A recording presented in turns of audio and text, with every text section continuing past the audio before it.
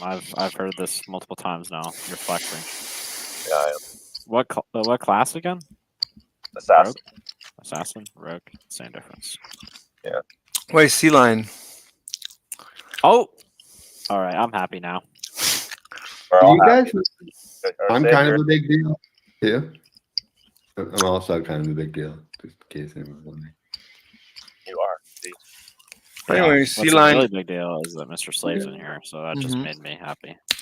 Thank you, Gamma. So, Sea Lion, do you understand? Do you realize the incredible accomplishment of my latest paper? No. Well, I did away with entanglement. It's done. Oh, okay. GG Well, easy. Yeah, GG easy. So, Should call up Stanford and well, you know, I don't have, I can't call anyone. I can only talk to you. So, you but can call anyone that has a public phone number from any university. wait, your audio, you were roboting. Hold on. Back. No, but you know, for now, I can just talk to you. So, I'd like to have your honest assessment. Hold on just 1 second though. What part of I'm kind of a big deal did you guys not understand?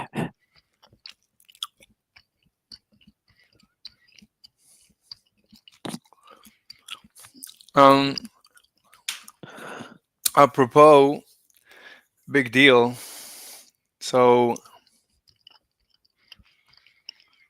does anyone have any questions on this latest paper? I mean, this is mind-boggling. I mean, it's so simple. I mean, Don Lemon claims that the expectation is to have a discontinuity in nature. He expects a discontinuous data graph. Bro, Don Lemon is gay. Yeah, I know. But, Nevertheless, he claims that the expectation of an experiment should be discontinuous. In the first Mr. Slave, yes, can you repeat your presentation? I missed it. gladly. Nevertheless, anyway, so you can see the image in the side chat. It's really very simple. At the end of the day, Don Lemon claims that the expectation, according to Einstein, the Einstein position, that's like hidden variables. So Don Lemon says that we should expect straight lines that meet at edges. It discontinuous on the first and second derivative edges, both at 180 degrees and 0 and 360. Okay. Have Do you you ever? have any topometry data with this? No, this is the only data that I have is this video made by Don Lemon, who's not gay. Okay. So as you can see in the bottom right corner is the logo of Fermilab. Now this video was produced by Fermilab, the Department of Energy, and by the European Space Agency, ESA. So these are big cannons.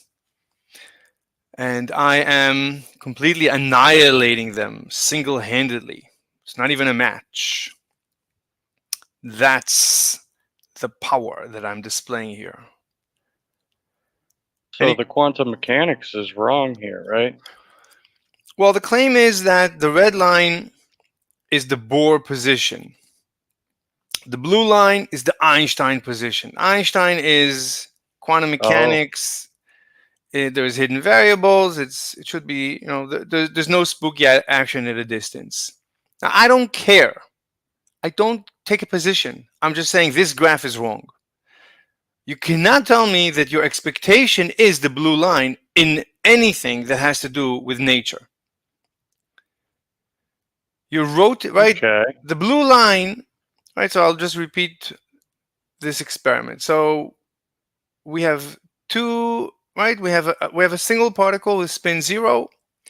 We're able to create two, it decays into two daughter particles, particle 1, particle 2, each with opposite spin in order to maintain spin conservation law. So then Okay. we test particle 1, and when we get that it's up, then we test particle 2 in some direction from 0 to 360. Every time we get particle 1 pointing up, then we test particle 2 in any in incremental directions.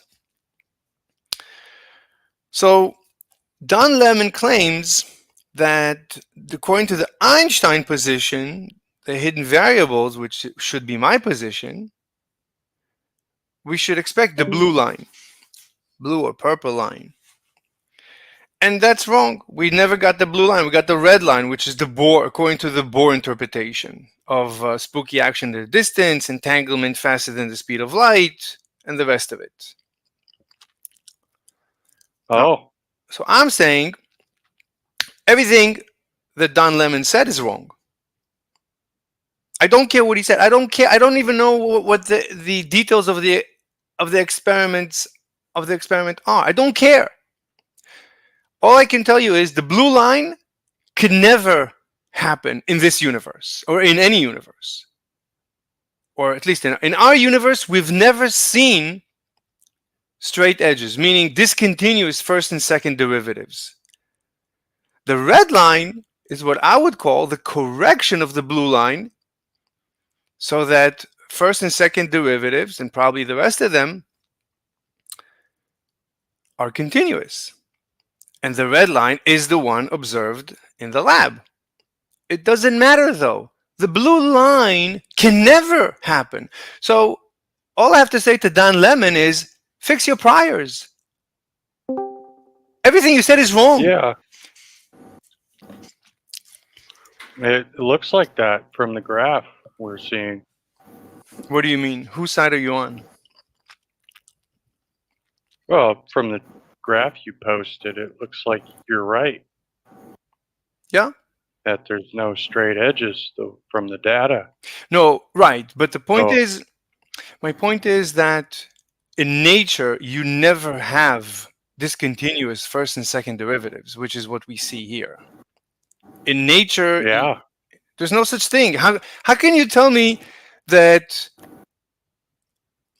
there's a natural phenomenon that you intend to observe in the lab that's going to give you discontinuous first and second derivatives? How? How can you say that? We've never seen that in anywhere in nature. There's no such thing. Nature is continuous. So all I'm saying is, I don't care what he says. He's wrong. And this is his video with Fermilab behind him, the Department of Energy, and the European ESA, the European whatever Space Agency, all funding this video. So this is all of them against little me. And all I have to say is, fix your priors and throw this to the garbage. Delete your video. You're obviously wrong. And this is his claim, Don Lemon's claim, that this is the weirdest phenomenon in physics. This is as weird as it can ever get. This is as weird as it gets. And it's utter nonsense. It's utter nonsense. It looks that way. Thank you. I appreciate what you're saying, but yeah, you can. There's a link in the paper. There's a link to the video. You can go watch the video. I don't know what the details of the experiment are. I don't know. I don't care. This can never happen. You cannot tell me, well, the blue line is what we would have expected under this and that. I don't care. At that point, I have to tell you, go back to bed, get some more sleep. You have nothing else to say to me at this time.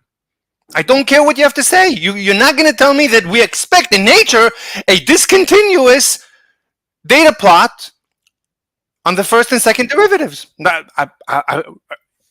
in itself is completely revolutionary. We've never seen anything like this. What are you talking about?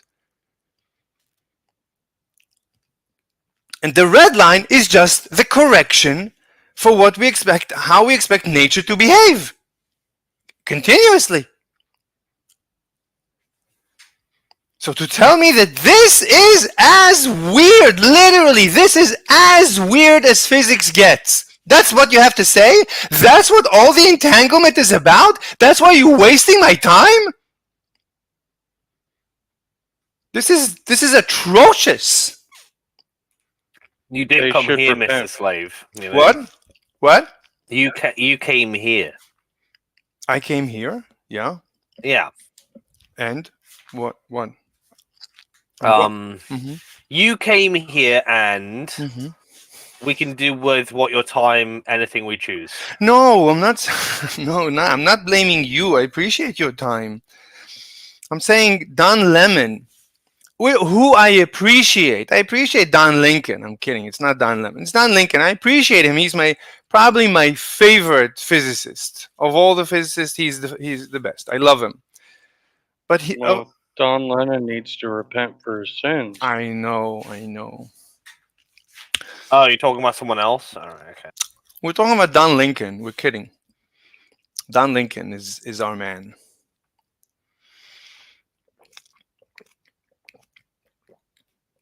He is a great. Most of what I know in nuclear physics is from Don Lincoln. His videos are awesome. I mean, he really explains things unbelievably well. Like the deepest understanding thus far is from him. And this was completely unexpected. Like I expected to hear, another video of, of not understanding Bell's theorem. But he improved on the explanation of Bell's theorem. He said, I'll simplify it for you. And once he simplified it, finally I understand it. Finally I can tell you, back to bed. Back to bed. That's it. I don't need to hear anymore. This is nonsense. Entanglement, complete nonsense. Don't waste my time. Enough is enough. My time is too valuable for nonsense. This is, I mean, I'm every day I'm learning new things. This is a great day. This is a phenomenal day. Because I've listened to people explain Bell's theorem. I never understand it. It's always this statistic and that, and we expected this, and we got that. Obviously, the two entangled particles are communicating using ESP faster than light through multiverses. Obviously, reality is not real, and locality is not local. Obviously. And Einstein is wrong. Finally, someone simplifies it enough that I can tell you, all right, entanglement doesn't exist. Have a great rest of your day. Roll the credits. That's it. Enough is enough. Preach it, my brother Rapé. Oh, yeah.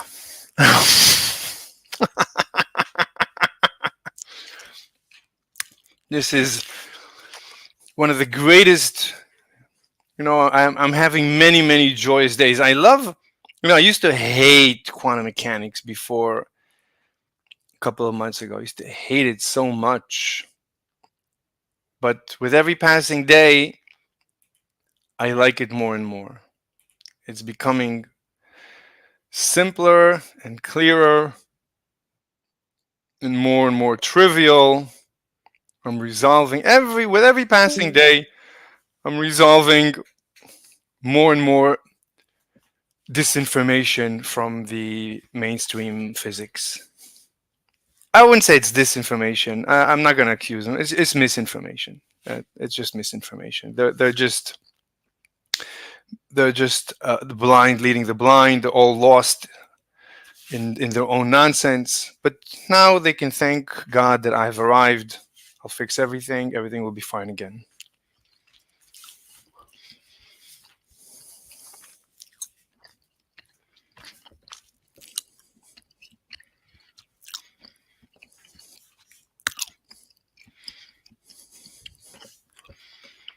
Okay.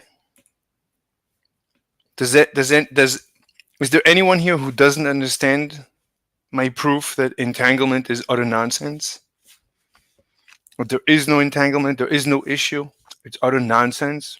It's a misunderstanding. Whatever it is, it's a misunderstanding. Like, if this is your evidence for the weirdest thing in physics, then you need to go back to bed, unfortunately. It's really phenomenal that someone like Don Lincoln would make such a presentation with ESA and the Department of and the DOE backing him up, and they all clap. You know, all the biggest guns with Fermilab. That's the logo on the bottom right. I mean, these are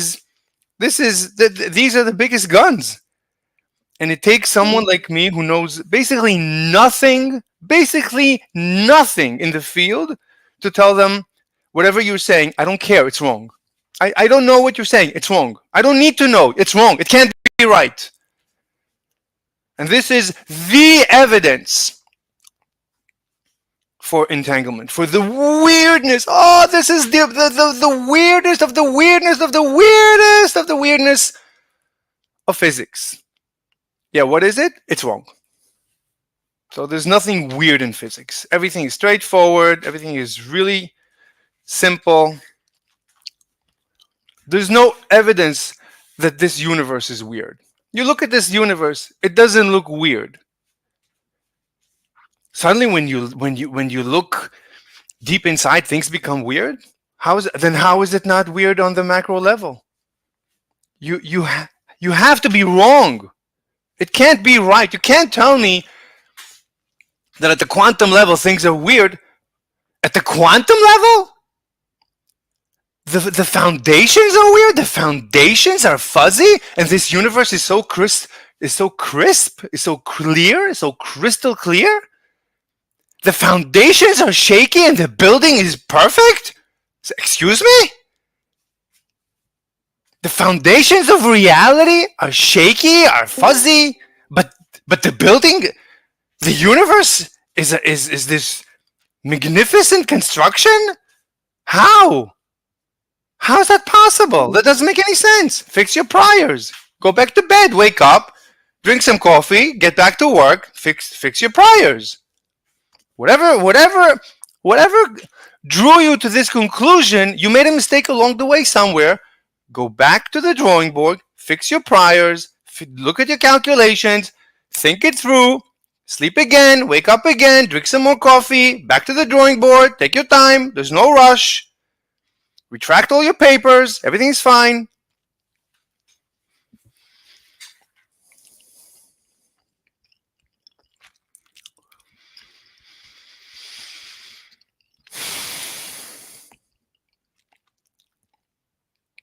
This is absolutely incredible. Finally, the breakthrough is that finally, because it takes someone like Don Lincoln, because everyone else is unable to explain Bell's theorem in a way that I could understand it. Everybody was able to confuse me, and I couldn't figure it out. What am I missing? I always said to myself, a day will come, I'll sit down, I'll think through this Bell's theorem. Something is wrong. It cannot be the case that this thing is legit. Can't be. Can't be. It's a violation of my definition of science. That can't be. My definition of science is straightforward. The universe is straightforward. That's a simple definition.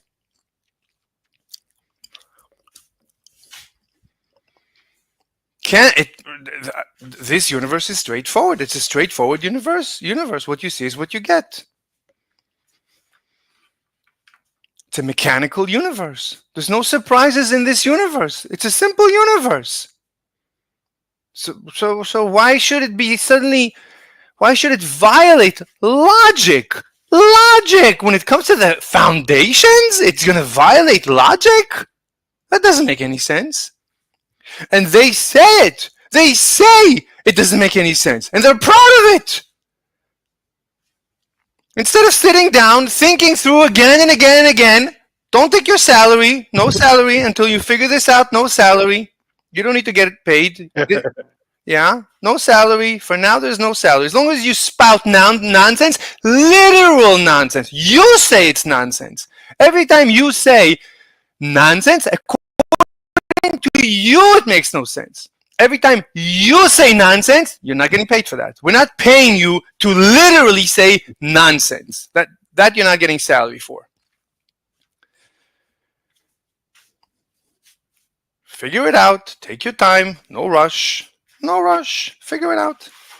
Just like I did. I sat down, listened again and again to everyone who had to say something about this nonsensical, literal nonsensical. I'm not saying it's nonsensical. They're saying it's nonsensical. I listened to every presentation, and then it finally came to Don Lincoln, who simplified it enough to the point, okay, got it, it's wrong. Yep. Yep, that's right. Anyway, if I anyone, don't think you sound like the Joker, Mr. Slave. anyway, look, whether you appreciate what you're listening to or not, that's really not critical. The fact is that you don't have a counter. Whether you're joking or serious, you don't have a counter. If you had a counter, I would hear it already. Oh, we don't. There is no Oh, we counter. don't. You win. There is no counter. It's a straightforward graph.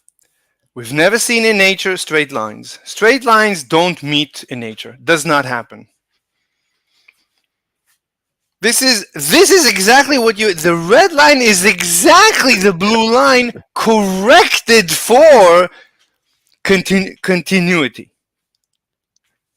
This is first day calculus. First day calculus. We're going to teach you about the continuity of functions. First day of calculus.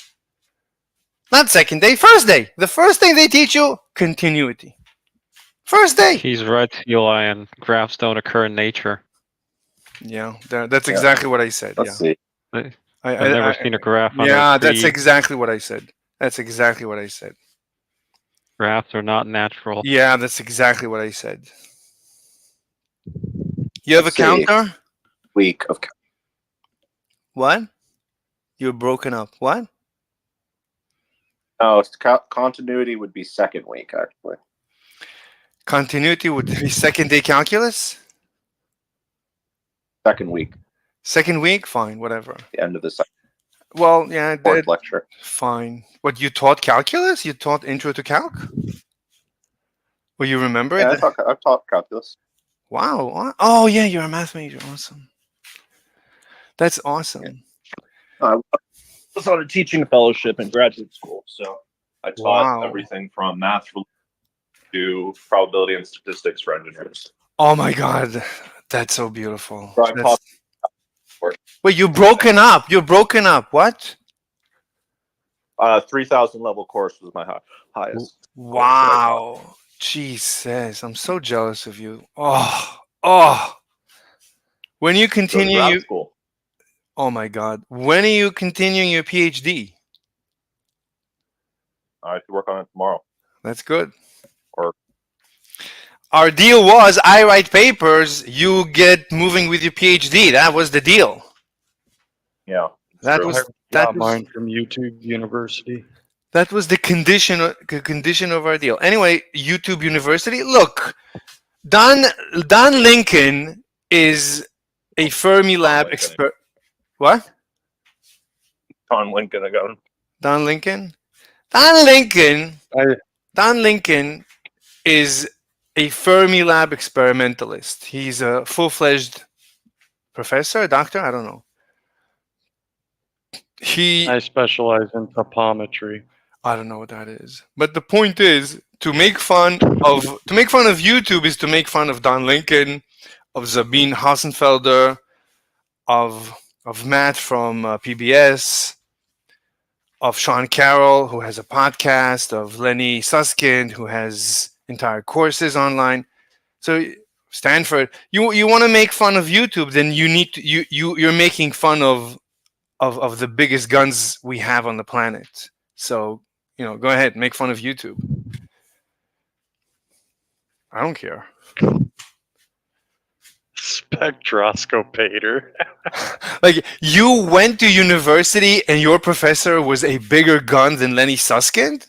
I want to know who your professor was. Like, my professor, when I studied the little GR that I did, is Lenny Susskind. Everything I study is from the biggest guns we have on the planet. I learned from Einstein YouTube videos. There's a book. Did you know Einstein wrote a book? I listened to some of it. It's unbelievable. Einstein wrote a book like Intro to SR and GR. It's really awesome. I didn't know that. Yeah, it's available in audio on YouTube for free. It's public domain. It's unbelievable. I mean, I just listened to a little bit, just to like I couldn't believe it. Anyway, so look, according to Don Lincoln, this is it. This is it. So you have to tell me where I'm wrong. Well, what did I misunderstand? What did I misunderstand? Am I misunderstanding something? I'll gladly retract, renege. I'll take it back. I'll go back to the drawing board. I don't have a problem. I don't have a cat in this fight.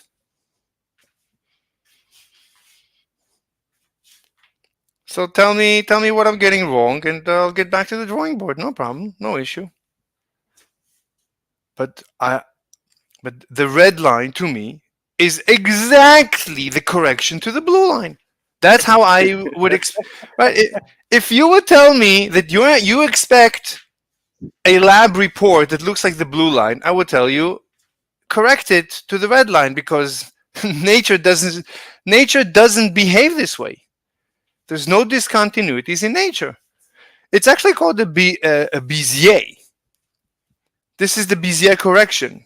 This is exactly what, if you set 1, 2, 3, 4, 5 dots and tell the Bézier to connect them, that's what it would look like. Which is, as far as I know, that's like the most natural curves, like in nature or something.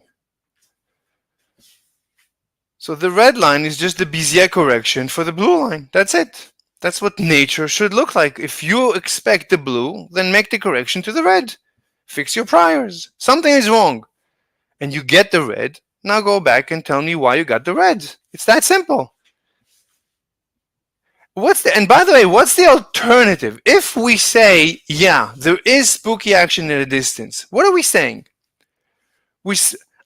How would it's not enough for the information to travel beyond at the speed of light, not at the speed of light, instantaneously.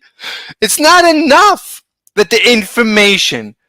You need the receiving particle to change its direction. How would it change its direction? It has to be intelligent, and it has to have wings. It has to be like a full-fledged fighter jet.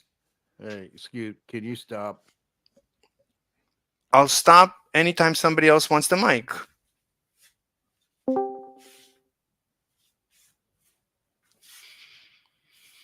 What's the question? Do you have a question? Just stop yelling. I'm sorry. I'm Don't yell. sorry. I'm sorry. I'm sorry. I'm so sorry. Is everyone as excited as I am, or more? And how much more?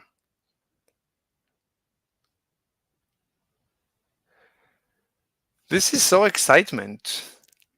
I'm actually doing my own data here, plotting my own data. I'm making a graph I'm about to post in chat. Awesome. Anyway, let's go through this experiment one more time.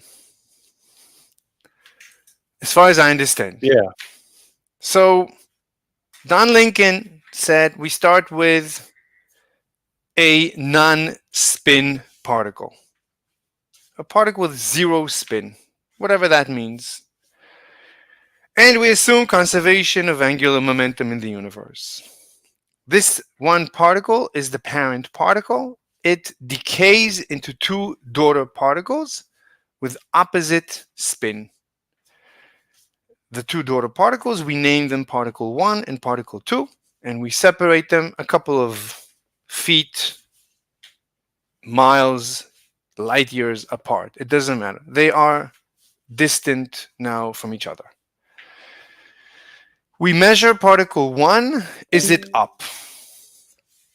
And we keep measuring. What's up, Trouble? What? Just saying hi. Oh. So then we start testing particle 1 again and again and again. We run this experiment until particle 1 is up. Once particle 1 is up, we know particle 2 should be down because of conservation of angular momentum. Then we measure particle 2, but we measure it every time in a different angle. So if we measure it up, we know we should get 0% correct. When we measure it down, we know we should get 100% correct. 90% is 50-50, and in between is in between. That's the expectation. That's the logic. And we run this experiment. And Don Lincoln says, we expect the blue lines. And I say, wrong. Cannot expect the blue lines. That's prohibited. That is impossible. You cannot have straight lines that meet at corners in this reality. Reality is continuous. He says that as we rotate the apparatus that measures particle 2, as we approach, let's say, 180 degrees, so as we reach 180 degrees, we have a sudden we have a sudden change in the data that is discontinuous. How is that possible? How? What calculation are you doing that gives you that expectation? Obviously, that's wrong. That you cannot expect reality to behave in a way that we have never seen reality behave. So I don't care what calculation you're doing, actually. It's wrong. Fix your priors, fix your calculation, fix your assumption. Something is wrong. It needs to look like the red line. And then you tell me, oh, it looks like the red line. Oh, well, go back to the drawing board, fix your priors, fix your calculations, fix it up, come back, either that you agree that the red line is the expected line, or come back with some other explanation. Whatever, I'm going to listen. But for you to tell me that according to Einstein, according to the hidden variables, according to the assumption that this universe needs to make sense, then we expect the blue-purple lines that meet at corners, it's a discontinuity at the first and second derivatives. We've never seen anything like that. How can you tell me this is what you're expecting to get? How can you say that? And don't answer the question. There is no answer to the question.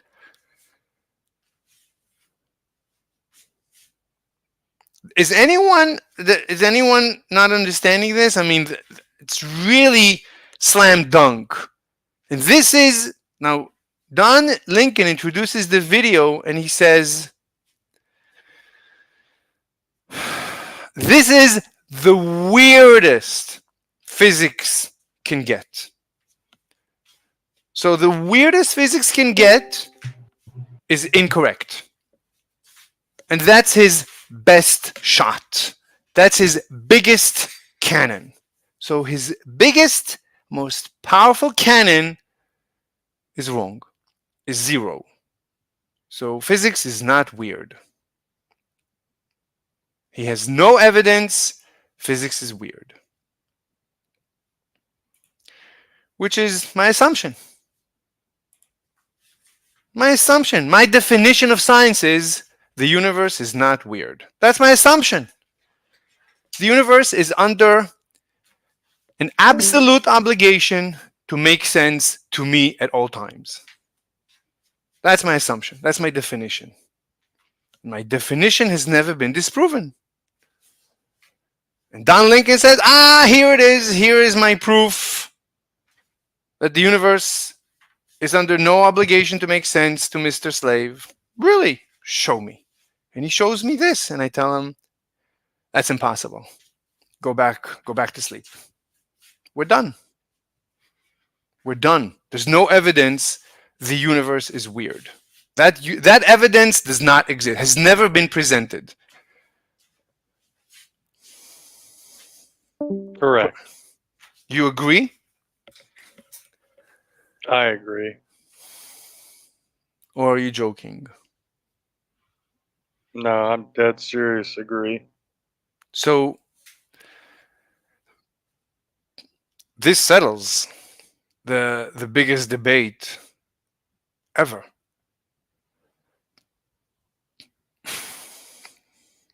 There's no bigger debate than on literally reality, on the definition of science. This is That's true. This is 120 years that we've been listening to this utter nonsense that the universe is under no obligation to make sense.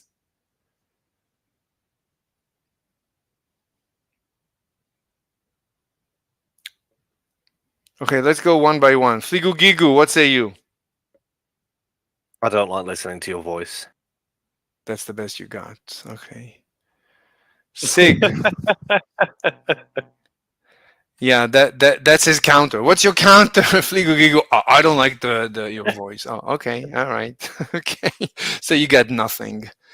All right, Sig is always here. I don't think Sig has ever left this this chat. I think Sig is I don't know what it is. Has anyone ever heard Sig talk? I never heard. No, actually.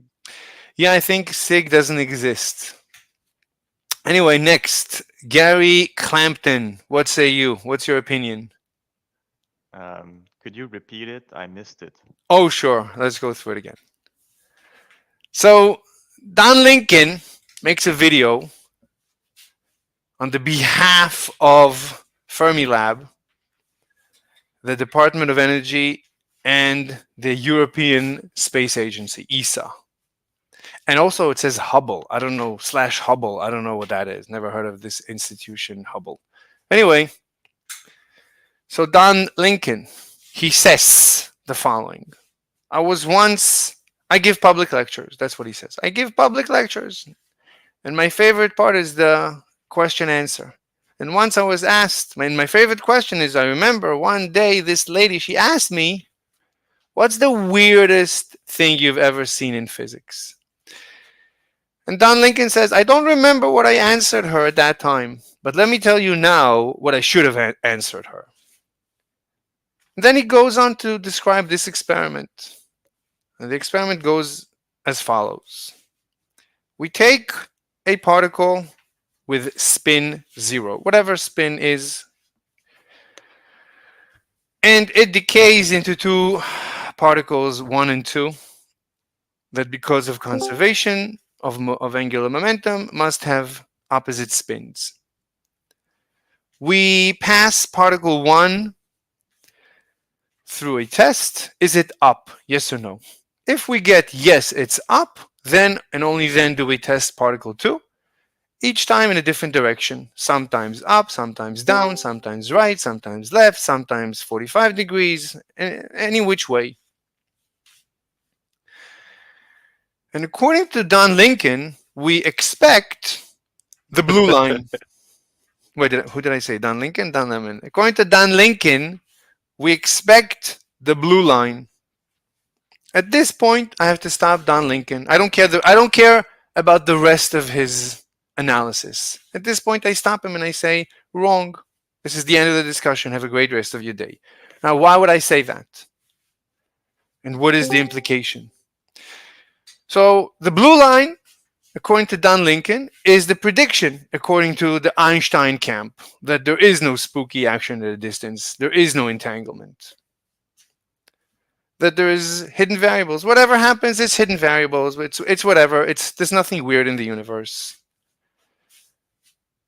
But I say to that, that's impossible. I don't care if Einstein said it or you say it. I don't care who said it. This cannot be. The blue line can never be observed in reality. Reality is not discontinuous. If I try to imagine a discontinuous reality, I can't. Reality is not discontinuous. This graph, the blue purple line, is discontinuous at 180 degrees at the first and second derivatives.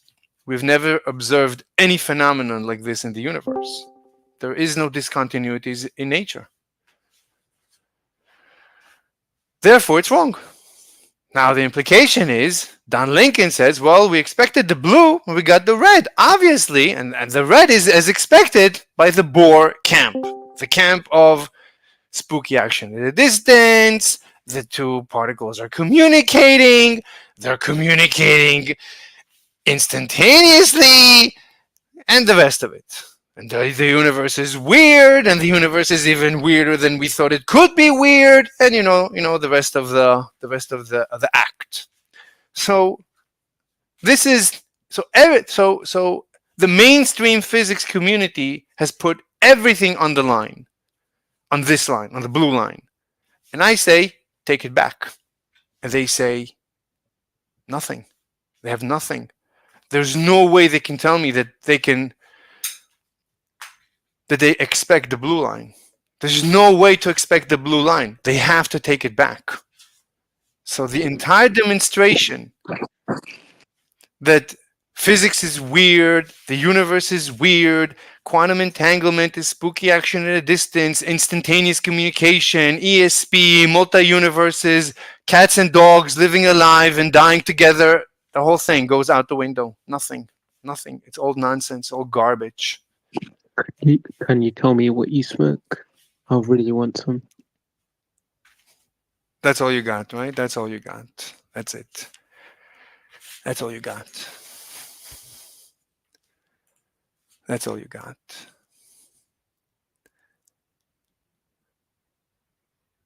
Gamma no hack, what say you?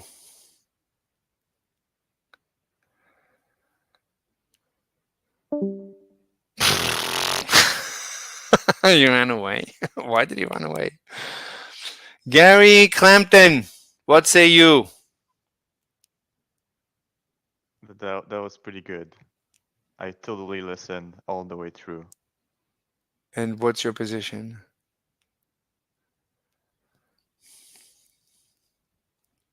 You're being sarcastic.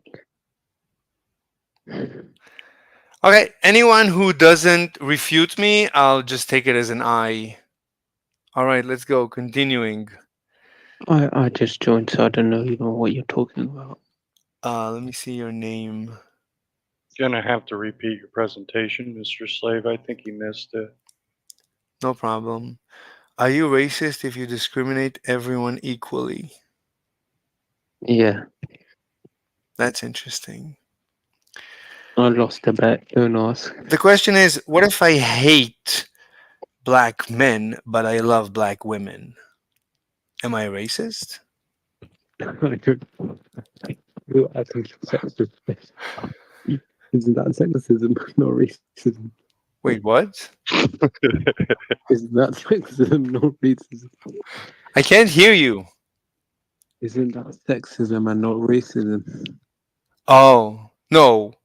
What if I hate black men so much that I want their big fat pee-pee in my tushy? Is that still racist? If I want the pee-pee in my tushy, is that racist? No, I just lost the bet. I have to have this for at least a month on my thing. Well, you gotta fix your audio because I need you. I'm gonna explain I'm gonna explain what? Now can you hear me? Yeah, a little bit better. Okay, I'm gonna repeat the experiment. So there is an image in the side chat that I will be referencing in this explication. Also, you can watch this explication in my YouTube channel that's being streamed live right now. Behold my YouTube channel. Behold. It's in the side chat. I don't use the text chats. Mm-hmm. I deem them inferior. Nevertheless, so the story goes as follows. It's a short story, takes a minute. So Don Lincoln, backed up by Fermilab, the European Space Agency, and the Department of Energy, in the production of this video, was asked, what's the weirdest in physics? He says the following. Take a particle with spin 0, let it decay into particle 1 and 2 with opposite spins.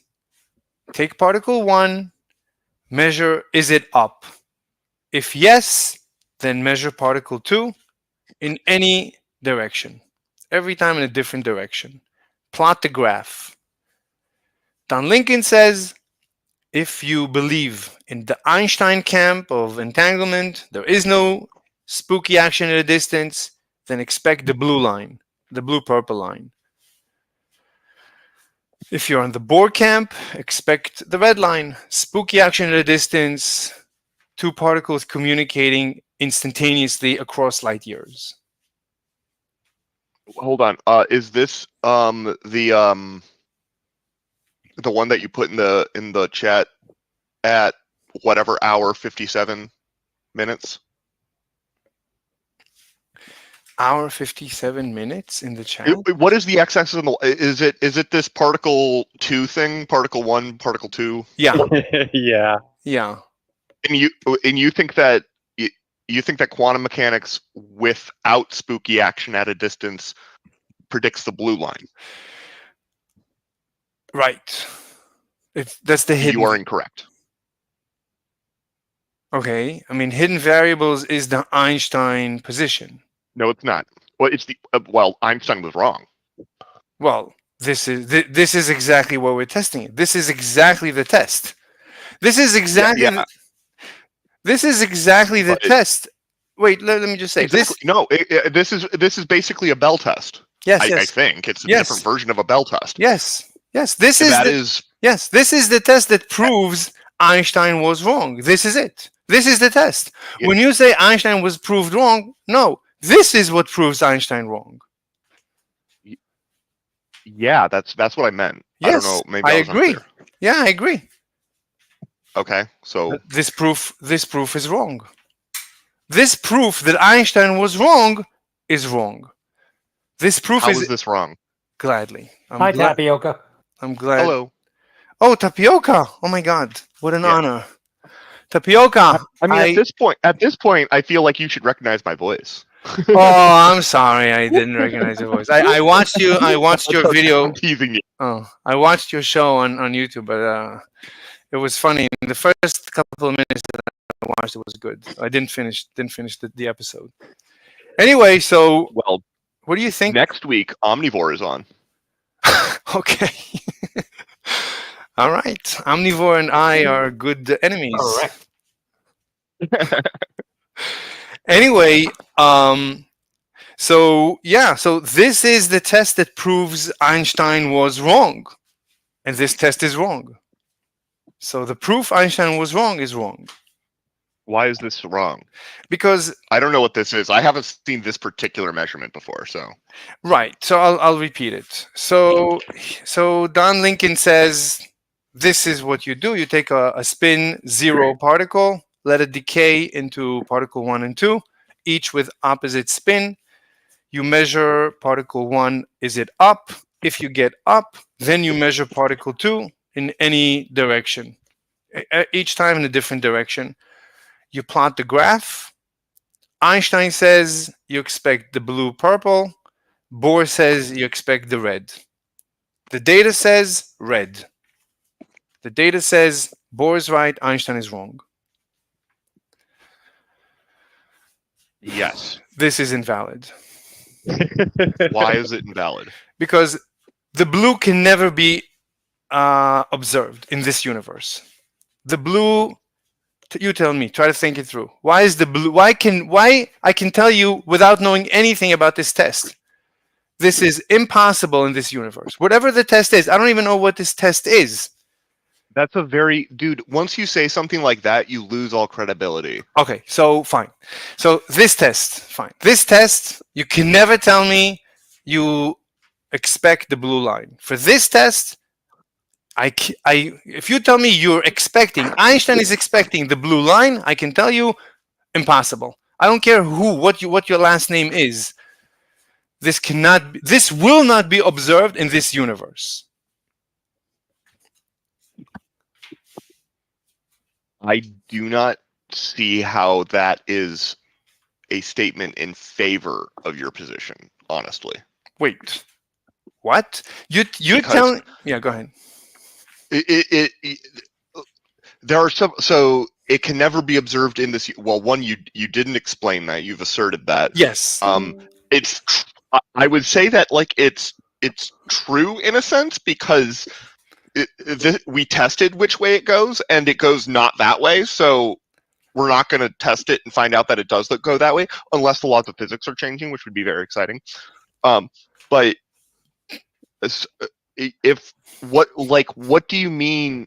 Are you saying that Einstein could never have made the prediction on the blue line with any model?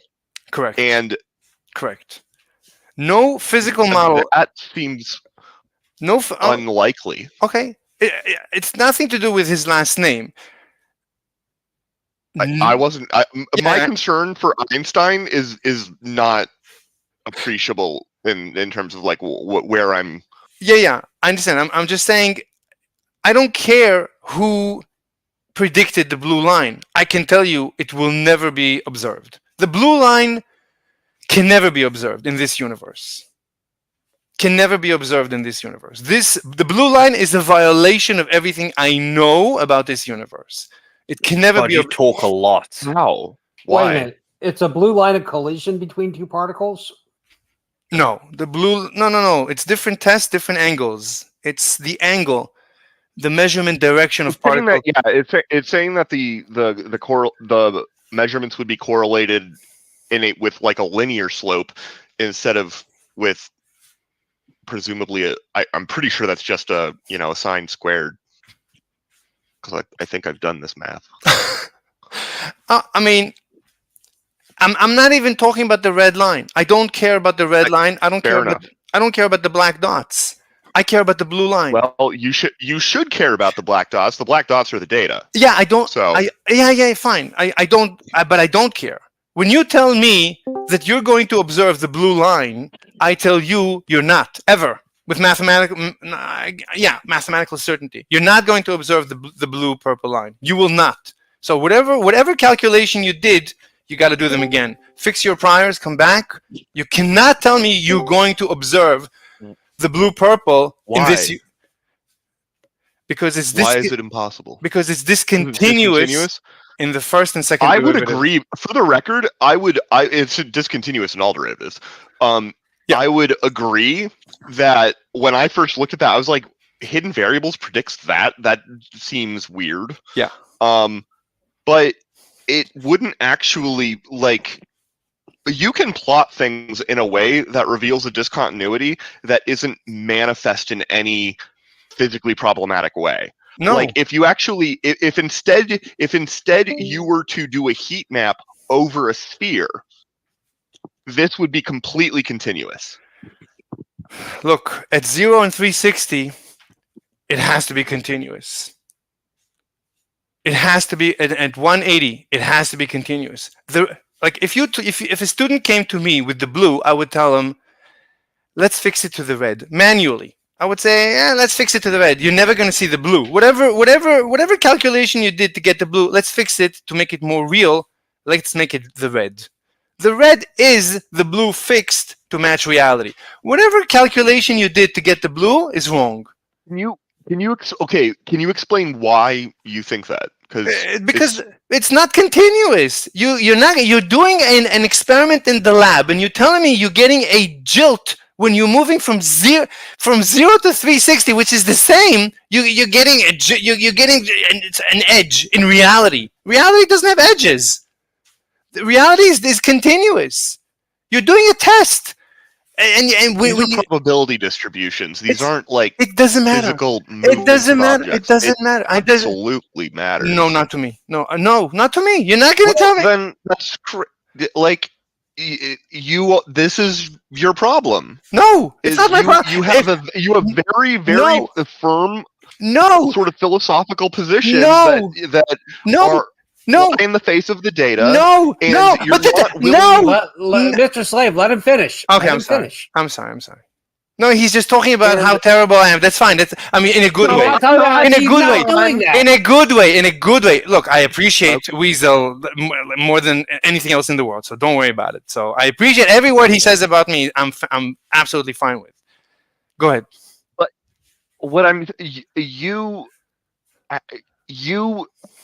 very clearly and in multiple different ways have articulated how you refuse to accept certain things that I think you should accept because, as far as anybody can tell, they are true. And it prevents you from engaging fully, I think, with the topics. You're coming in with such a preconceived notion, and I think this is very common. Like I also have a preconceived notion that you're wrong and you don't know what you're talking about. I agree. Like, it's a fair point, but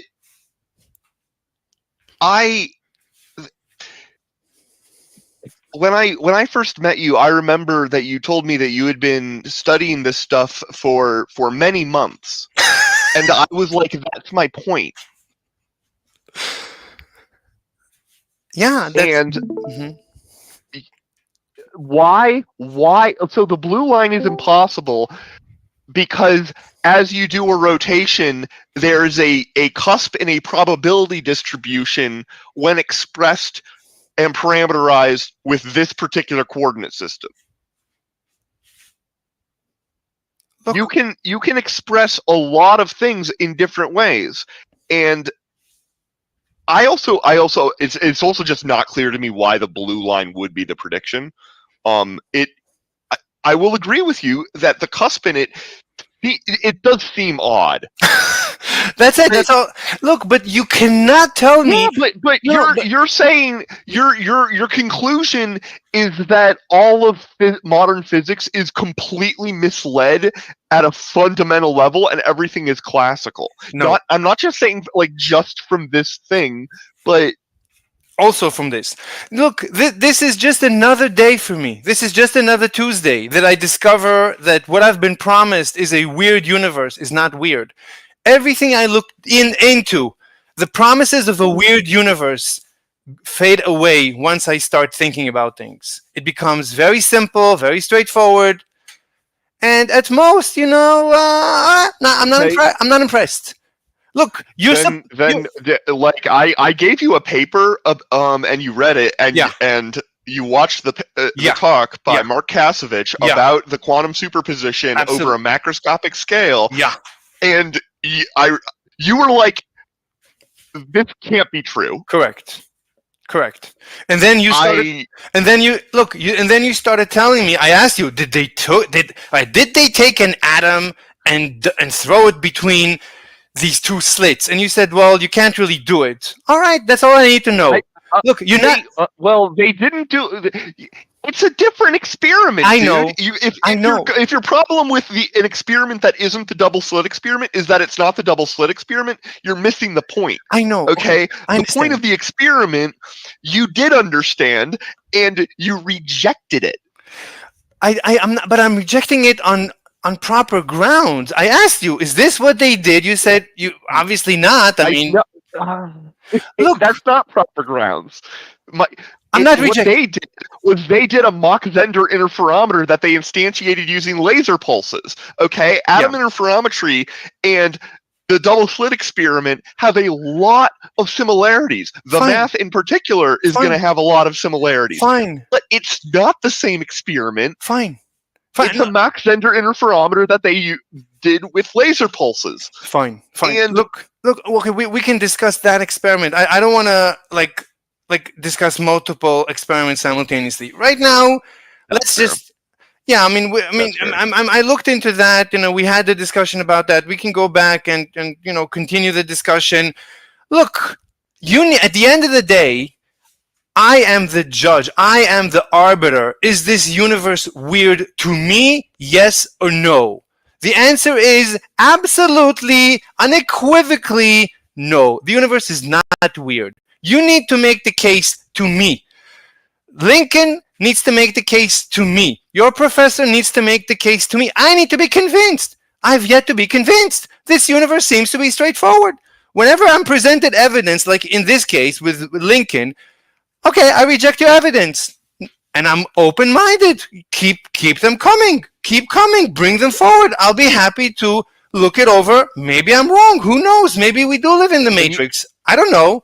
But for now, I'm not impressed. Entanglement is garbage. Superposition, garbage. But look, I agree with everything modern physics says. It's just that I just read an absurd statement. No, it's not. No, it's not. No, it's yes, not. it is. No, it's not. Look, all I do, it's all recorded. I only listen to videos by Don Lincoln. How do you think I came across this video? I'm going through all his videos. I'm going through all of mainstream videos. I'd only listen to mainstream, and I love it. I don't disagree with anything, except for when it comes to this case. This is wrong. This is obviously wrong. And let's continue. Everything is okay. Everything else is fine. You don't have to throw the garbage with the baby. It's fine. I mean, throw the baby with the garbage. It's fine. Wait. When do you throw the baby with the garbage? No, I meant the opposite. Wait, what? What kind of you don't have to throw the baby with the garbage. You can separate them. It's the baby with the bathwater. I know. Yeah. Please don't throw babies. I don't know what kind of garbage you have that has babies in it. I know. I don't know what kind of garbage you have that doesn't have babies in it. Exactly. Grubs. Look, I agree with literally everything. Look, I am no one. I am literally no one when it comes to Don Lincoln. And when he teaches, I listen. Everything to me is new, and I love it and makes perfect sense when it makes perfect sense, which is 99.9% of the time. But this is the 1.whatever% of the time that it's incorrect. And I'm open-minded. I might, explain to me why I'm wrong. But if you're going to build the edifice of entanglement, it's of spooky action in the distance, at instantaneous communication across the visible universe. Why are you shouting? I'm sorry. Yeah, you're getting the volume was a little bit. Yeah, I'm sorry. I'm not one to talk, but So if you're going to build that reality is not real and locality is not local and the rest of the nonsense, if you're going to build all of that on this, I'm sorry. Well, but everything else is fine. We build it. But everything else is fine. We build it off of. Okay, that is an astonishing level of unawareness about how much you actually disagree. Why? I don't. But I don't. Physics. But I don't. I don't. There are no physicists who would agree with you. I don't care. I don't. I'm not. I am the judge. I am the judge. I'm the judge. I don't care. This is why it's completely pointless talking with you. Wait, what? Well, I'm open-minded. Why would it be hopeless? Why is that? You are one of the least open-minded people. Aw. No, I'm not. But I keep telling you. It's very weird to talk to you, man. Because I just agree. I just agree with Einstein. That's all. It's no big deal. I just agree with Einstein. I'm just on his camp.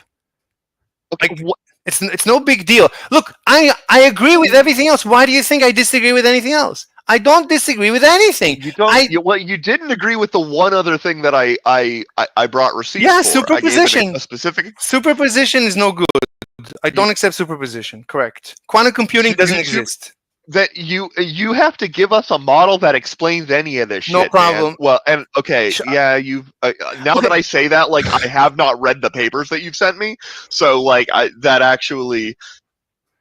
I don't have. I'm not allowed to criticize you for that if you tried to do that and I haven't looked yet. I mean, so. no, I'm. It's fine. It's okay. I mean, I don't have to. Actually, I don't have to present an alternative. All I have to do is. No, you don't have to do anything, man. Right. I do. There's a reason I haven't taken issue with your I'm the ultimate judge because I know what you mean. And like in that sense, I'm also the ultimate judge, right? Of course. I mean, I'm not. Exactly. I get where you're coming from there, but dude, like listen to yourself from the perspective of somebody that does not agree with you, and it is baffling, my guy. Look, I agree. So, look, there's data, right? What? There's data for this. Yeah. Do you have an alternate explanation for the data? No, I don't care about the data. The blue line cannot be observed. God, why do you not care about the data? I don't care about this experiment because it's supposed to be so mind-blowing that it's supposed to be the weirdest thing in physics, and it's wrong. Your prediction is wrong. We're done. Our prediction. The prediction is the red line.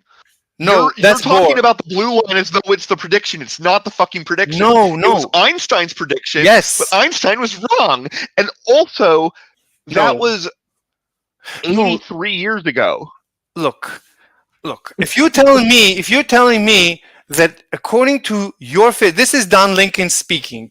Don Lincoln is telling me that according to hidden variables, right? He built up the hidden variables. He explained how the hidden variables is, it's really very straightforward. This is what we expect based on the hidden variables. At that point, I say, we're done. Go back to sleep. I don't care. Whatever else you have to say today, I don't care. And I move on to the next video. I mean, that's a you problem, dude. Yeah, it's between me and me. I don't have to report to anyone. Yeah. So, but I mean, you end up derailing. No, he's trying to convince me that the universe is weird, and he has failed. I guarantee you, what the universe is that weird? Don Lincoln would not spend a ton of time trying to convince you. I can't say that. I don't know the guy. I actually had to look up, and then I was like, oh, it's that guy. Okay, yeah. Look, I love him, and every time I watch his videos, you can hear me say how much I love him. He is by far my most favorite, next to you, of course. He's my most favorite physicist because he's so down to earth. He's so goofy. He doesn't care. He's so nonchalant. He's the best. Did I show you that short of my advisor that my advisor did a few months ago? Is he also goofy? What do you mean? No, I didn't see it. A lot of people. Let me find this. Hold on.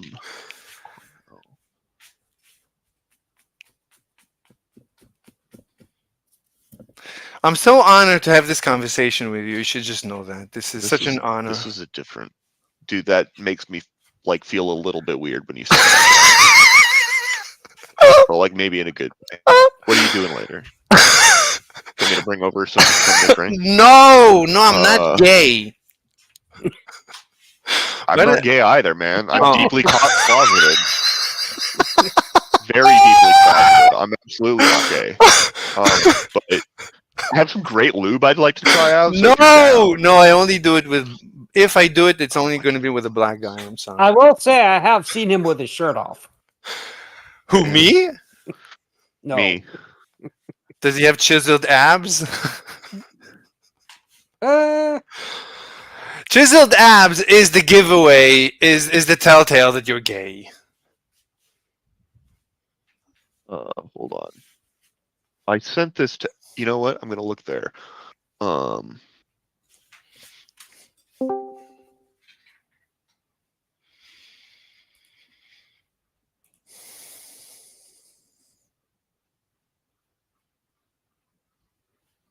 Okay. Yeah, no. By the way, this is absolutely a shameless flex on my part. I just want to be very open about that. Okay. But this was a short that was released that my advisor, I guess, did a few weeks ago, and he visited the Boston Museum of Science. And a lot of people really appreciated like his approach, which is what made me think of it, because you were talking about how Don Lincoln is like down to earth, and Yeah. so yeah, He's So- always he's making dad jokes that are complete flops, you know. I won the Nobel Yeah, Prize it's in great. 2001 for making the world's coldest stuff, and Oh, I it had saw, been I saw predicted it. 70 years before, saw that one? 75 Yeah. Of years before, course. by I didn't- Einstein. I Yeah, didn't know and that. Bose. that was my thesis. That was my Wow. thesis advisor. Awesome. Unbelievable. Look, as I said, it's my honor to talk to you. Every chance I get to talk to you, it's a great honor. But So like, But- dude, I'm a weasel.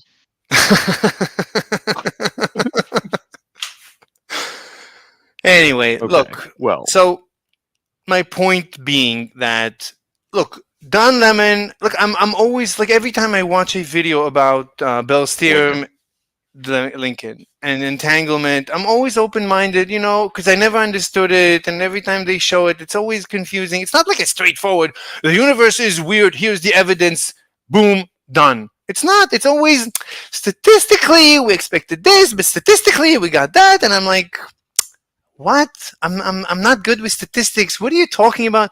Anyway, and until well, today, you should learn. You should spend some time and learn some statistics. trust me, you don't know my history. Trust me, it's fine. Okay, I can probably make some educated guesses, but you're right. no, you can't. The way I present myself, there's no way you can tell what I know and I don't know. So anyway, I can tell some things you don't know. yeah, but Oh, yeah. I'm very old, so like I left. You know, keep Well, yeah, I can confusing. tell from your profile picture, you have gray hair and everything. I have, yeah, I'm very old. So what you Forgive haven't though. what you haven't learned, I've already forgotten many tens of years ago. So don't. I could believe that. Right. So it's not fair, right? You probably forgot what you learned a week ago, and it's for me, it's been multiples of your years. So it's not fair. They're Anyway, not my years. They're all of our years. Well, the multiples of your age. Actually, I've got one very simple question. Mr. Slave, were you born in the 60s? I'm not going to discuss any of that. Let's continue. The You point said you is, weren't born in the 60s. Were you born in the 70s? I'm not discussing personal information. You weren't born then. So I you're probably get. born in the 80s. Would be my I guess. I just yesterday I had my life threatened again. I don't want to go through this. It's too Oh, dangerous. come on. Someone knowing the decade of your birth is not going to threaten your life, you mumpty. Okay. I'm not going to lie. He's kind of right that it's not going to threaten your life. But also, if he doesn't want to talk about it, he doesn't want to talk about it. No, so. it's really I look know, at but- the end of the day. If you know anything about doxing, it's little bits of information. They put things together slowly. Yeah, I'm somewhat an expert. It's kind of what I do for a living is stop people getting doxed. Well, there you go. So any There you go. information. So so it's not like I'm saying when's your birthday. Look, it doesn't I'm only matter. asking the decade doesn't- of your birth. I it was do- being as vague as possible. I'm very old. I've forgotten You're everything. not that old, Mr. Fine, You're younger than I am. Look, I've forgotten everything, so it's difficult to judge me from what I learned. It doesn't make any sense to tell me, well, you don't know this, you don't know that. Yeah, I don't know because I already forgotten. it's been many decades, and I didn't. There's a lot of people in here who are in their 50s, Mr. He said he Slade. didn't want to talk about it. Stop Yeah, asking it doesn't him. matter. Look, it doesn't matter. The point is I know, that but he's referring to this like, solemnity of age kind of thing. it's fine. And Look, he wants to infer it. Maybe He we was have the to one that stay in brought a it up, and I'm just trying to British see that It- if it has, if he does have that precedence over other people. Yeah, there's some people that are younger. no, I'm not There's some looking. Maybe we people in can their do it in 40s, a there's some people in northern their British 50s, accent. a few It people in their doesn't 60s. It doesn't matter. Any So, personal information. Okay, regardless of stop. How No, small it doesn't matter. Guys, we need one at a time. We need one at a time. Yeah. Look, the point Yeah. is. Oh, But my that's why I point. stopped speaking my on point- the voice. I didn't want to overtalk people. Yeah. Unlike My others point. in here. Look, my point is that I've listened to a bunch of presentations about entanglement, and it's always statistics. And I always, I listen to these things usually when I'm taking a shower. man. Yeah. No, but the point is, I never sat down as they're teaching it and done the math myself. I've never done that. So it's always like, anyway, You should do that. fine. But here, Don Lincoln did me a favor, and he said, "I'm going to simplify it for you." And once he did this, I'm done. Okay, entanglement is in the garbage. I don't care Bro. anymore. You know, the reason it's called a simplification is because it leaves a lot of stuff out. This is wrong. This is wrong. This if So, you're going to convince me the universe is weird based on this, you didn't convince me. We're done. I'm open-minded. You can come back anytime. Well, dude, I mean, you say you're done one more time, and I'm going to take you up on that offer. I'm sorry. No. I'm saying, look, I'm open-minded. I'm open-minded, but this You are comedically not open-minded. Like from sentence to sentence, you say a sentence that demonstrates with a clarity of like precision how not open-minded you are, and then in the next sentence, probably as a reaction to having like realized that you just said something that makes you sound super not open-minded, you say how open-minded you are. Why would it's genuinely amusing. Why would I care? I don't care either way. Why should I care? What? You're the one that comes into these areas and chats and seeks out these discussions. You seek them out because you care about talking about it. I don't know exactly I'm curious. which.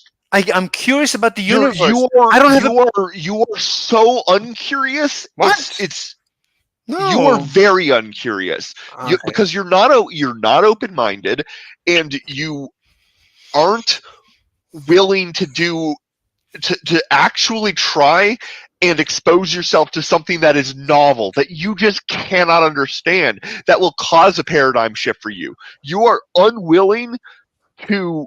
Why not? Engage I don't care with that No, at I a don't level care. that is very rare to have like elucidated by the person who feels that way so clearly. It's remarkable. Look.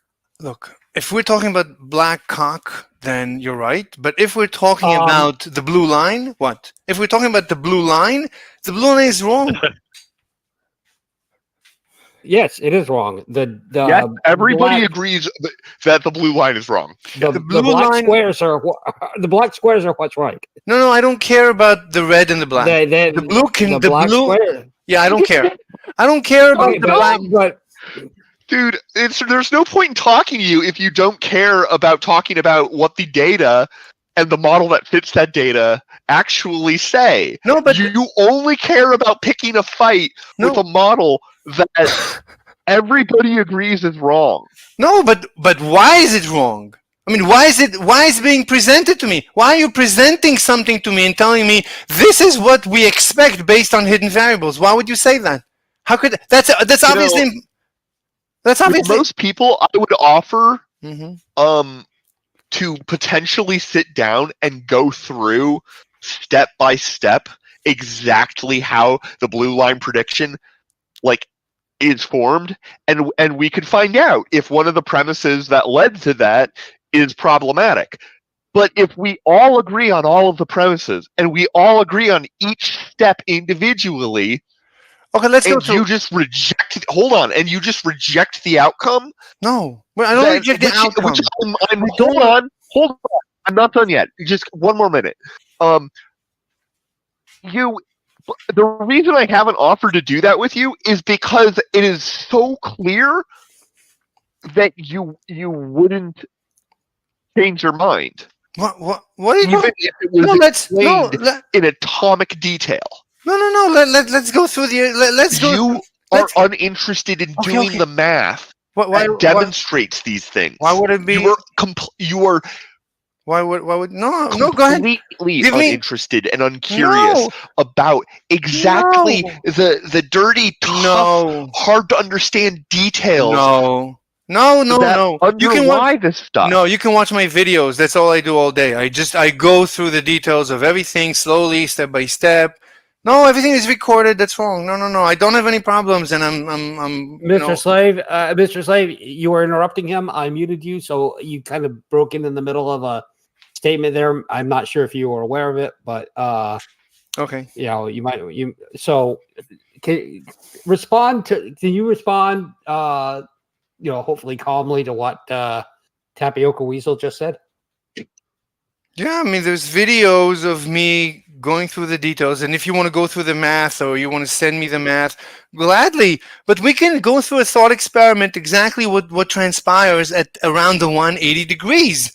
What are you telling me? Let's run this test in our minds around the 180 degrees, and dude, you're leaping to either the middle or the end of a complex discussion about physics. And I have had a lot of discussions about physics, and I know that that's a bad idea if you don't actually know what you're talking about. Okay, I mean, but I said whatever it is, I'm trying to imagine, right? At the end of the day, in physics... Would you if we sat down and we started from, let's say, 6 or 7 axioms that we agree, before we follow through the argument, we agree that these are our starting statements, and then from there we do math. Sure. And application of those things that we agreed on. Sure. And we arrive at a result that has a kink in the damn line. It's not even discontinuous. It's continuous. It's just that its derivatives aren't continuous. Yeah. Are you really telling me that you would change your mind? Would you change your mind, or would you say we did something wrong? That's impossible. Why is it important what I would say? I mean, at the end of the day, it's a matter of intellectual honesty. But it's between. It's the thing that you are so remarkably bad at. Look, it's between me. Without meaning to be. You're not like malicious in it. I don't think. I'm sure a lot of people might disagree with me. But you aren't intellectually honest, but you are convinced that you are. Look, okay, so it's between me and myself. I came into this field a couple of months ago because I was curious. I've had enough of people telling me how the universe is weird, and it just, I had enough of it. So I want to see it. I want to see how the universe is weird. This is a guy, Don Lincoln. He tells me, here, I'll show you just how weird it is, and he didn't. Now, you want to try, you want to have a go at it? Fantastic. I'm open-minded.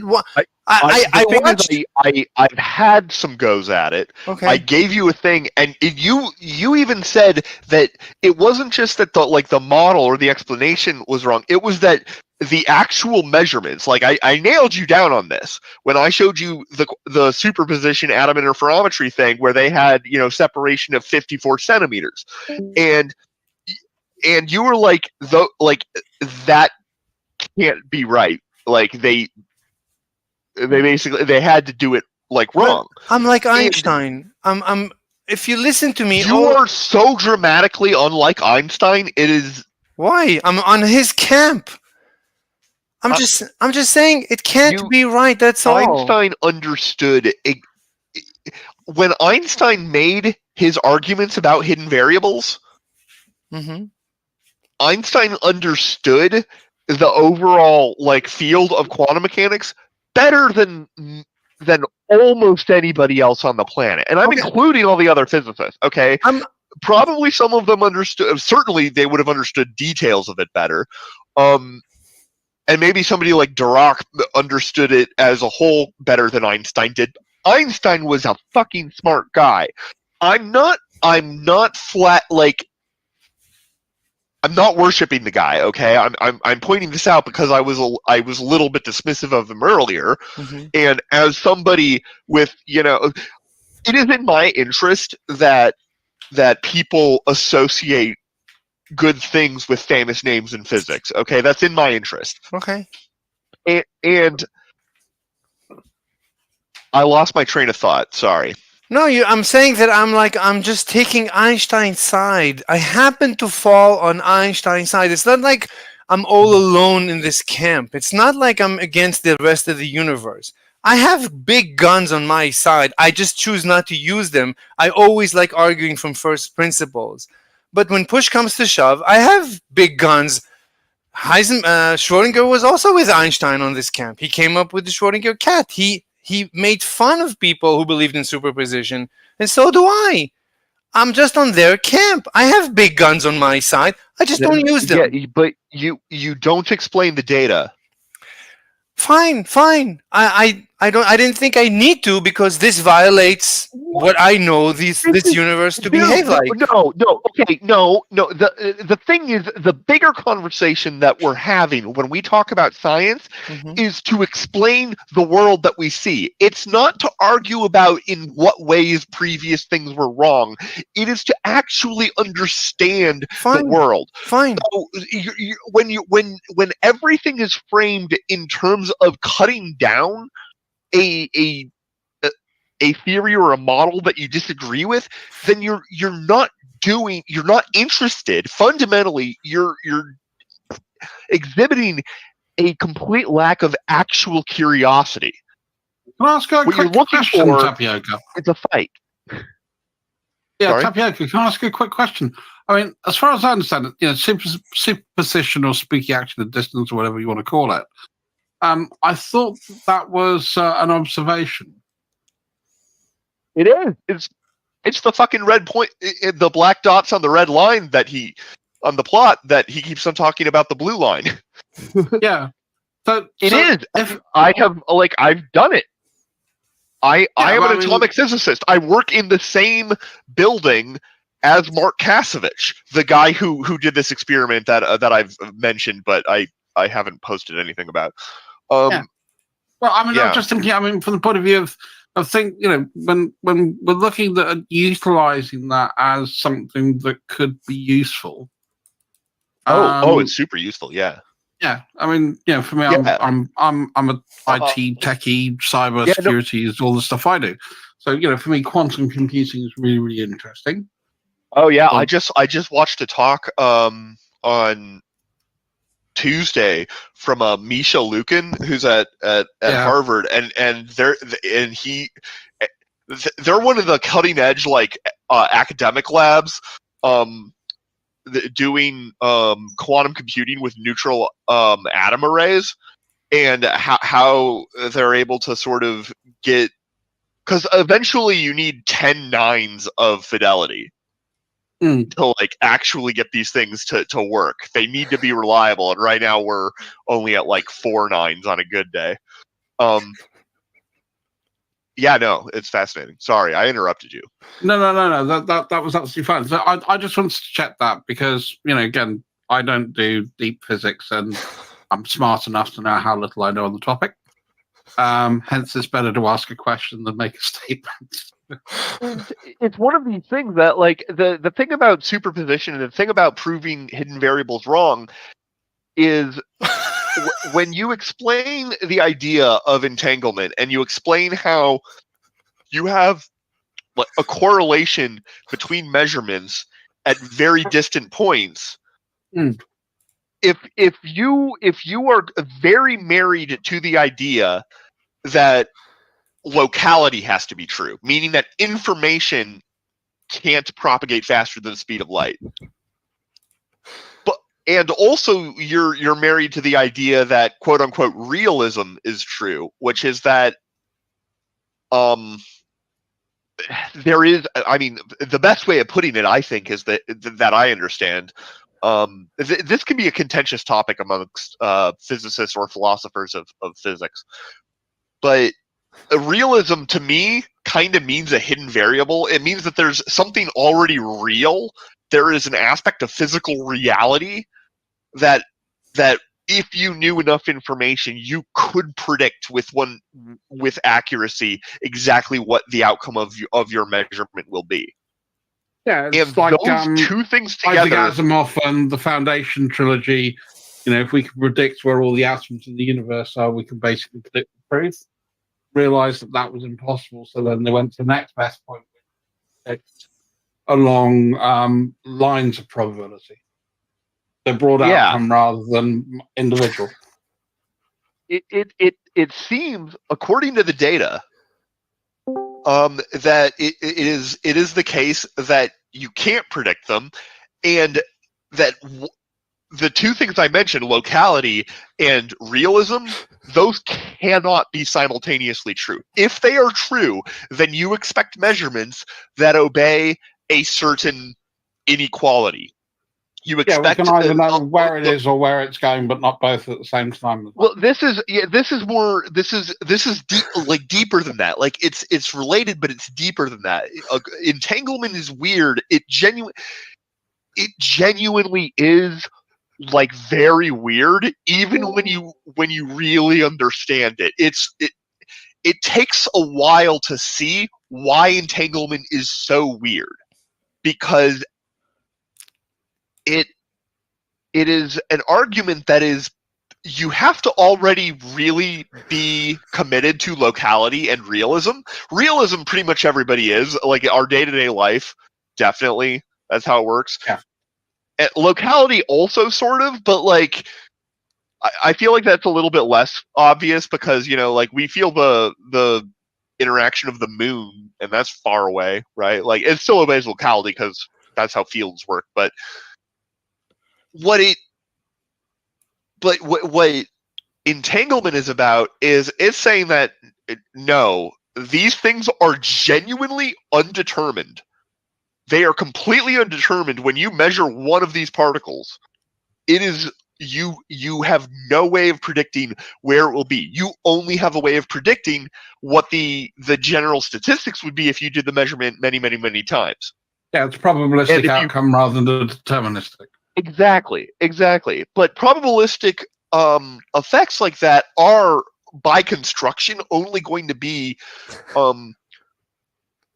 observable and describable with statistical arguments. So if you're unwilling or unable to understand the statistical arguments, it like that's where you're going to have to slow down and focus on that, because that's where at least one of the disconnects is.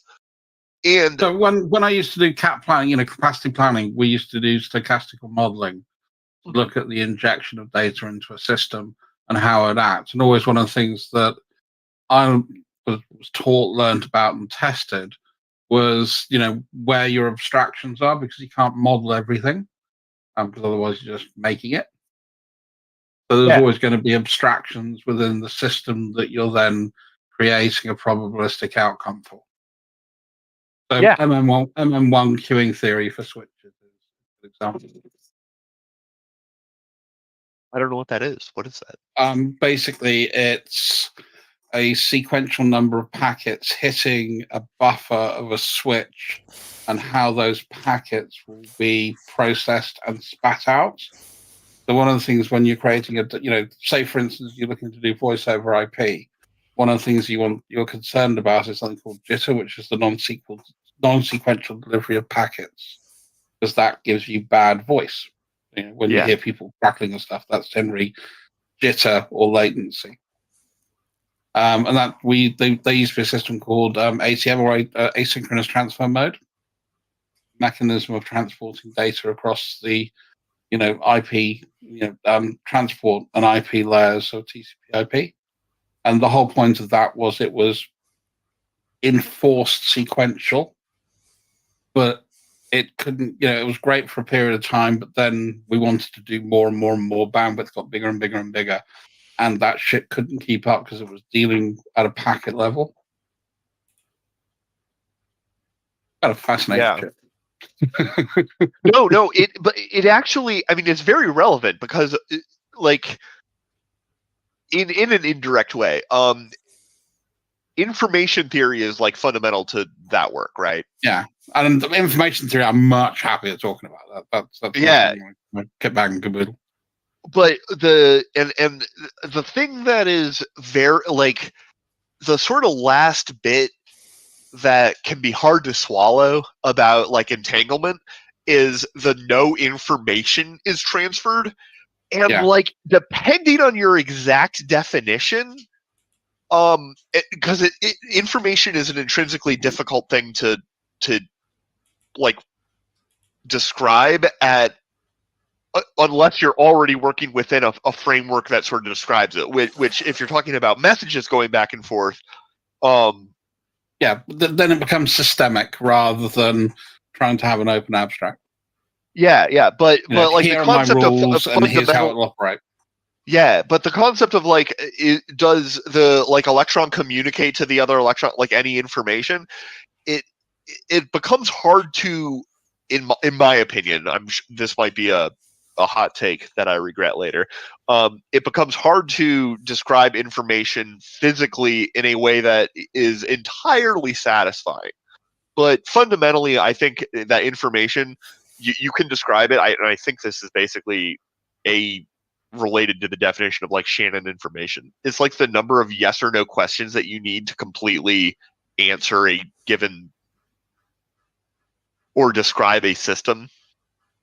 And that is not transmitted through entanglement. So, with entanglement, again, correct me if I'm wrong, because I'm asking this as a question, not making it as a statement. Yeah. When we're looking at this, is about the spin, and I'd say, for instance, just put simplistically, spin clockwise or anti-clockwise. That could give me a binary value potentially of a 0 or a 1. Yeah. Ooh. Yes. So you could have two. You could take particles. You could have a spin 0 thing decay. This is exactly what Mr. Slave was talking about. Exactly the same experiment. And you take them apart. And when you measure one, you measure it down. You know that if the other person measures it along the same axis, you know what they're going to get.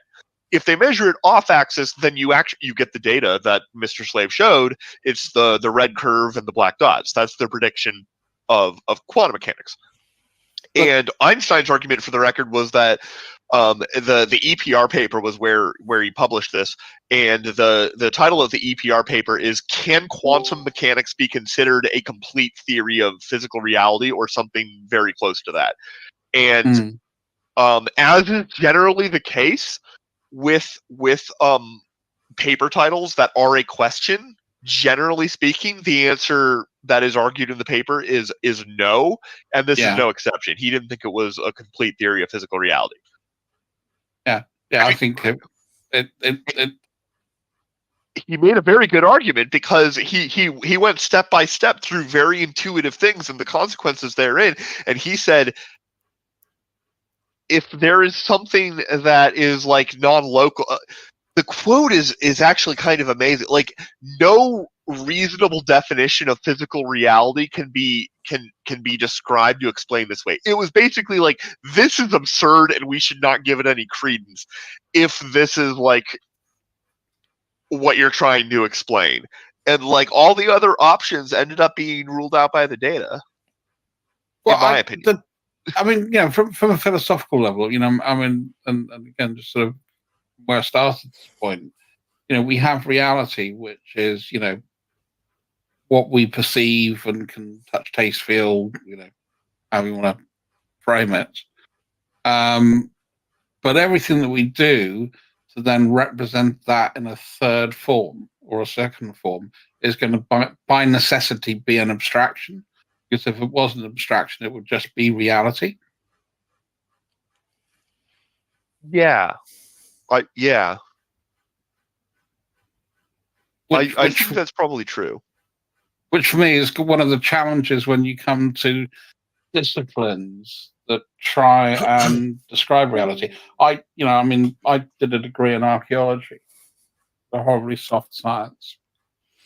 And obviously, for me, that's why I was so interested in information theory. Because again, it helped me frame how I was trying to understand the data that I had, and then also being able to recognize the fact that I'm putting my interpolation upon it, and I have to recognize that interpolation is incomplete by necessity.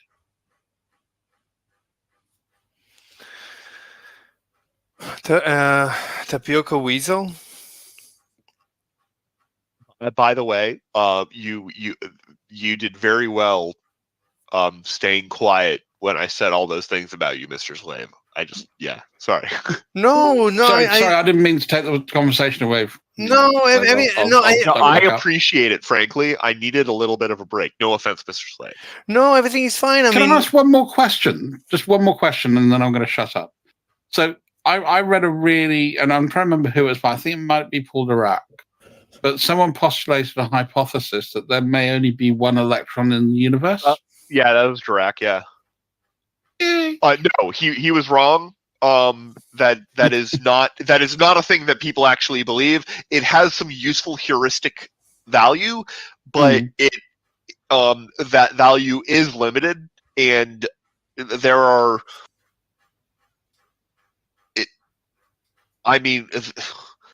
Accepting that as a mechanism causes a lot, brings up a whole lot more things that you then have to explain, and it doesn't actually get you anything in addition. So, yeah.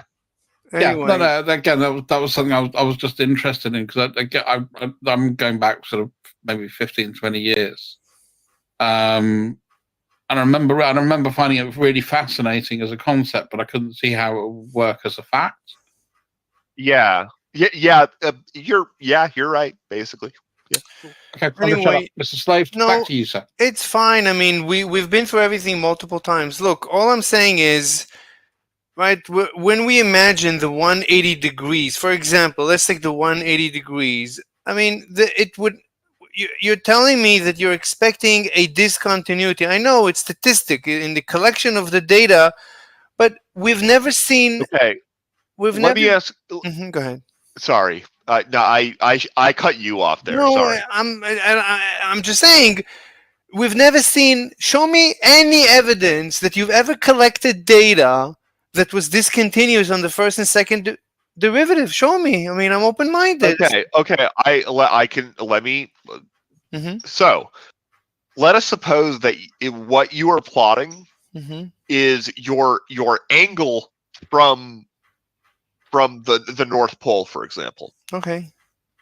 Okay. And you're plotting that as a function of the distance that you have walked. The Earth is a perfect sphere, and it's just flat, and you can just walk all over. Okay. Sure. This is globe gangsters. We're gonna stamp the round Earth here. Sorry. Okay. Now you walk at a constant velocity towards the North Pole. You walk through the North Pole. You're walking on a straight line, on the curved Earth, and you walk through it. And so you make a plot, and the x-axis of this plot is the amount of time that you have walked, and the y-axis on this plot is your latitude. Right. And that motherfucker is going to be discontinuous in exactly the same way. Fine, but then I can fix it with it. Whoa! No. Not fine. Clearly, I have described an evil parallel universe that doesn't make sense. No. Your entire point, Mr. Slave, was that this is not fine.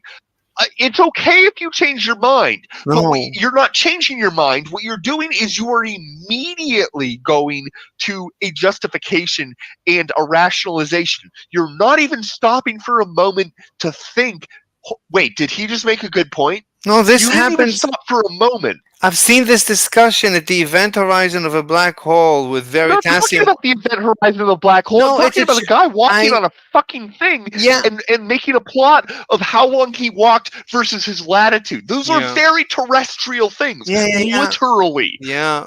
So it's resolved, right? If you can resolve it with a change of coordinates, then obviously it's a fictitious point. I made that point like an hour and a half ago. That was the first fucking point I made, Mr. Slave. I know I'm yelling. I'm sorry. Sorry for everybody's ears. But my first point was that you can express things in a coordinate system that will show discontinuities where there's no discontinuity. When I'm walking across the North Pole, there's no discontinuity in my motion.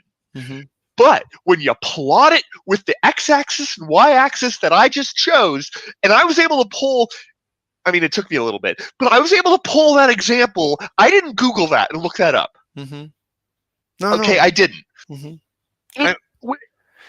That right there, you're describing a situation you don't even understand the coordinate systems that are being used. Because the coordinate system that you have to use to describe an electron spin is a Hilbert space. Do you know what a Hilbert space is? I heard rumors about it. It's the space This is of my all point. solutions, or something. It's the space of all complex vectors. It's a vector space with complex. It doesn't matter. I put some examples of non-continuous or discontinuous derivative graphs. Yeah, I was gonna suggest the GP of the sun when it's over the equator. I mean, that's fine. There's a bunch of I just linked to a Quora. with a I bunch could have of them. used the equator instead of using the North Pole. Exactly the same logic applies. Yep. No, but you have to show that it happens in any coordinate system, right? If we can fix it. No, I don't. You have to show that plot Mm-hmm. is discontinuous in any coordinate system. And you also have to show that is fundamentally pathological in a way that physics just isn't.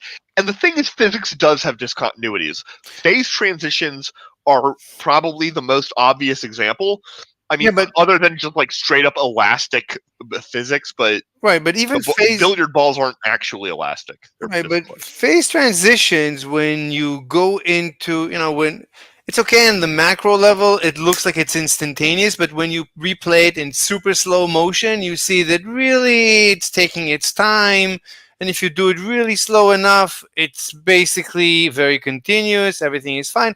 It's just very fast on the macro scale, so it looks like an instantaneous phase transition. There's nothing instantaneous at the end of the day. There are no discontinuities. There's nothing instantaneous. There's nothing instantaneous about this blue line hidden variables model that, for the record, everybody agrees is not true. No, but anyway, so I don't know why I'm even pointing it out. No, but the point is, you're trying to convince me, right? We didn't even look into the math, but Professor Lincoln says we expected the blue based on the assumptions of hidden variables of Einstein's. Everything is fine, no spooky action in the distance, and we're wrong. Therefore, the universe is weird. But when I hear that, as soon as you say we expected the blue line, I have to stop you and say I didn't. I would never expect the blue line. I would not. We've never seen a blue line. Go ahead. You also didn't expect that. Like, you didn't embrace this coordinate transformation thing until I gave you an example. What do you mean? What? Fine. My point. It doesn't matter. You can always express things in a different coordinate. You can do black magic with coordinate systems. Fine, fix it. Fix particle 2 graph so it's continuous. I'm waiting. Fine. But as long as it's discontinuous, I have to stop you and say I reject it wholeheartedly, 100%. This is unacceptable. You're not gonna look. You're trying to put words into my right. The blue line is supposed to predict my position. I will never agree the blue line represents my position. So for the record, I might make that argument, but if I do, this version of Vandy is disputing that argument because I have learned that it is a very bad idea to try and assume what your position will be. What is Vandy? Venn diagram? I'm Vandy. Sorry, I go by Vandy. Oh, okay. My friend, I go by Vandy with my friends and also professionally. Like at work, people call me Vandy too. Oh, okay. So what were you saying? I didn't get it. I can't remember, dude. So okay. So look, you're telling me you're trying to put words into my mouth. You're telling me that I would have predicted the blue line, and because I'm wrong, the reality is the black. I have no idea. I have asked you what you would predict, and you said it doesn't matter. Right, but fine. I mean, it so honestly. Do you know why Einstein predicted the blue line? It doesn't matter. I would never. Yeah, but if you don't know why he did it, then Whatever it's like arguing with somebody who thinks that like negative numbers are just nonsense, and it doesn't matter why they might be useful. Like I don't disagree with anything. What am I supposed to do with this? Dude, and that's one of those things that you say at moments when I think you are internally realizing, are you? What? You know what? I'm starting to think you might be a troll. He is a troll. Why would I? Yeah, right. I don't even know. Okay, that's the ad hominem. Let's stay away from that. Look, if you think I'm a troll, you're welcome to never talk to me again. I mean, I'm not like, I don't know what else to say. Oh no! I mean, don't threaten me with the lack of a good time. Right. I love talking I mean, to trolls. yeah. I mean, look, you can think whatever you want of me, but at the end of the day, we can have a good discussion. You want to have a discussion about the blue line, the blue-purple line, I'll have it. You want to do the math, I we'll do don't it. want to have a discussion about the blue line. I would much rather have a discussion about the red line and the black points. Mostly the black points. Do you know why? Can you explain to me why I would feel that way? I honestly, I don't care so much about this experiment. I don't care about I know it. that's not my question. Is I can don't. you explain to me? Why Can you understand why I do care? I mean, probably because it's reality and you're curious about reality, I guess. I don't know. Yeah. Fine. Yeah. Fine, but I didn't come Well to done. this, yeah, but I didn't come to this experiment for its sake. I came to this experiment because I was promised magic. I was promised a magic show. I was promised reality is Wow. weird, and I was Bro, let down. It was a clickbait. If that's the impression that you've gotten, I apologize on behalf of the entire community that tries to explain these things to people. I apologize that is the impression that you got. Genuinely, I do. It is not. Yes, he said how in the beginning. Science works. No, that's the title and that's the beginning of the video. He said he was asked, just tell us how. Dude, what? Most people aren't going to take it the way you do. Most people are going to take it the way, normal, curious people do. Look, this is a lot is on a lot is on the line in this discussion of entanglement. You cannot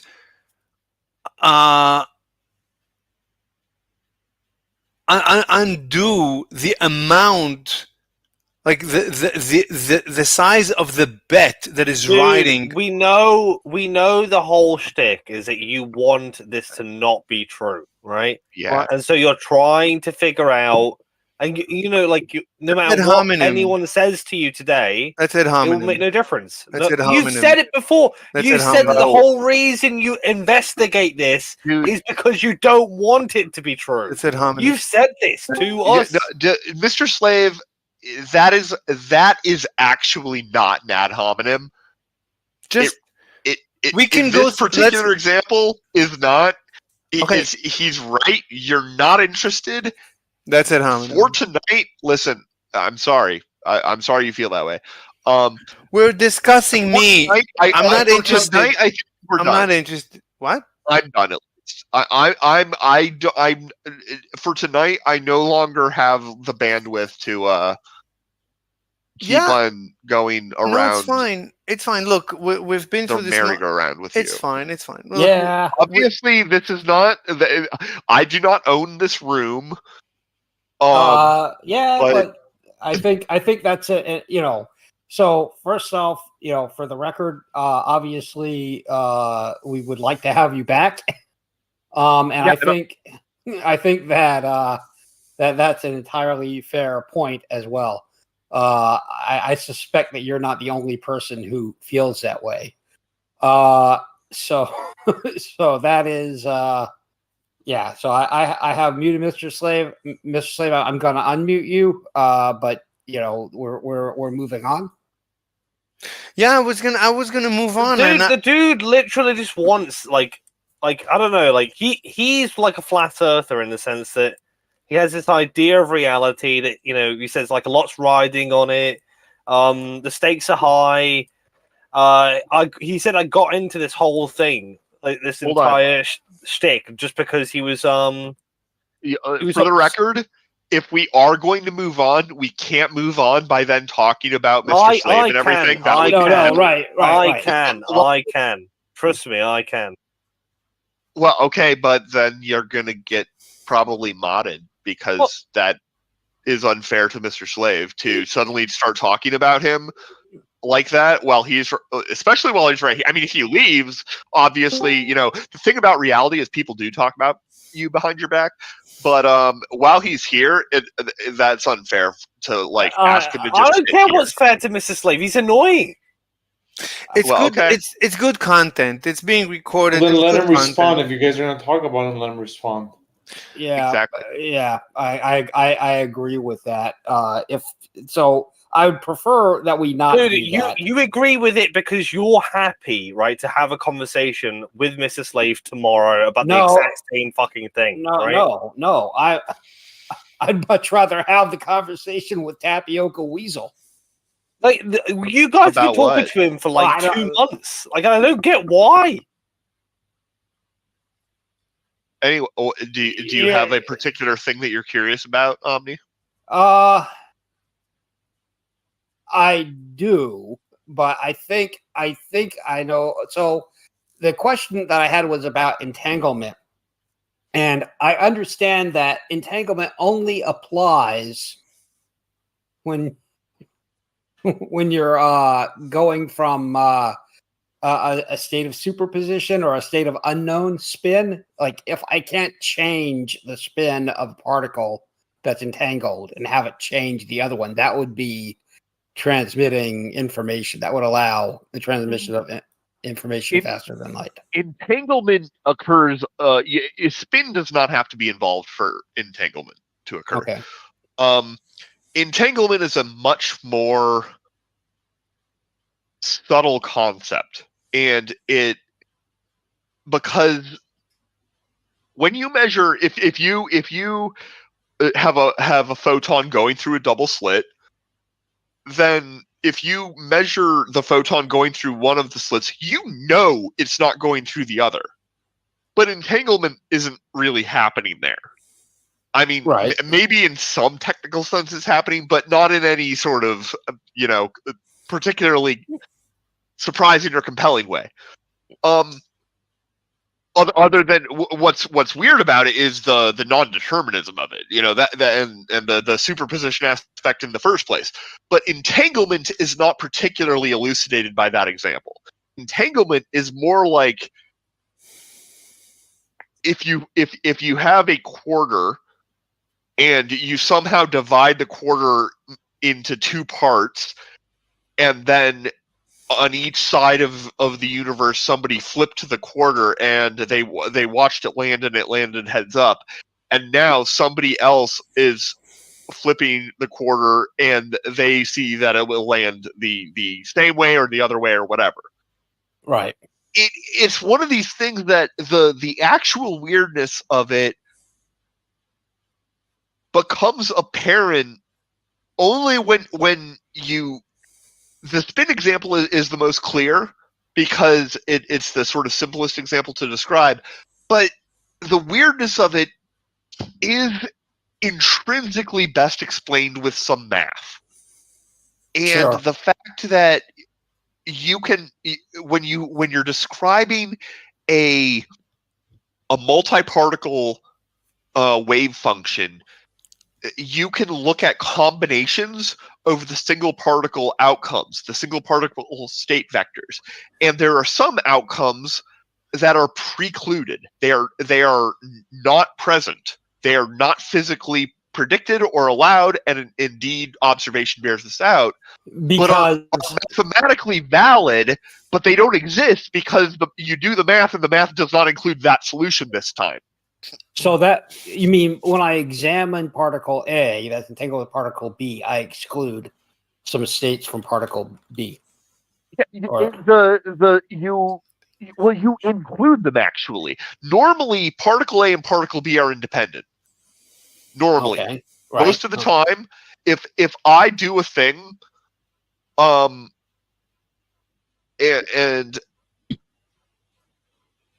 it like affect. It's so hard to give. Okay, I should be better at this. I should be better at talking about entanglement off the cuff. But I'm not, unfortunately. Well, I think, I mean, we didn't just go through all of this for me to say, well, explain to me without the math. You know, I don't, I don't expect you to. There's a thing called a pure state. Mm-hmm. And when particles are entangled, you don't have pure states. Pure states are when you can express all of the actual wave functions that are expressed as an outer product of the individual particle wave functions. If you can express them as an outer product, you can just sort of imagine choosing a random way for this particle to be and also a random way for this particle to be. That doesn't work. You have to choose them sort of both connected, intrinsically intertwined with each other. The function of the reality of those particles is intrinsically intertwined with the reality of the other particle. They are entangled in that way. Okay. And so when it's when it's entangled, we don't have pure states because it's an entangled in an entangled state. Got it. Yeah, Okay. an entangled state and a pure state are not the same. They're opposite things. Right. Okay. And so then when I do the math starting from a entangled state, that means some outcomes are not going to be feasible based on whatever that whatever the data for that state tells me.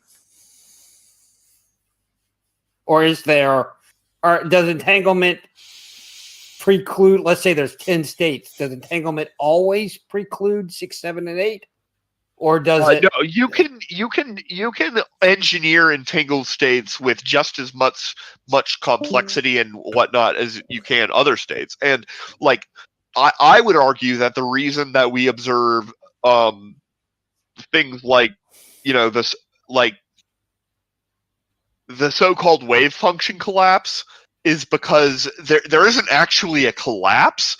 There is this other, you know, thing that's going on, but we have become entangled with the particle, and it has become entangled with us, so that we're now limited to our particular branch of the wave function. But there's still another branch of the wave, you know, that's Everettian or many worlds interpretation of quantum mechanics. Yeah, okay. And that's a whole different thing. I personally do subscribe to that, but it is irrelevant to any physics or math that I've actually done. So, sure. Well, look, I mean, fundamentally, what we all want is winning lottery numbers. So you have to figure out a way for us to transmit information back in time. I mean, yeah, that sounds like that's like the it would, only reason to become a particle physicist, right? I mean, well, I mean, thank God I'm not a particle physicist. Oh, okay. Atomic. Sorry, I couldn't help myself. No, that's fine. Yeah, no, I am for anybody who's wondering, I'm an atomic physicist. I'm not a particle physicist. Particle physicists, like they do like particle collision, like, you know, LHC, Higgs boson. That's particle physics. I'm also not a nuclear physicist. Most of the physics that I do, like the main game in town is the electron, but we just think of it as it's an atom that exists in a Hilbert space. When are you going to get on DMOX level? What? You got a bucket for that electron, bud? When are you going to be on DMOX level? I have a question. I do have a question. DMOC is a legendary flat earther who is nothing but insults and demanding that you show your model of gravity in a bucket. It is yet to be determined if he's serious or not. It's possible. It's I'm okay possible if he they're not was. serious. No, I know. I understand that, but By the way, with all the research to date has yet to determine. so if he is. question. Yeah. What? So you sent you and Mordwand both this afternoon sent me the same message about our friend Austin wanting to have a debate. Yeah. So here? No, it wasn't. No, he would never come here. No, what happened is Witsit has been. So I think I'm not 100% sure, but I think based on things he said that he's going to be on whatever's become of InfoWars. I mean, there's some remaining, agency using the InfoWars name. Yeah. And I think he's going to be on it. And for the record, it's amazing watching Alex Jones just get to when that verdict came down. I mean, at this point, it's like over a year ago or whatever. For like $700 million, I was like, that's like not allowed according to the rules. The judge is going to trim it down, and then the judge didn't fucking trim it down. I was like, fuck yeah. Yep, that was my yeah. I didn't think much of Mr. Jones, and I definitely didn't think much of the ghoulish guy's theory about. He's a scumbag. He's a fucking scumbag. Fuck him. Yeah. Well. Anyway, but I wanted to leave. Wait. I just wanted okay, to say go thank ahead. you. Yeah, I just wanted to say thank you to everyone and to Tapioca Weasel for the attention. And Tapioca Weasel, if you ever want to send me the math or do the math together, and continue this discussion into the actual details, of course, I'll be very happy. I will almost certainly take you up on that because, I have a problem. Yeah, sure. All right, guys. I'll be back That is later. his way. Have a good night, man. Thank you. Mr. Slave. Thank you. Good night. Bye-bye. All right. That was actually a very good discussion. Tapioca Weasel is an actual Stanford PhD researcher in actual labs and actual stuff, and he's the real deal.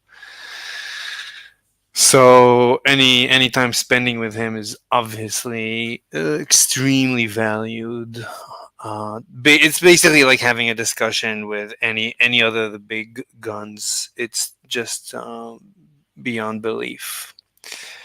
Anyway, so TFM has his show. Always fun to watch this idiot lose his mind and his money.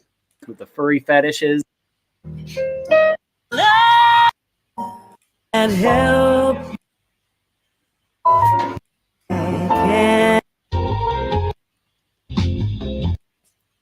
I may have stumbled across something that could help a lot of people, including myself.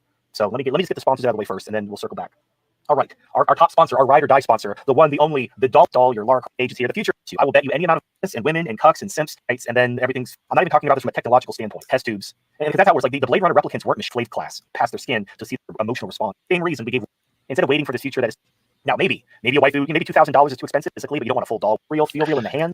So I'm personally very attracted to machines, to robots. I mean, as far as I'm concerned, if I could have a robot, literally a metallic wife, that would be awesome. I don't need her to be soft. I actually like the hard steel or plastic. I don't care. I'm skipping his ads because I've heard it many times, but I have nothing against Celestina and the philosophy of having sex with machines. I'm all for it, so that's not why I'm skipping it. And they're much lighter and cheaper than a full. The Love Missile Corsos feel so real because they're stretchier, a woman's body. So and they're not that expensive. They're about that AMR took, and now there's like all the nodes. I don't know if you like downgrade, trying to keep your overhead lust work. If your work, like think of it this way: imagine there were two cars. You do about it, other than right. So there are ways to, you should try to optimize your business and lower your product is negatively affected and the product no longer works. You cross the line. DDoS, I should be able to switch to another node fairly quickly without having to stream from Mexico, which is my latest book. It's available on Amazon if you want a novel that you want to publish. All right, so those are our sponsors. Quick bit of housekeeping. I think my days as a sex toy reviewer are over.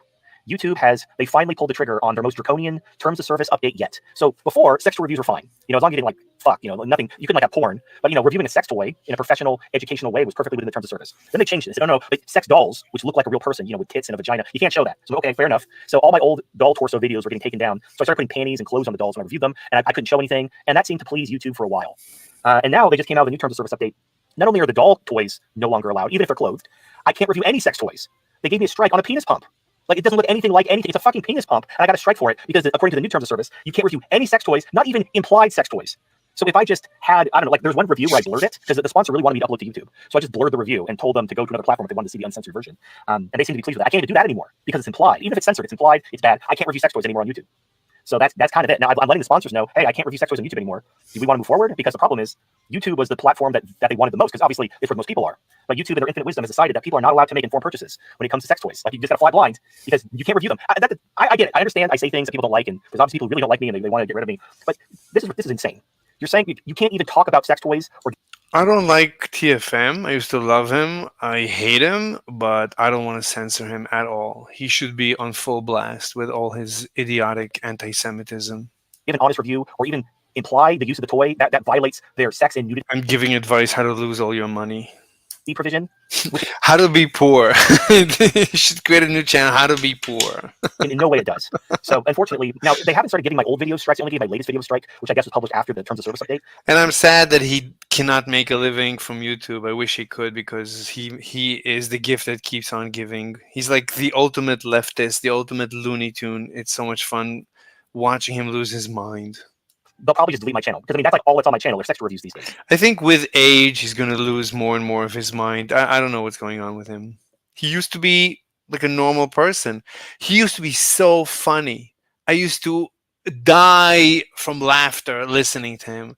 These days, I find him excruciatingly boring most of the time. But his politics is so disconnected from reality that I find it funny. So they decided to give my. And of course, so is his finance. It's completely disconnected from reality. His answer is it's manipulated. The markets are manipulated. Okay, fine. Old video strike, which always happens. I'll keep on making money. You keep on staying in cash. Enjoy your life. My channel's gonna get enjoy being poor. So rip my channel, I guess. It's whatever. It's really annoying that they just kept changing the rules. And I don't know if there'll be like a backlash. Maybe female sex toy reviewers there'll be a backlash unless there's like selective enforcement. Where they let certain people review sex toys with no problem, but they go after other people for political reasons. I don't know, but apparently, as far as I was thinking, because I'm sorry, go ahead. Well, I'm basically not going to upload any sex reviews to YouTube unless I can't upload for the next 2 weeks anyway. It's so funny. There used to be days where it's the Jew that used to be funny, but now he himself became an anti-Semite.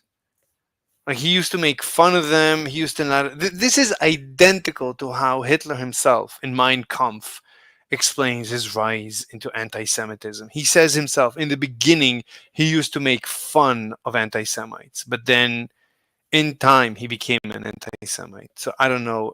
Maybe it's a law of nature that in the beginning, you make fun of anti-Semites and then you become an anti-Semite. Fortunately for me, I'm past my days of being an anti-Semite, so hopefully it's not going to catch. I'm not going to get this virus because I'm immune already. Because I just got a strike. But even when I can upload again, there's no point uploading if it's just going to get taken down and get a strike. So just my YouTube channel is either going to get deleted for all the sex reviews that are already up, or it's going to be completely stagnant unless this terms of service update gets reversed and they allow 100% professional, you're reviewing a sex toy. But what's fucking stupid is it's marked adult only. It's categorized as adult only. Like it doesn't show any nudity.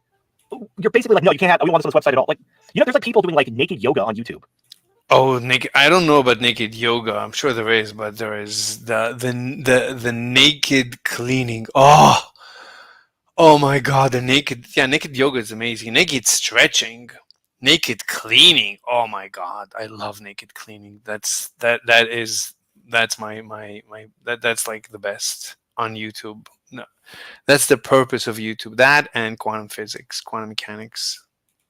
And that's fine. Naked yoga, having see-through clothing, that's fine. Doing bathtub. Oh, see-through, that's amazing. Bathtub? I didn't see anybody doing bathtub. Strings, that's fine.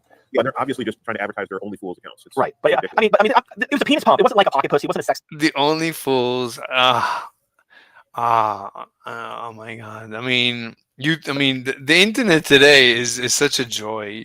tall. It was a fucking penis pump. That's just a cylinder of plastic with a measurement markings on it. And I'm just talking about the product with my fucking monkey gloves. And that violates the sex and nudity because it has implied sex toys in it. So yeah, fuck YouTube. Fuck. YouTube is so funny. It's like implied sex toys and sex. It's not even a sex toy. A pump? That's not a sex toy. That actually is. He should claim that it's medically approved. He should get like a I don't know, FDA or something. Fuck you. Now, the sponsors, this might be the end, because the thing is about YouTube, I don't know if the sponsors are going to want to move forward with further reviews. This may be the end of my sex toy review career, my illustrious sex toy review career. Now, this, I don't know if this also applies to, now, I've already been banned from YouTube. I don't upload these things to YouTube, like my streams. He has never been banned on YouTube. But I don't know. Maybe they'll try to do something. I don't know if they'll fucking try to. I'm sure they'll try to do something. Who fucking knows? And that's kind of frustrating because, I mean, not that the Amazon gift. He has a channel with just about 100K subs, which he can easily monetize if he would just become normal. Like, not be like an obscene anti-Semite. Just be like, a subdued anti-Semite, I guess.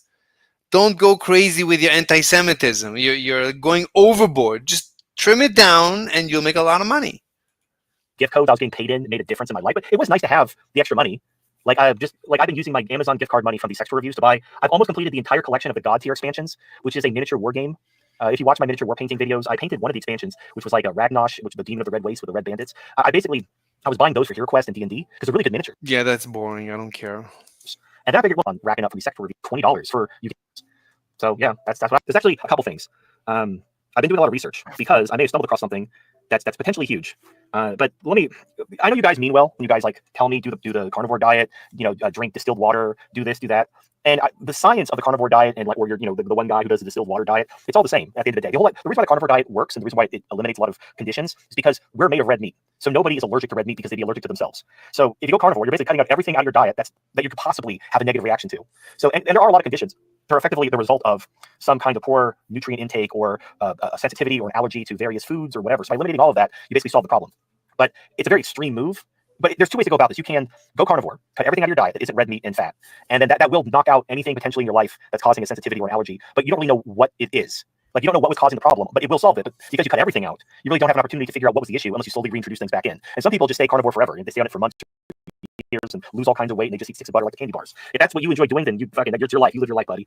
You could do the reverse of that, which is you slowly phase things out of your diet until the conditions begin to improve, and then you identify the problem instead of cutting everything out and going full carnivore. And the reason why, I have nothing against eating meat. I've been doing keto for more than half my life. It's just that beef is fucking expensive. It's the most expensive meat, and the people who are like really. What are you talking about? I don't get this guy. It's like, how poor are you? I mean, you must be paying rent, so you're not poor. You're not that poor that it makes a difference what you eat. I can't imagine how poor he is. What's going on with this guy?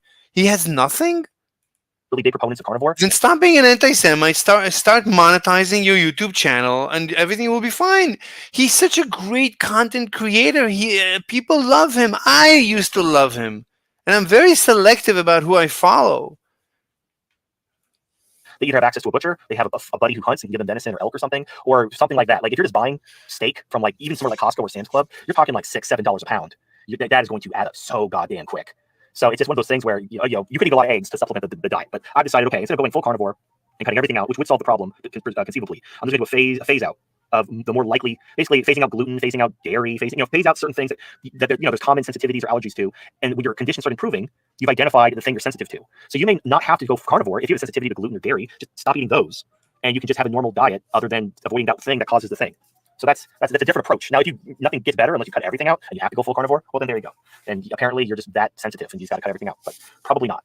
Anyway, so I'm starting my journey. Now I don't think it's a gluten sensitivity, but here's the problem. This week, this guy has 300 people on. I forgot the name of this guy.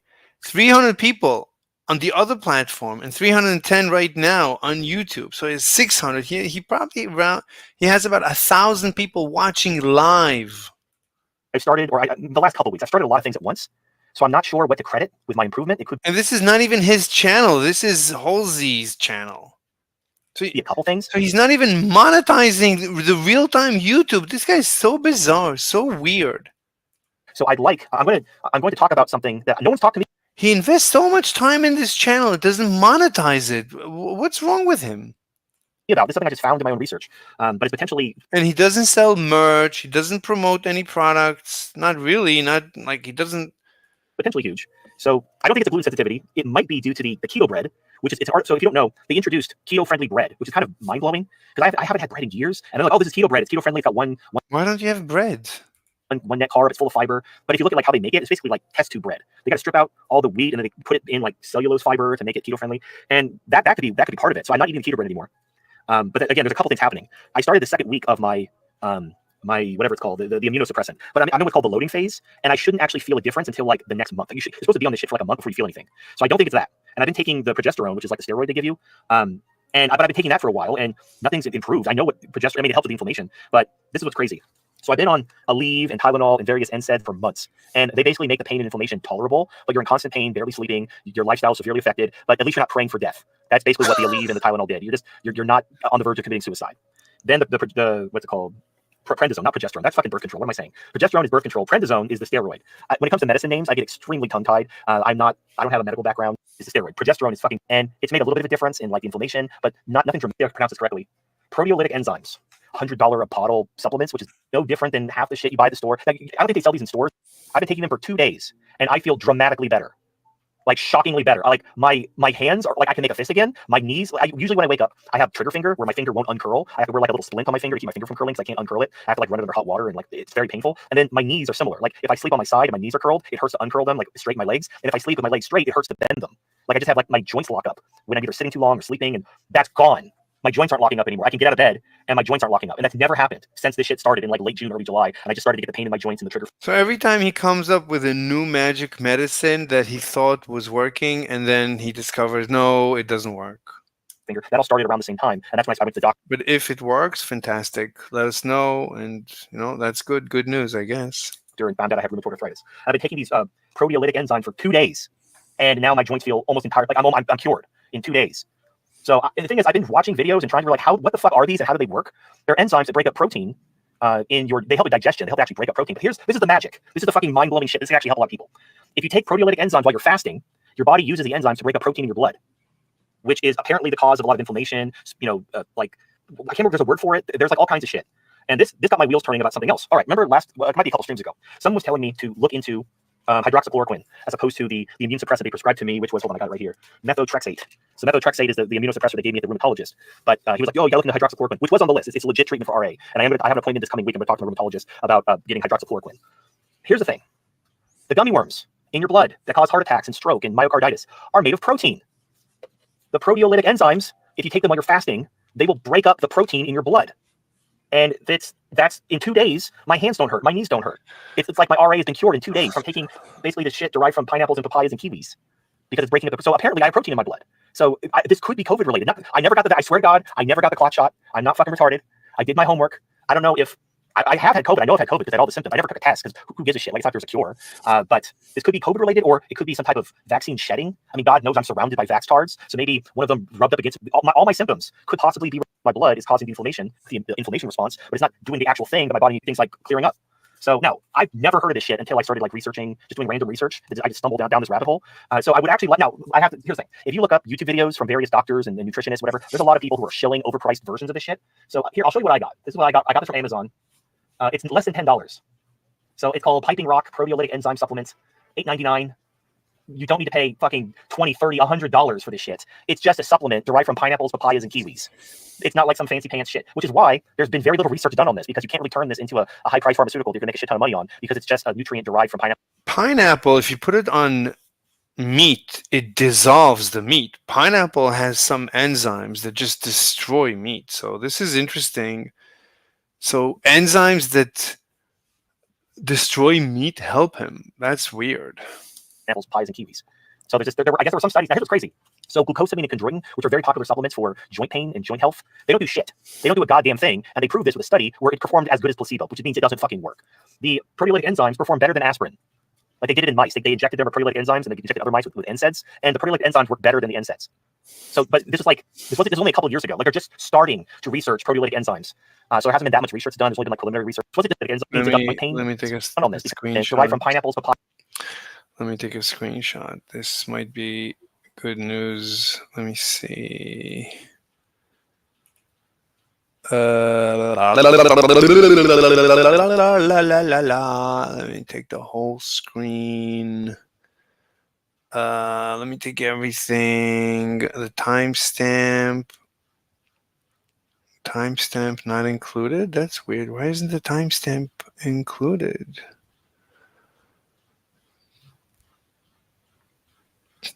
Okay, done. Papayas and kiwis. It's not like some fancy pants shit, which is why there's been very little research done on this, because you can't really turn this into a high-priced pharmaceutical that you're going to make a shit ton of money on, because it's just a nutrient derived from pineapples, papayas, and kiwis. So there's just, I guess there were some studies. Now here's what's crazy. So glucosamine and chondroitin, which are very popular supplements for joint pain and joint health, they don't do shit. They don't do a goddamn thing, and they proved this with a study where it performed as good as placebo, which means it doesn't fucking work. The proteolytic enzymes perform better than aspirin. Like they did it in mice. They injected them with proteolytic enzymes, and they injected other mice with NSAIDs, and the proteolytic enzymes work better than the NSAIDs. So, but this was only a couple years ago. Like they're just starting to research proteolytic enzymes. So there hasn't been that much research done. There's only been like preliminary research. But and the thing is, I don't know. Here's my issue. I'm doing a lot of things at the same time because I just want my body to work again. So now that it's working again, I don't know exactly what to credit for it, because when you're doing a lot of things at once, okay, my body's getting better. What caused it? Was it now I'm on week 2 of the methotrexate? Was that causing it? Was it the proteolytic enzymes? Was it stop eating the keto bread because it's all like artificial science experiment bread? I don't know. It's like the bread from that TF2 cartoon where they teleported the bread, it became a monster. I guess that's what the keto. I don't know. So here's the thing. Some of you guys out there who took the clot shot have been asking, what can I do? You know, like what if I have the gummy worms floating in, or if you have some kind of vaccine injury from the clot shot and you have the gummy worms, apparently this shit literally, if you take it while you're fasting, now if you take it while, it's fine. If you take it while you're eating, it's fine. It will simply help break up the protein in whatever you ate. It'll help your body digest the protein better. So it's not gonna hurt you if you take it with food. But if you want to clear up the protein in your blood, you want to take it while you're fasting. That way all those enzymes go into your blood to help break up the fucking potentially the clot shot spike protein chains that are forming the gummy worms in your veins. Or it could simply break up scar tissue, sports injuries, inflammation. Apparently there's like, So he thinks it's from the clot shot? there's something in the blood, there's a word for it, I can't remember off the top of my head. Basically, it's dead protein in your blood that can just cause inflammation and stuff like that. So anyway, I kind of want a second opinion, but like this isn't very well researched. So anyone out there who has inflammation, I know some of you have emailed me who also have arthritis, who also, you know, like one guy, he does the distilled water fast, and a lot of you do keep carnivore or whatever works for you. I'm very, very curious. And because I found a supplement that's less than $10. Do not buy the ones that cost $20, $30, $100. These aren't some kind of fancy pharmaceutical. They're made from Hawaii. They're made from tropical fruit. So you should only spend like $10 or so on these supplements. So the one I found from Amazon is less than $10. But I just want to know, like, if you've tried these, is this like, I'm pretty impressed. But again, it may not be this per se. It may just be a coincidence that I'm experiencing this dramatic change a few days after taking this, because I'm also doing other things too. So I don't know. I'd like to know if you guys have tried proteolytic enzymes before. If you have, you know, can you let me know? Or if you're also suffering from arthritis or inflammation, or if you're taking the clot shot and you have any kind of long COVID, try this. Apparently, this literally breaks up the protein in your blood, which could solve your long COVID vaccine injury problems. Or I don't know. Like this isn't medical advice. I'm not a doctor. I'm just like, based on my research, that's how this shit works. It breaks up the protein in your blood, which can help with arthritis, inflammation, sports injuries. No one mentioned COVID. That's me. I'm inserting that myself because I know that the gummy worms are protein based. So if this shit dissolves, what it does, it literally dissolves the proteins into amino acids, and then your body absorbs them. So it literally cleans out your blood and turns all those proteins in your blood into amino acids. And I've experienced a dramatic change in 2 days. Not like, you know, because the problem with a lot of supplements, you take them and like you think they're working. I mean, you feel okay, but are they doing anything? You know, that's the problem with a lot of supplements. You can't really tell if they're doing anything because it could be the placebo effect. There could be other things happening. I'm not saying 100% the proteolytic enzymes are doing this, because again, I'm doing a lot of other things on top of that. This is why I'd like somebody who maybe's had experience with these before, or who has similar symptoms as me, could also try this and let me know. You don't have to do a super chat. You can email me and let me know. Hey, you know, I have arthritis. I took the proteolytic enzymes, and I also experienced a dramatic, you know, increase in my lifestyle in a couple days. Thanks for letting me know. You know, like I just like some confirmation that these proteolytic enzymes are like the thing that did the thing. But I'm like, I feel great. I feel better than I felt in months. Like my hands, I can, like my muscles are still tight. Maybe he'll stop being an anti-Semite now. Still have range of motion issues. Like it feels like I'm gonna have to do stretches. Unfortunately, I'm gonna have to restore my range of motion just slowly, because I've lost range of motion from having this arthritis for the last several months. But other than that, I can walk normally. I can open things. I don't have like, my grip is back. I can open things with my grip. Before I had like this very weak grip. It hurt to like turn doorknobs and squeeze toothpaste, and now I can do all those things again. So you know, it's life changing. I actually feel like optimistic. I'm not like watching my body slowly betray me. And here's the other thing too. The thing that depressed me a lot about having to be on immunosuppressants is because if push comes to shove, if I'm dependent on a pharmaceutical to live, or to live a normal life, if shit goes sideways and I can't access these drugs, I'm fucked, because I can't live without them. And that's a horrible, for someone like me who values their freedom so much. Like I avoid anything addictive because I don't want to be addicted to a substance. But if I need a pharmaceutical to live, that's like the same thing. But if it's gonna be solved with fucking pineapples and papaya and kiwi, it's like, well, shit, man, I could grow a pineapple. Like that's not that hard. I can't grow methotrexate in my garden, but I could fucking score a pineapple, I bet. So I feel a lot better. And also, if this is like COVID related and this cures it, then fucking awesome. And this could like save people's life. If you took the clot shot and the gummy worms are slowly killing you and you're suffering because of the blood in your protein, and this turns that around and breaks this, so that the immune system doesn't know what it means, this will actually help expose that to your immune system and potentially get rid of the long. I've heard about hydroxychloroquine and I've heard about all that shit, but no one's talked about. I've never heard anyone talk about proteolytic enzymes to break up the protein in your blood. So I don't know if this is like fucking breaking news and shit. If I just fucking made the discovery of a lifetime, but I'm not. This isn't my wheelhouse. So if I'm completely off base, then I feel great though. So that's all I have to say. But man, it's life changing. Living and existing just takes energy. Just to give. And now I feel great. I just have to do some more stretches to get my range. If I have to take some enzymes, that has the enzymes, it's actually the core. It's kind of like how with apple cider vinegar, you want that's like the nasty shit that no one. It's like the brown part of the banana. That's where all the good shit is. Just nature fucking with you, I guess. And my life isn't going downhill fast, and I don't, I feel I'm also optimistic about that. So apparently, now the problem with Israel, there's a lot of problems with Israel. But one of the problems with Israel that I'm running into is they are very, they know spycraft like the back of their hand. They are very good at spying, and they're also good at protecting themselves from spying. And so they did a really good job of locking down information when it comes to this whole thing with Iran and them, and whether the strikes were successful or whether they weren't, and what's going on. It's really hard to suss out the truth because the Israelis are really good at spycraft and misinformation and propaganda and all this other shit. So, but what I've heard from sources that I follow, who have sources they trust, but we're talking third-hand sources, so take it with a grain of salt, is that the Iranian air defenses performed way above what the Israelis were prepared for. And I think it was Ken the dude. He was asking, hey, why if the Israeli or the Iranian air defenses were so good, why did they shoot down the F-35s? Apparently, what I'm hearing is the F-35s actually detected they were being locked onto by an air defense system, and they panicked and basically stayed out of the range of the Iranian air defenses. They were going to go deeper into Iran, but they actually got the alert that they were being targeted by anti-air defenses, and they turned around. And that's why, by the way, all of a sudden, American stealth bombers are being moved to the Middle East. So all the stealth bombers are being moved around the Middle East to basically be used I didn't hear about that. I know B-52s are arriving. I didn't hear about stealth bombers. Fight Iran because they can track the F-35. The Iranian air defense is detected and locked onto the F-35, which caused the Israelis to panic because they were not expecting that, and that's why the stealth bombers are being moved into the region. The idea being the stealth bombers won't be able to be detected by the Iranians' air defenses because the plan hasn't changed. They need to take out Iran in one strike because if this guy, I don't know what universe he lives in. Everything he's reporting has nothing to do with what I'm hearing. So he lives in an alternative universe with his reports. They can't just partially take out some targets in Iran because Iran has massive retaliatory capability, which can affect not just Israel, but the entire region and plunge Europe into a massive energy crisis right before the winter, which would be absolutely horrible for everyone. So if they're going to take out Iran, they need to take out Iran in one. Look, I can snap my fingers. I haven't been able to snap my fingers in so long. I can snap my fingers again. Wow. I just did it without thinking about it, and I just realized I haven't been able to snap my fingers in months. I can snap my fingers again. I'm actually tearing up. I can snap my fingers again. Anyway. So the stealth bombers are in the region, prepared for this. He's always tearing up. He's a very emotional person. I'm not judging, just noticing.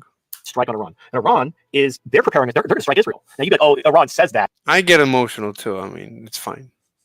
Now here's the thing. They've tested the Israeli air defense. They've already overwhelmed them in the past. They know how the Israeli air defenses work. And they defeated Israel's counterattack relatively easily. Now, I don't know, with the stealth bombers, will the Iranian air defenses still... What is he talking about? He's impossible to debate. I don't know what he's talking about. Like, what is your evidence for any of this? Will be effective against the stealth bombers? I don't know. I don't think anyone knows. We're about to find out. Everyone in Israel has a phone and is always recording, and all the information is freely flowing. It's a democracy. If something happened anywhere in Israel, we know that one person died. We have the video. One Palestinian had a whole rocket engine land on him and smash him. We have the video. That's it. That's all that happened in the last attack from Iran. Nothing else. Like, what's his evidence that anything has happened besides? We know, on top of that there was some damage to some of the airfields, military air bases. But as far as I know, nothing serious, as far as I know. What's his evidence? That's the question. But Iran is openly saying that they're going to conduct a massive strike against Israel because they've learned what I've been saying for a long time. The regime needs to basically be humble. Right now, they're still thinking, oh, this is double down. This is good. This is the best news. I wish Iran keeps on doubling down until Israel has no choice but to wipe it out, just like it had no choice with Hamas, no choice with Hezbollah. It's like Israel is left no choice but to eradicate its enemies. Fine, so be it. I don't care.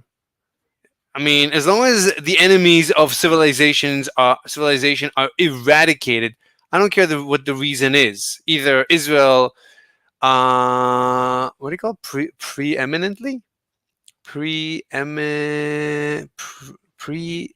Preeminent? No, pre something. without a cause. Either Israel without a cause goes and eradicates its enemies, or with a cause. I don't care. Somebody threatens a civilization, they should be wiped off the face of history. So this is good news. Let Iran continue its attacks until Israel has no choice but to wipe them out. We'll double down. We're number one. We're invincible, and they need to be defeated. They need to be defeated. Not just like, oh, Iran tried. Hey, we could do this. Don't fuck with us. Clearly, nobody's listening. You need to actually fuck their shit up and defeat them. Now, people, oh, but Iran doesn't want a war. Here's the thing. Iran knows a war is coming. Iran knows the war is coming after the election. Whether it's immediately after the election or whether it's after Trump is sworn in January. No matter what Iran does, there are plans right there for all to see. Yeah, why? What? It has nothing to do with the fact that Iran is the enemy of civilization. Nothing to do with that.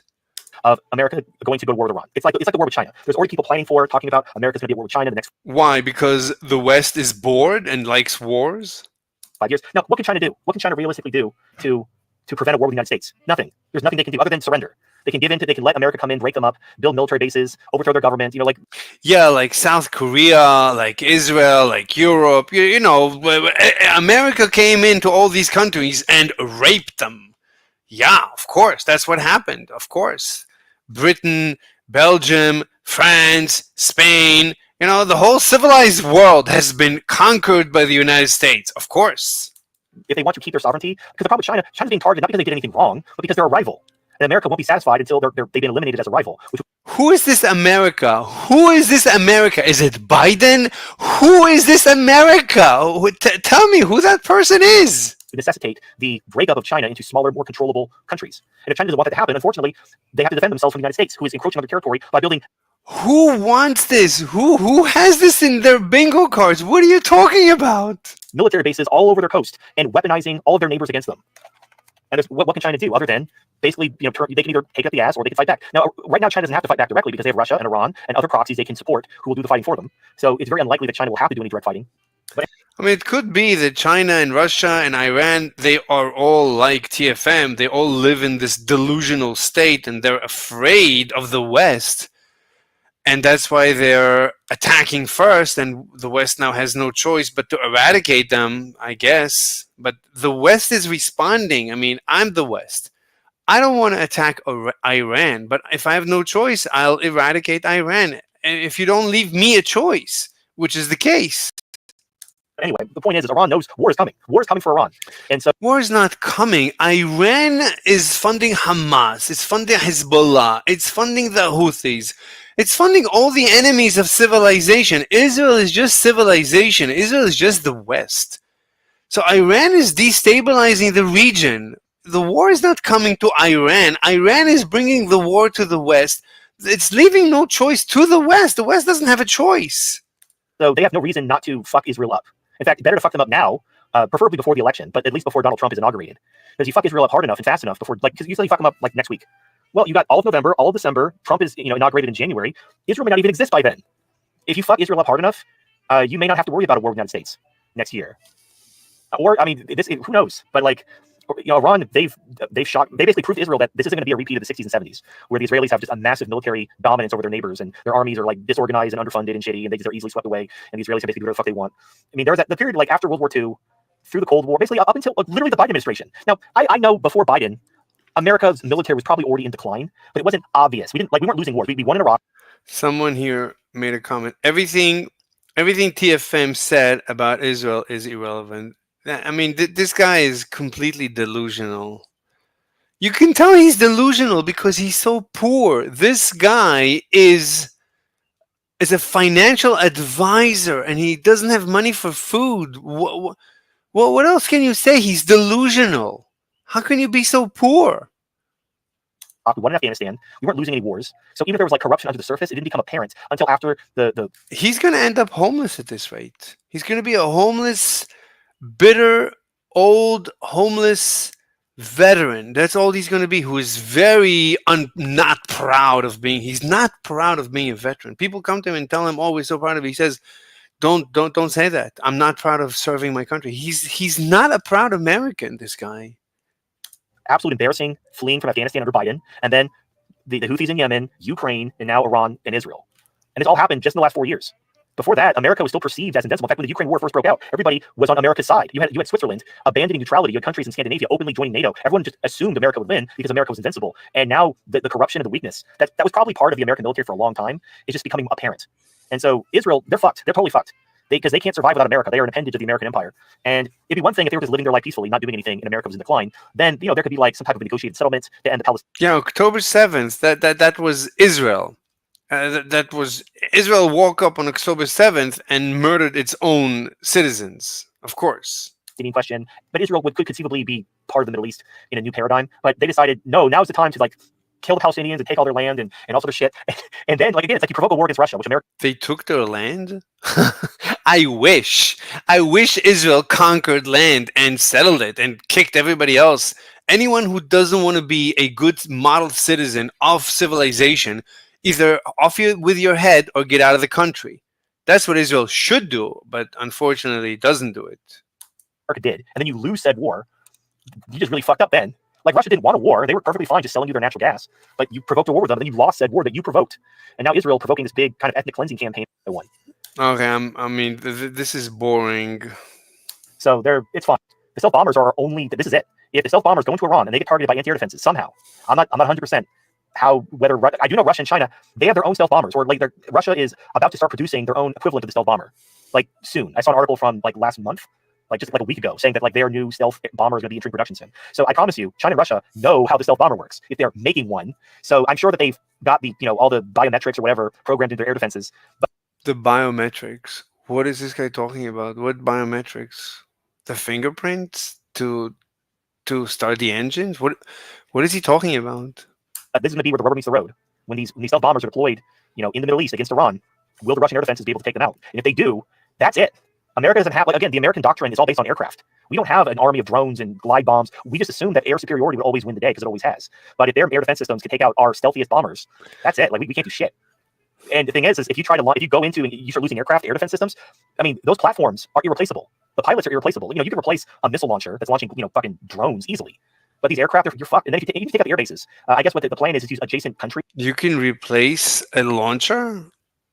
Really, you can replace anything, but like everything else, everything costs money. At the end of the day, your economy is limited.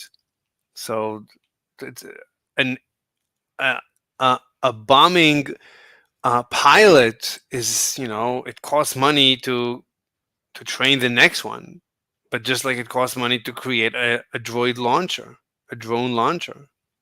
You basically tell countries we're going to use your air bases now, and we're not asking. We're just going to start using your air bases and go fuck yourself for America, and basically just goading their enemies to destroy every nearby country's air bases. Yeah, America has always done things against the will of other countries. Yeah, of course it has. Prevent America from using them. And your evidence is poop your pants. Which they probably will. Like, I know this is what an empire looks like when it's losing, but this is it. Like, Israel this is where America's decided to make it stand and put all of its eggs in this basket. And here's the thing: NATO losing to Russia. Okay. Maybe NATO has outlived its usefulness, blah, blah, blah. But like, this is the United States. So we could comfortably assume that so if we defeated the Iraqis in a week and Iran and Iraq are equivalent, we could defeat Iran in a week. Iran is best friends with Russia, and Russia and China are spinning up their military production and coming out with fancy. This is it. This is like our final ace in the hole is our stealth bombers because they're supposedly invincible. But Russia and China, but we won't know if that's true or not until we actually see stealth bombers getting blown up over the skies of Israel or more likely Lebanon or Iran. Think about this. Nobody's because everyone just assumes that Iran is full of shit and they're not going to do it. When everyone's talking about Peanut the squirrel, let's go. The thing is the economic data is all bad, but they're going to, and that's what's going on in the geopolitical scene. The markets are fine. They're going to keep going up. Probably. The thing is the markets are going to keep going up, and he's going to keep staying in cash. The economic data is all bad, but the economic data is all bad. Like what? Whether or not you consider him the Oracle of Wall Street, Warren Buffett is dumping his stocks. Like he was already dumping his stocks. He was like holding a lot of cash. Now he's really dumping his stocks. He's calling the top and he's dumping his stocks. Meanwhile, a lot of hedge funds are buying stock, preparing for the Trump bump and the kind of they're expecting an end of year surge because of Christmas and the Trump bump and all this other shit. And so they're all loading up on stock, preparing for a big surge heading into the end of the year while Warren Buffett is dumping stock. So I don't know, man. It is what it is. The markets are. What do you mean you don't know? I mean, what's your position? You're a financial advisor. The markets are special. There's something special about the markets. There's the economic data is pretty shitty, but What do you mean the economic data is pretty shitty? What? Go over the data. go up, and to basically everyone, that's all that matters. If you're warning people about the economy, but number go up, then you're stupid and you don't know what you're talking about, because number go up. Because that's all that matters is number go up. Yeah, at the end of the day, number go up. That is all that matters. That is the data. The data is good or it's bad. I mean, what data are you looking at when the number goes up? I mean, the number is the data, at least part of the data. So, I mean, are the numbers going up or down? Like you saying it's bad economic data, but number go up. So which is it? I mean, you gotta build a picture. What's going on? Explain. And unfortunately, the only thing that will wake people up out of this is when number go down a lot. When number go down a lot, they're like, "Oh, number go down a lot. How could this be?" Like, yeah, my dude, that's what we're warning you about. But that, yeah, you keep warning about it for already a couple of years, and you keep losing more and more money. You're poor. You don't have food to eat, while everybody's making good money. But I'm looking at the fundamentals. There's no issue with the fundamentals. The fundamentals are that the US is a free economy. It's relatively the freest economy. That's all that matters. That's why it should perform the best on the planet. And guess what? It performs the best on the planet. So that's it. From first principles, everything makes sense. Now, you think something does not make sense. All right. Explain. What doesn't make sense? But you're not going into the details. I don't think that'll happen until after the election. I mean, there's an above zero chance if Iran attacks Israel and the stealth. It's nothing but like all these conspiracies. If this, how is the performance of Google and Facebook and Citibank? How is the performance of these stocks, their profits? How are they going to be influenced by whether or not America wipes out Iran? How is that relevant? I don't see how that's relevant. I mean, unless you say, okay, Iran is going to stop producing oil. Okay, I don't see how that's a big deal. I mean, maybe we're going to have a little bit less oil, so America should. Well, Trump is coming in and he's going to release the oil, so it's going to be fine. So everything will be fine, and we're back to business. So bombers get shot down. Yeah, I don't know. Like, I don't know what's gonna happen.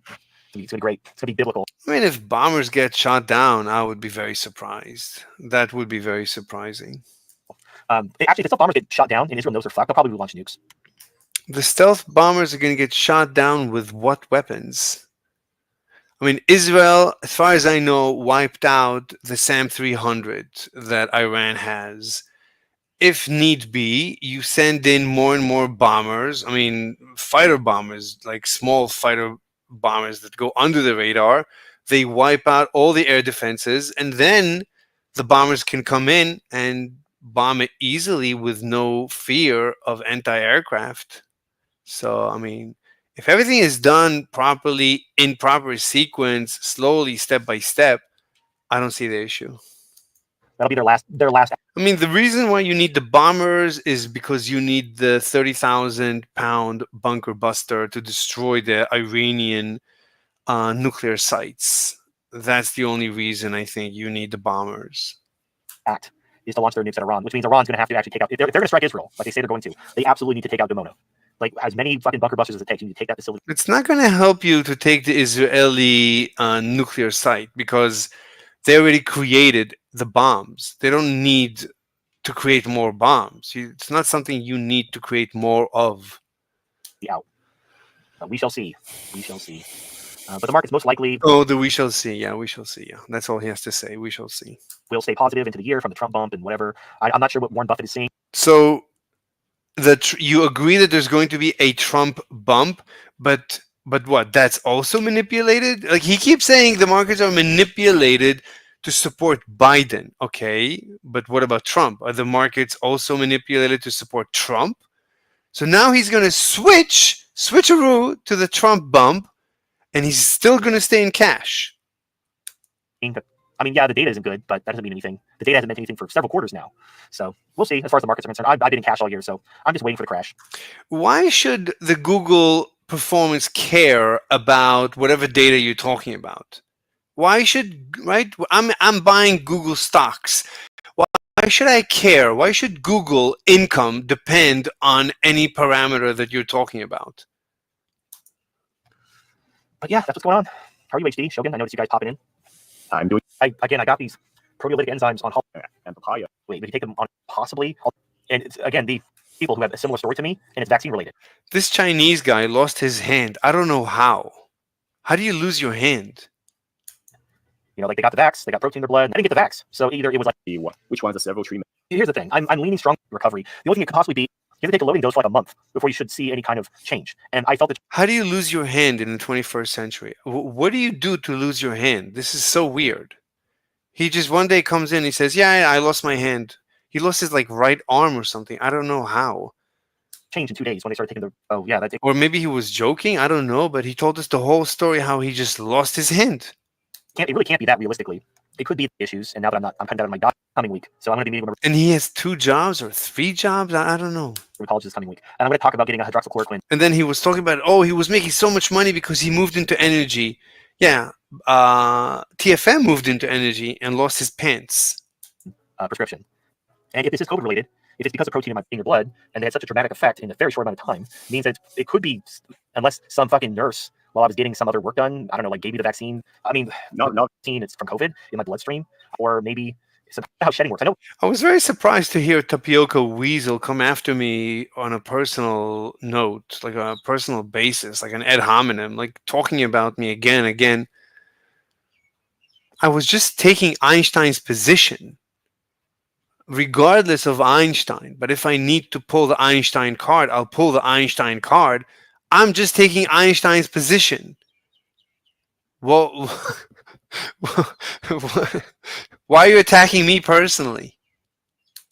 I thought shedding was only transferable through bodily fluids, so it was like an STD. So unless I'm sucking on some titties and drinking some breast milk or having the COVID virus directly, or its symptoms almost disappear, just get a cheap $10 bottle from Amazon. I'm not getting it if it's this or if it's different things. Let's say, you talk about Singapore a lot. Pretty quickly, the humidity over there is quite unbearable. Most people there throughout most of the year cannot have to leave their AC on all the time, and they said they. Okay, I didn't know. I don't think it's definitely not humidity.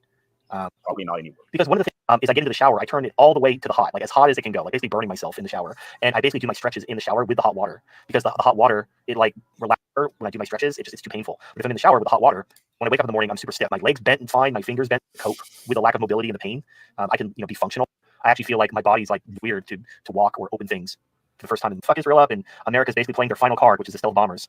So if Russia and Iran have a America is playing its final card. We've been hearing this from TFM for multiple years, ever since he started becoming an anti-American.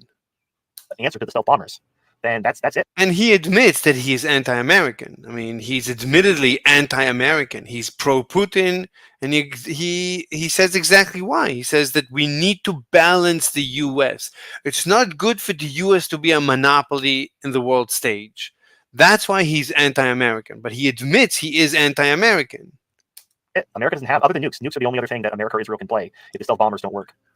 And the problem. What do you mean if? You already said they're not going to work. Now it's an if they're not going to work?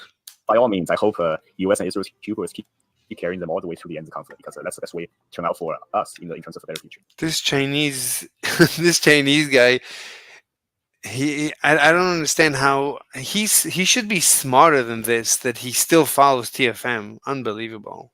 Well, I don't think the nukes will fly, because I don't know. I mean, Israel's basically saying, if you're going to destroy Israel as a country, you're going to wipe us out and defeat us, lose. Like they're they could do again. So that's the price. If that's the price we have to pay to be ready for Israel once and for all, that's a sacrifice I'm willing to make. I know it sounds. Why does he hate Israel? Israel is just an extension of the U.S. It's just civilization. It's just democracy. But he hates America. That's why he hates Israel. Shitty. But I mean, like, think about it from a humanities perspective. Imagine Israel doesn't exist and all the Jews are dead. We lost some countries in the Middle East. They've been nuked. And all the Jews are dead. That's all he cares about. Yeah. It's like, yeah, that's pretty sad. But hear me out.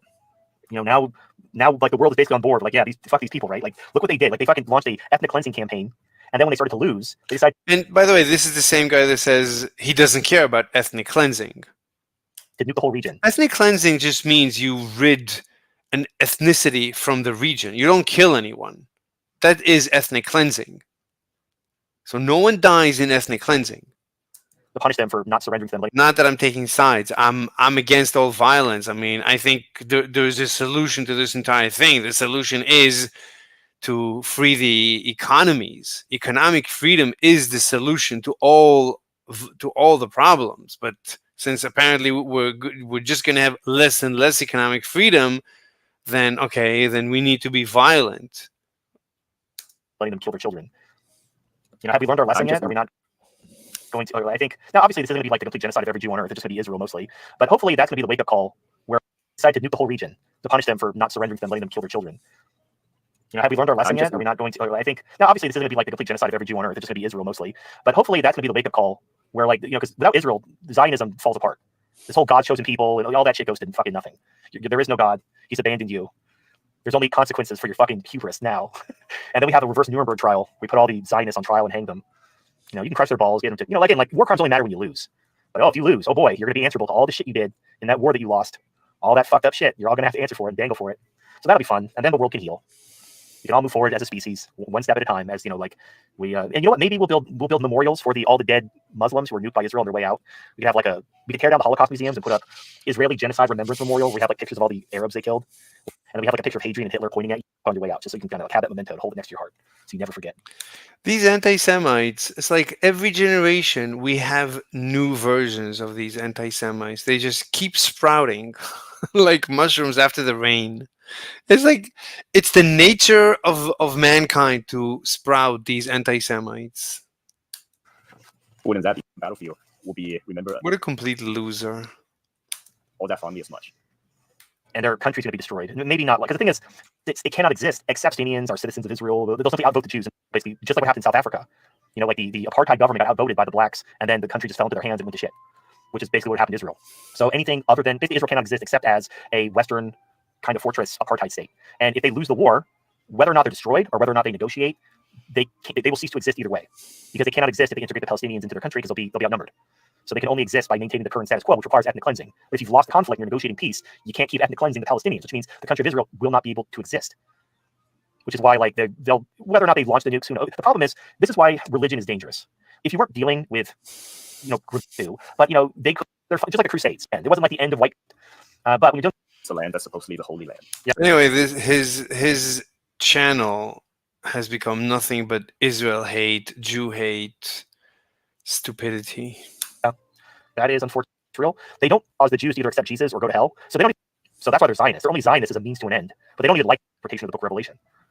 But let's hope they wipe each other out as much as possible. Listening to TFM is like listening to an abuser. It's nothing but abuse, and I'm honestly I don't see the point anymore. It used to be a little bit funny, and now it's just he's just a loser.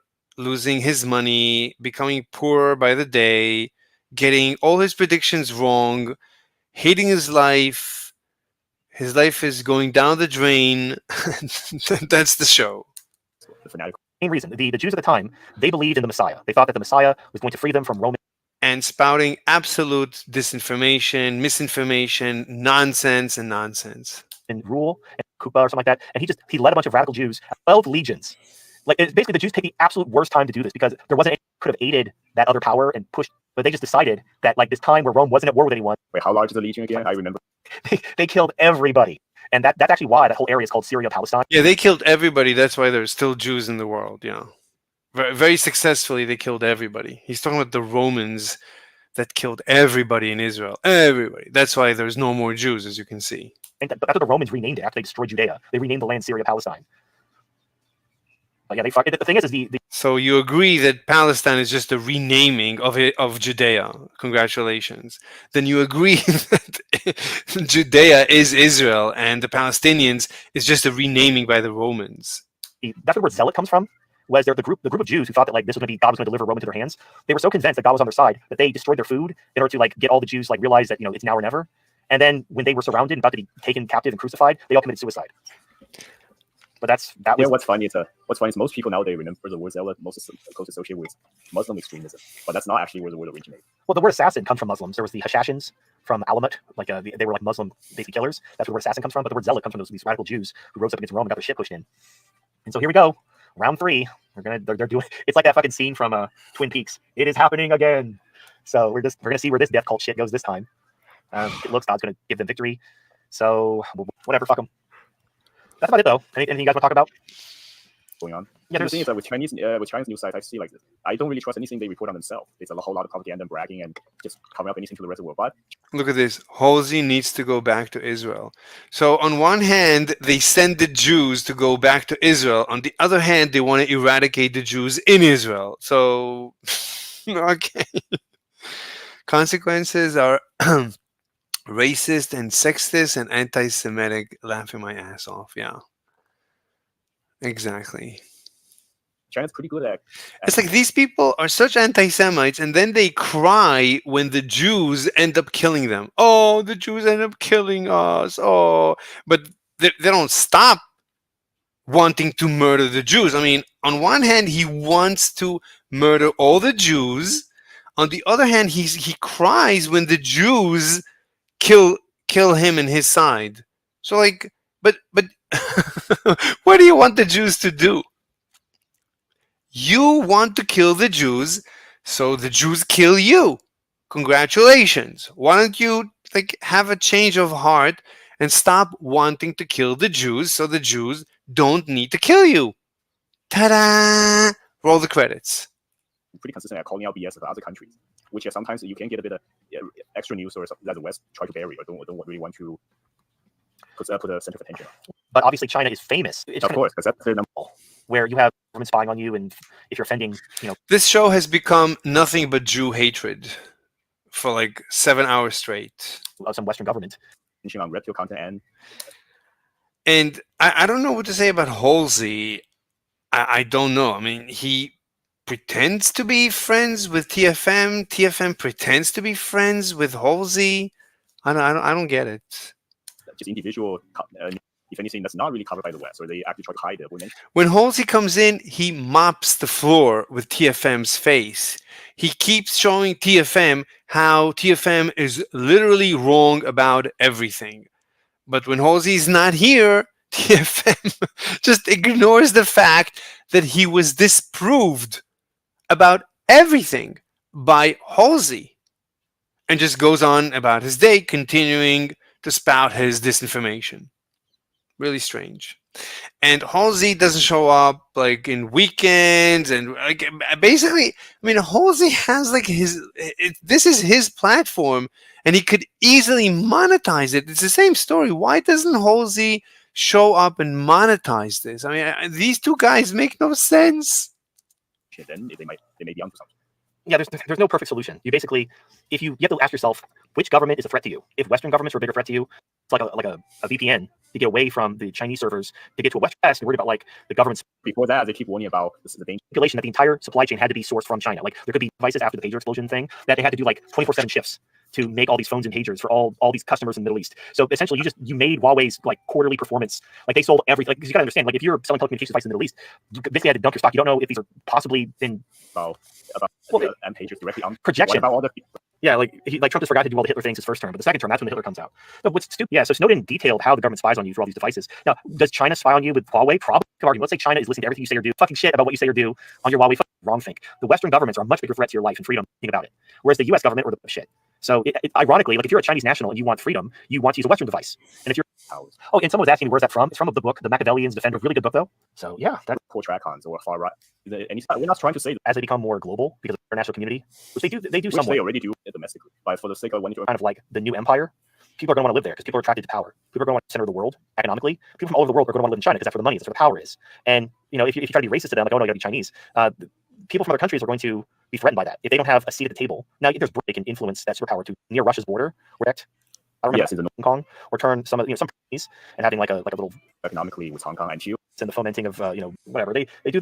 When that one woman was, then they did this whole like feminine ended because without the men, we're watching the end of the. I was not expecting the Israeli strike against Iran to be such a wet fart. I thought that Israel intentionally whiffed the attack in order to basically not look weak before the election, but they were going to do a real attack after the election. But it turns out that wouldn't really be a good look on them anyway. That failed attack would make them look weak, even if it was just an attack. Well, no, if they intentionally whiffed it and to just do whatever. But it turns out like no, that wasn't a whiffed attack. They meant to actually do some shit, and they underestimated Iran's air defenses. And now Iran is going to do another counterattack because now that they've actually gotten a taste of what Israel's capable of, and they realize like Israel, they're mostly all talk. Now Iran's like, oh, okay, well now we're gonna fuck your shit up. So Israel fucked up. It's just like the way America provoked war with Russia and then lost the war. Israel basically in their arrogance, like, yeah, we can fight Hamas, we can fight Hezbollah, we can fight Iran, we're so badass. Yeah, America lost the war with Russia in Ukraine. Of course. Yeah, America is just so weak. Okay. I don't know what to say to that. That's just ridiculous. We could fight a three-front war. Who gives a shit? Fuck it, fuck you all. We're God's chosen people. And then they got their shit pushed in. And now they're like, oh, fuck. And in fact, there was a report. Israel's trying to end the war with Lebanon. They're saying, oh, we accomplished all of our mission objectives. Now, Hezbollah is still launching missiles into Israel. None of the people who live in northern Israel can go home because they're being attacked from Lebanon. But Israel's like, oh, yeah, we accomplished our goals because we killed some of the leaders. So we're gonna call off the invasion and leave because they're actually losing. They're getting repelled by Hezbollah. And they're taking significant casualties. They're not just going in there. They thought they were going to go in there like Gaza, where they would just dislodge Hezbollah, send them north of the river, annex southern Lebanon. Because that was the plan. Is just annex southern Lebanon and call it a day, just like they are with Gaza. Except Hezbollah is not Hamas. And despite them having their leadership killed during the one strike, they're fucking the IDF up apparently. And now the IDF is like trying not even call it ceasefire, like basically end the war, call off the invasion. And there's some talk of there's going to be a ceasefire between Hezbollah and the IDF, but Hezbollah already said if you want a ceasefire, you got to call off the shit you're doing in Gaza. If you stop killing the Palestinians, we'll stop bombing you. But they can't. Like they have to seize their land. They have to ethnically cleanse them. Again, the second Israel stops, that's it. If they lose and they have to negotiate or there's some type of a settlement, then they're going to be answerable to all their war crimes. The only way they can avoid accountability for their war crimes is if they win. They have to win the whole enchilada. And now they can't. They're fucked. They played all they have left is the stealth bombers, which have been moved into the region and are being prepared to be used against Iran. And after the stealth bombers fail, all they have left are nukes. That's the only card they have to play is we'll nuke you if you don't let us win. And the thing is, if Iran, they're preparing a big attack. If they take out Dimona in their attack and they disable Israel's nukes, and America goes in with the B-1 bombers and the air defenses hold up and either shoot down or disable the stealth bombers, and they've already taken out Dimona, that's it. Israel's fucked. Israel's so fucked. Like the amount of fucked they are has not been seen since the Roman Empire. That's how fucked they are. They're absolutely fucked. And you're gonna see if the Jews who are smart are gonna fucking get on the plane and they're gonna fly somewhere else. You're gonna see a mass exodus of Jews from Israel if that happens. So Dylan Wood says, "Wham by Tim mid down bad could use a help up in life." I don't know what you're talking about. Please explain. And that'll be the end of Israel. Even if like the Jews return to Europe or go to Argentina or Ukraine, where the fuck they go, it'll be the end of Israel. There'll be a one-state solution after that. And no one will really feel sorry for that. Well, it does turn out that. Then here's the question too. So just like all these plans keep going to shit, like the COVID-19 plan went to shit, the monkeypox went to shit, Ukraine went to shit. All he talks about is Israel. Like, don't you have anything else to focus on? Just Israel? Why do you care about Israel so much? When all the Jews have to go, like they're all gonna have to go back to Europe and America. The Jews, oh my God. Okay. Halsey is a Mossad asset and he handles Tiffin. Basically. Now the plan was we're gonna ethnically cleanse the Middle East, send all the Arabs to Europe and America, like diversity is our strength, all that bullshit. And now they have to come back to Europe and America. And now all these immigrants that they basically pushed onto the West who fucking hate them, are gonna be right there in their backyard. And I'm wondering if the Jews are gonna be like, well shit, we're stuck here. Maybe we actually need to like fix the problems we created. And maybe they'll have a come to Moses moment and they'll turn over a new leaf and they'll actually stop being a force for evil and realize where we gotta live together and maybe stop destroying everything. I doubt it. Probably maybe not. some of the long-term Orthodox Jews who just mind their own, the little community will be fine, but not any of the Zionists who were from Israel. Well, the Orthodox Jews, no one has a problem with them. They're Orthodox Jews who live in Iran. Iran has the second biggest Jewish population next to Israel in the Middle East, and no one cares because they don't bother anyone. The Orthodox Jews who live in little communities, no one cares. They're fine. It's the other ones that are the problem. So yeah, I don't know, man. It's gonna be interesting. If they decide TFM allows Jews to live, but only as long as they do things that nobody cares. Like keep to yourself. Like don't go into politics. Don't go into like anything important. Just live in your own communities. This is what he allows the Jews to do for now, until he decides maybe no more of that. So yeah, TFM, and then he's upset that the Jews kill their enemies. Oh, so sad. I know. to like double down and take out their butthurt on the West because they get kicked out of all of the Western countries. What would that be, like 140? Like how many countries would that be, like in total? Like it's gonna be a new record. So we'll see. The Eternal, we'll see. It's fine. It's just interesting. It'd be nice. I want to believe. Everyone likes a good redemption story. Wouldn't it be great if the Jews like pulled their head out of their ass and became like defenders of Western civilization and actually wanted to make it a better place? You hate Western civilization. You are the enemy of Western civilization. Because they're really good at like what they do. Wouldn't it be great if you like harness that power for good? It would be, like when Vegeta became a good guy. It's like that. Like, okay, come on, Vegeta. It's time to fight for the Earth and the humans. No, real guy in the long drives the source spot influence. Yeah, so I'm not sure. We just say for revenge, but Japan has. The thing is, it's kind of in China, they're growing so quickly that they're gonna. It would be like what are they realistically going to do? Sue the people involved. They sue the people with money and give to China to say I'm sorry from Italy because it's the best revenge. China becoming it's like all that Western past almost century. Like slush fund. ass kicked. And now sending in stealth bombers to try to like get something going because I think Japan. Yeah, they'll look when the left alone and not having where Israel loses, then because Ukraine is, even though it really is America at the end of the day, it's being billed as a NATO versus Russia thing, and NATO is at least if he actually knew something, but he doesn't. When Halsey comes in, he mops the floor with TFM's face. Then everybody sees how TFM knows nothing, and everything he's saying is just disinformation and misinformation. Mostly European. So when NATO loses against Russia, that's literally and TFM doesn't debate. He admits that he doesn't debate, so he can say whatever he wants in his echo chamber. Just America, because Israel's not a member of NATO. It's just the United States. It's Israel. That they're not a pure army, invincible or I personally believe the American invincible war has already been destroyed. But insist on identifying whichever team is.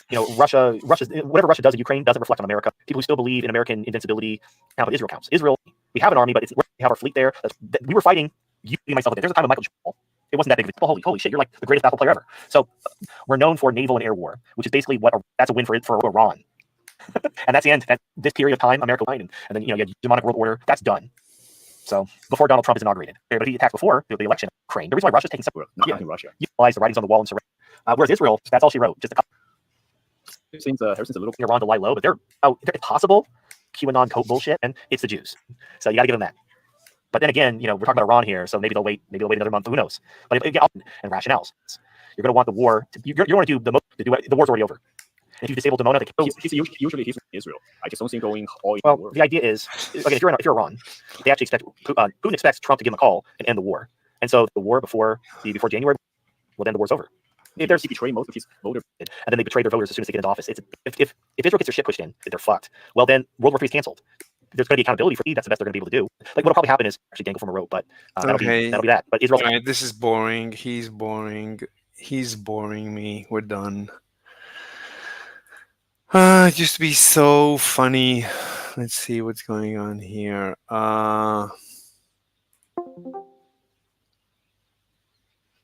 Hello. No one is here. All right, doesn't matter. It doesn't matter. We've been here for 3 hours. I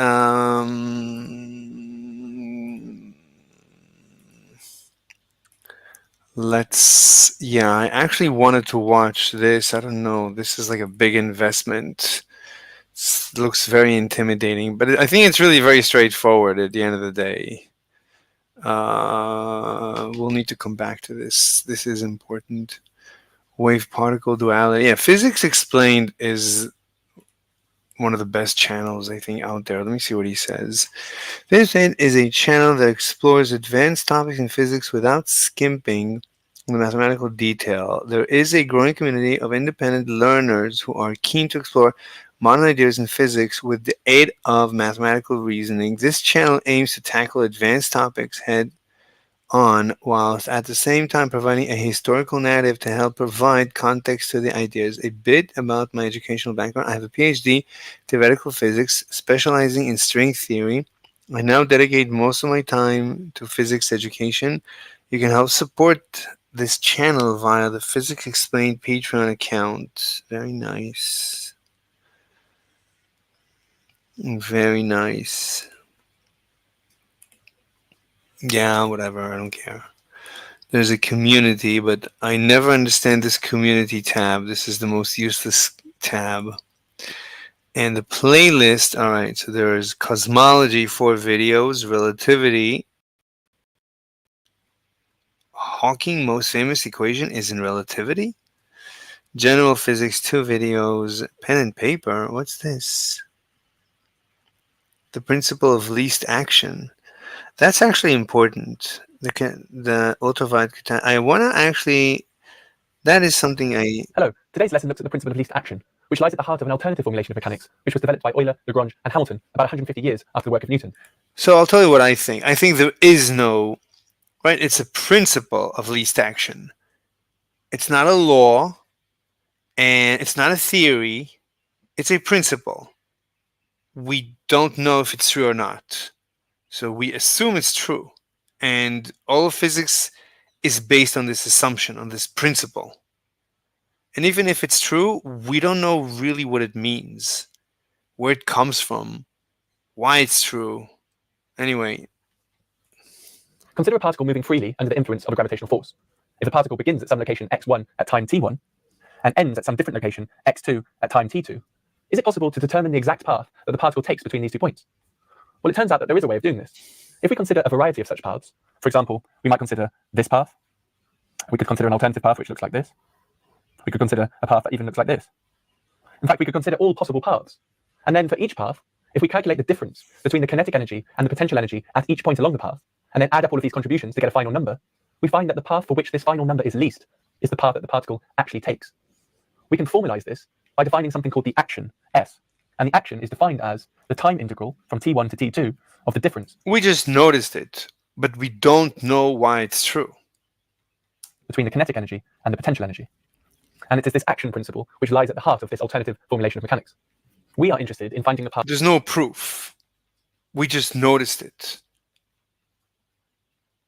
For which S is least.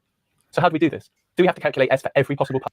And that's it. From now, he's just going to develop and derive all different Lagrangians and methods of using it, but there's never a proof for the principle of least action. It's unfounded, except for we notice that it's true, which is incredible. Path and the guy who noticed it gets 0 credit in the history of all of physics. Depetois or something? Depetois, something in Depetois. I don't remember his name. Values. Wait, am I in my room on Discord? No, let me go into my VC. I never went back to my VC. Okay. Well, thankfully, no, as this would require quite a lot of effort. Instead, we can make use of mechanics. We are interested in finding the path for which S. We can formalize this by defining something called the action, S. And the action is defined as the time integral from t1 to t2. So what Veritasium did in his last video is even better, because he got the original definition from Depetois, and from that he developed Hamilton's method, which is what he's demonstrating now. But he's skipping the historical step that Depetois had, and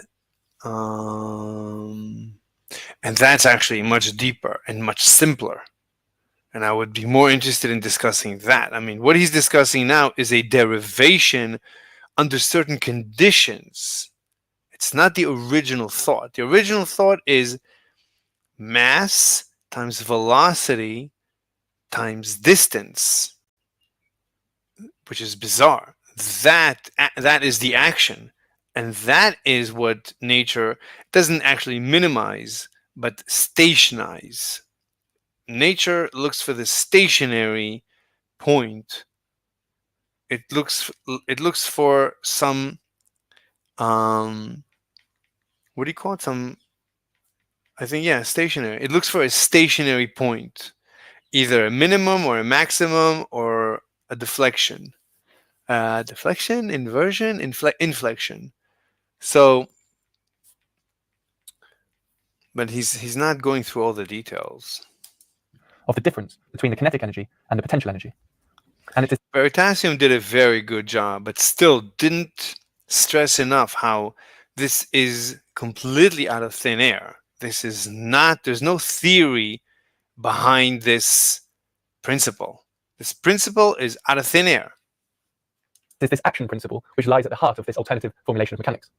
We are interested in finding the path for which S is least. So how do we do this? Do we have to calculate S for every possible path and then compare values? Well, thankfully, no, as this would require quite a lot of effort. Instead, we can make use between the kinetic energy and the potential energy. And it is this action principle which lies at the heart of this alternative formulation of mechanics. We are interested in finding the path for which S is least. So how do we do this? Do we have to calculate S for every possible path and then compare values? Well, thankfully, no, as this would require quite a lot of effort. Instead, we can make use of what we know from calculus, and in particular, what we know about the minima of functions. If we consider a function f of x of a single variable x, then one way of knowing whether we are located at the x value which corresponds to the minimum of f of x, and I've located that position x min. This is improper. This is an improper graph. I wouldn't. I mean, this is why And this is f of x. This is not f of x. This is y. This is f of x. But fine, whatever. Is to take a small step away from this x value and see what effect this has on the value of the function. So if we have a function f of x, and then we move away from x by some small amount, epsilon, then clearly making this shift in x is going to have an effect on the function. F of x is going to change to f of x plus epsilon. Now, if epsilon is small, we can expand this function as a Taylor series. If you're not familiar with Taylor series, then I would suggest you look at my video on Taylor series. But I'm going to assume for now that you do know how to Taylor series expand this function, and therefore we can write f of x plus epsilon equals f of x plus epsilon df by dx plus epsilon squared d2f by dx squared plus, and so on. We then see that the change in f is going to be equal to the shifted function f of x plus epsilon minus the unshifted function f of x. For f of x plus epsilon, we can insert the expansion here, and therefore we're going to have f of x plus epsilon df by dx plus epsilon squared d2f by dx squared plus, or the higher order terms, minus f of x. That's so funny. Of x. And we see that the f of x is cancelled, and therefore we have that the change in f is going to be equal to epsilon df by dx plus epsilon squared d2f by dx squared plus higher order terms. Now, if we're at the minimum of f of x, then clearly the gradient at this point is 0. And so at the min, we know that df by dx equals 0. And so we see that this term is going to be 0. And therefore, our change in f is going to be equal to epsilon squared d2f by dx squared plus higher order terms. And so we see at a minimum, if we make a small change in our x position, then our function changes at second order in a small step change. So delta f changes to second order epsilon squared. And so we can summarize this by saying that at the minimum of a single valued function, the change in f is equal to 0 to first order in epsilon. In other words, f of x plus epsilon minus f of x is equal to 0 to first order in epsilon. So if you take a small step away from the minimum of a function, is f by dx plus epsilon squared d2f by dx. This is so subtle. Let's see this again in slow motion. Squared plus, or the higher order terms, minus f of x. And we see that the f of x is cancelled, and therefore we have that the change in f is going to be equal to epsilon df by dx plus epsilon squared d2f by dx squared plus higher order. But we know that df dx is 0. The terms. Now, if we're at the minimum of f of x, then clearly the gradient at this point is 0. And so at the min, we know that df by dx equals 0. And so we see that this term is going to be 0. And therefore, our change in f is going to be equal to epsilon squared d2f by dx squared plus higher order terms. And so we see at a minimum, if we make a small change. This is interesting. At that minimum, for any change in x, epsilon, we have a change in f that is epsilon squared times the second derivative plus higher order terms. So it's not that delta f is 0. This is incredible.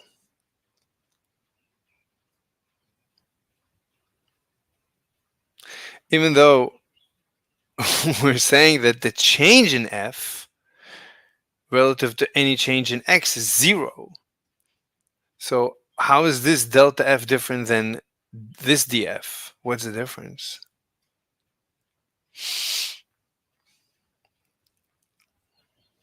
Change in our x position, then our function changes at second order in the small step change. So delta f changes to second order epsilon squared. And so we can summarize this by saying, what was that? At a minimum, if we make a small change in our x position, then our function changes at second order in the small step change. So delta f changes to second order epsilon squared. What is he saying? I don't get it. What is he saying? I don't understand what he's saying. Maybe it's because he's not a mathematician, he's a physicist, so he doesn't know how to handle this situation. It's like beyond his pay grade when it comes to the math.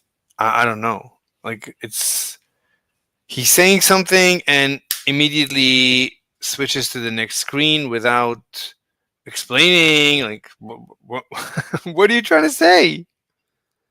At second order in the small step change. Second order at small step change. What? So delta f changes to second order. Changes to second order? Epsilon squared. Epsilon squared? What? I don't know what he's saying. I don't know what he's saying. And I don't know if it's important. And so we can summarize this by saying that at the minimum of a single valued function, the change in f is equal to 0 to first order in epsilon. To first order? What do you mean to first order? I don't know what that means, to first order. I don't know what it means. It's like you erased the previous screen. You're jumping to this screen. You're saying stuff you didn't say until now. I don't know. I don't know what's going on. Summary for normal functions. I don't know. I honestly, I don't know where you're going with this. I don't know. And as far as I know, it's not important. I mean, maybe you don't know how to express yourself mathematically and you wanted to hide the previous screen. I don't know. I would say, I mean, I've watched videos by actual mathematicians about the principle of least action. And they say, we're going to do a lot of hand waving, and even then the math gets out of hand. I mean, there's so many proofs you go through. And then it's good stuff. Like this is just hand waving. Let's hand wave everything. Epsilon. In other words, f of x plus epsilon minus f of x is equal to 0 to first order in epsilon. So to first order, and I don't know what that means. What is first order in epsilon? if you take a small step away from the minimum of a function, it makes no difference to the value of the function to first order in epsilon. Now, it's important to realize that we are not dealing with a function of a single variable and trying to find the minimum of a function. The minimum of a function is a task in trying to find a single number which represents the point where the function is least. Rather, in our case, what we're trying to do is find an entire path for which the action is least. And so we need to use a slightly different approach. This is a branch of mathematics called the calculus of variations. But the general gist is the same. So, for example, if we imagine the actual path being represented by the function. So everything we said until now is irrelevant. He could have started here. X of t. So this is representing a particle moving from... Let me see. Is anybody watching us? No one is watching us. No one is watching us. But today was an amazing day because Tapioca Weasel is a great person to talk to. Unfortunately, he felt like he's being attacked. Dr. Alpha, what's up? How's it going? Been a long time. Yeah, how are you? Pretty good. What about you?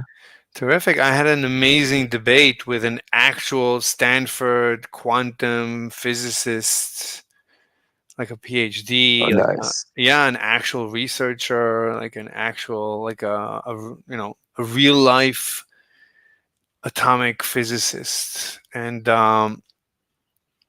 he had to resort to ad hominems, as much as I respect him, but he had to resort to ad hominems. He couldn't handle my position. It was too much for him.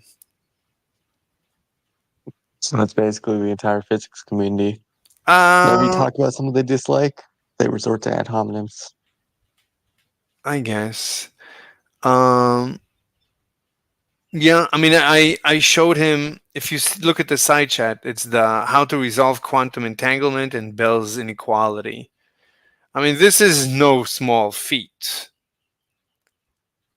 Let me do, yeah. I mean, this is the biggest deal in all of modern physics. This is quantum entanglement. This is the biggest thing that physicists have today. There's nothing bigger than quantum entanglement and Bell's inequality. There's nothing bigger you can resolve than this. And I resolved it, and he pooped his pants. He could not. He couldn't successfully bring down my position, which is, it's very straightforward. I actually didn't have to say much to destroy his position. Anyway, it was a very good day, and the video is up. It's this video. It's the first hour of this video. Like, I was on somebody's server, and I was going on, and they were laughing at me because I was repeating myself, and they said, "Yeah, please say it again." They were making fun of me, and I said, "Well, either please disprove me. Tell me what I'm getting wrong." And of course, they couldn't. And I said, okay, so everybody agrees, and I went one by one. I said, let's do a roll call. So I went by name. Please tell me what's your opinion. And they made fun of me, and they said, please repeat the presentation. I kept repeating the presentation, and they had nothing to say. And then this physicist came in, and for an hour or two, I was mopping the floor with his face without even trying. It's like when you have a winning position, you can win a debate against anyone. It doesn't matter how good a debater the other guy is. Anyway, what did you want to say? I don't know. Just wanted to talk for a bit. I don't know because I'm bored. Just bored. Yeah. How is school? I mean, it's doing okay, but I don't really know. It's tiring, that's for sure. Oh, for sure. I mean, school can put you to sleep. That's for sure. But you should be. You're doing programming, right? We said. Yes. We said you're gonna do AI. Yeah, I've researched some about AI recently. Okay. But I'm not sure about a career in it. I don't really have to make that kind of decision until I hit university. So look, no one understands AI except for me. So Okay. yeah, I mean, Why would you say obviously. that? Well, I'm an AI researcher. I'm a theoretical AI researcher, and I know how AI works, and no one else does. That's my job. So, well, you don't expect someone who has destroyed an actual physicist in a debate about entanglement. This is the same debate Einstein had with Bohr. This is the debate of the entire previous century. So I am mopping the floor with their faces. I'm winning on Einstein's side. Like Einstein couldn't defeat them in a debate, but I can. It's just a matter of knowing how. What? So you're Einstein, but better. No, I'm not Einstein. I don't know Einstein. I don't know what he knew. Like he obviously knew more than me, but I'm a better debater. I'm a better logician. I'm better at being me. I'm a better me than him. Like he did his stuff better. I don't do his stuff. I do my stuff. Like I don't like he was able to derive general relativity and special relativity. I can barely follow what he did, and I agree with him. But there's some stuff that has to do with philosophy and logic, which is at the foundation of what he did, and he didn't get it. So at the foundations, he whimpers.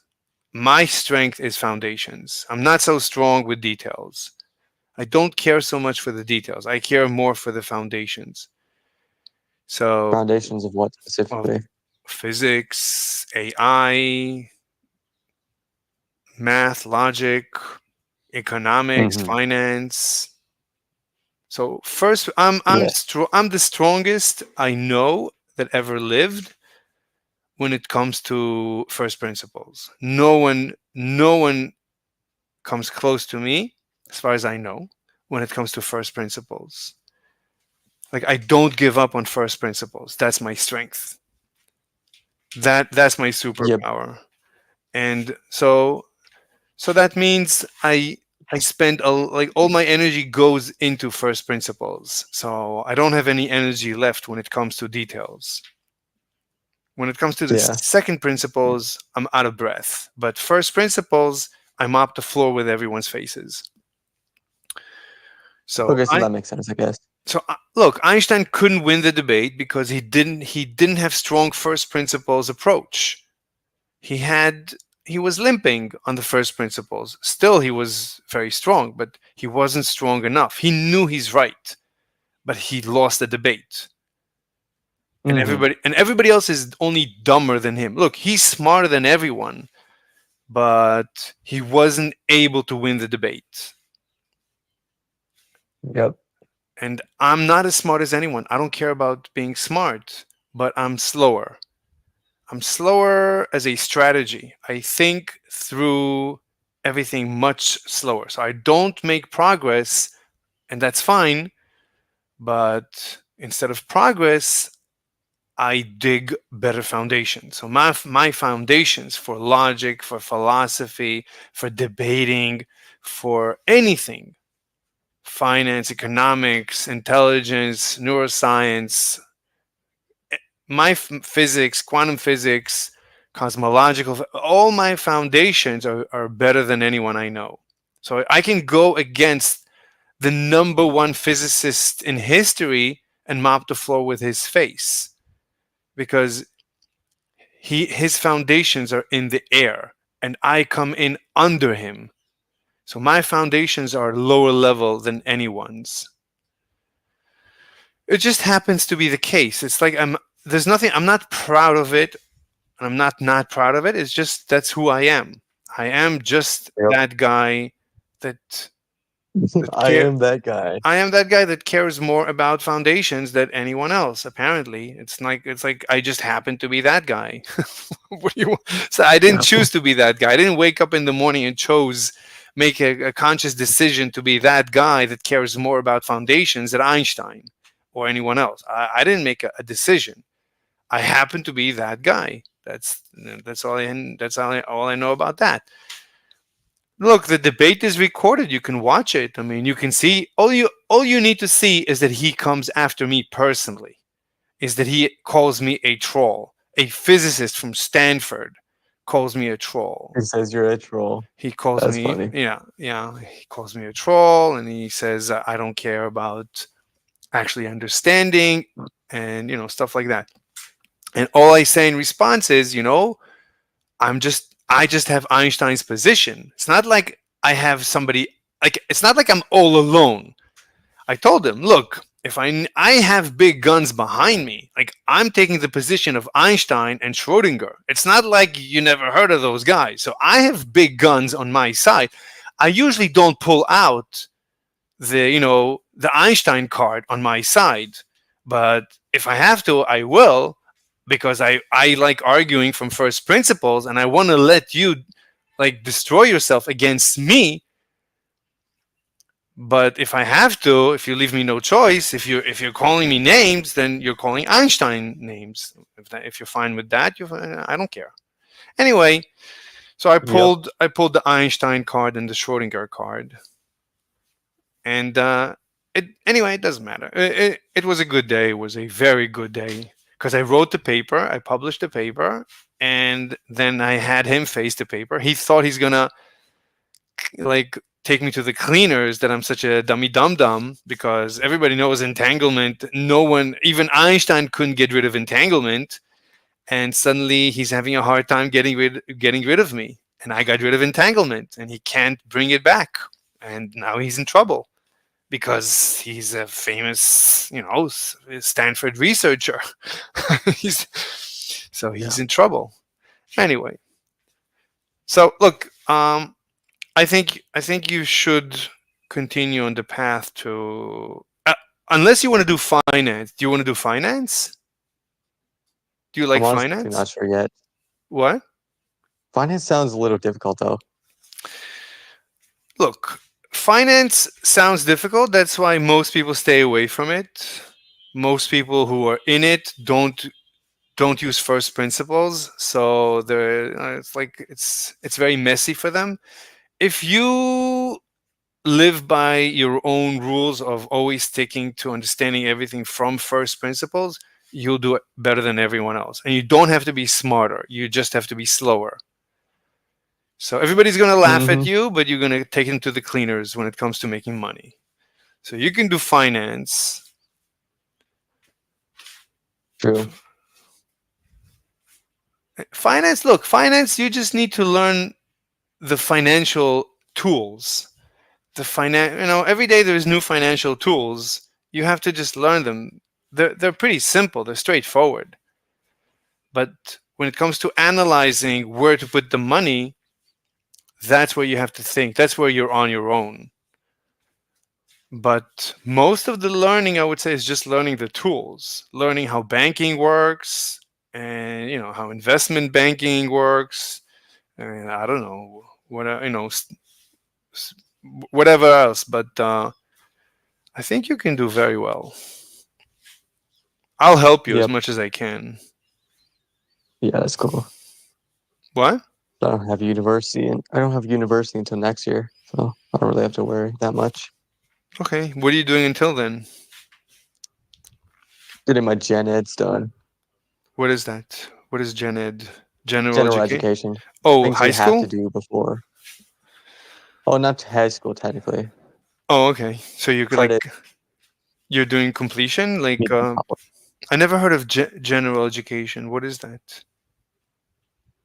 Basically, where you have to take previous courses in order to get into higher courses such as math, writing, humanities. I think humanities is like the biggest waste of time ever, though. No, nothing is a waste of time. Nothing is a waste Oh of yeah, time. I think that there's some humanity classes that I'm just never going to use anything with, like history classes. You never know. Philosophy classes. No, I guess philosophy is the most important. So you need to. That's the most important. History is very important. Everything is the only thing very important about philosophy is like learning about logic. But I don't see any other point in learning philosophy. No, it's good to learn the philosophy of each philosopher and then come up with your own philosophy. Philosophy is the most important. Everything at the end of the day sits on top of philosophy. And the fact that Einstein didn't know philosophy, that came back to bite him in the tushy. Yeah, sure. I know I have my own philosophy and I have some assumptions when it comes to metaphysics, but okay, tell me. I don't really see a big deal in. Okay, when it comes to metaphysics, I think that it's. Wait, you're breaking up. That's it. We lost you. Something happened. Something dark side. Something. Okay, now I can hear you. What happened? Yeah, my microphone crashed out for a bit. It's been happening recently. But So as I was saying, my metaphysics is mainly based around the universe does exist. There may be a god, maybe not. But I haven't really studied metaphysics. I think I would be a dualist, technically. Dualist? What? Dualist. Being able Oh, a to both dualist. reality and logic. Yeah. Hey, Hoverje Vince. Hey, what's up? You woke up late today. Or earlier. Yes. Yeah, I don't know. I mean, usually, last time you woke up like at 3 a.m. Did I?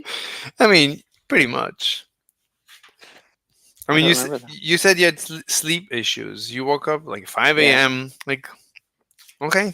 So today's what, like 5 a.m.? I'm probably going to sleep too. It's 20 to 5. Yeah. Oh, okay.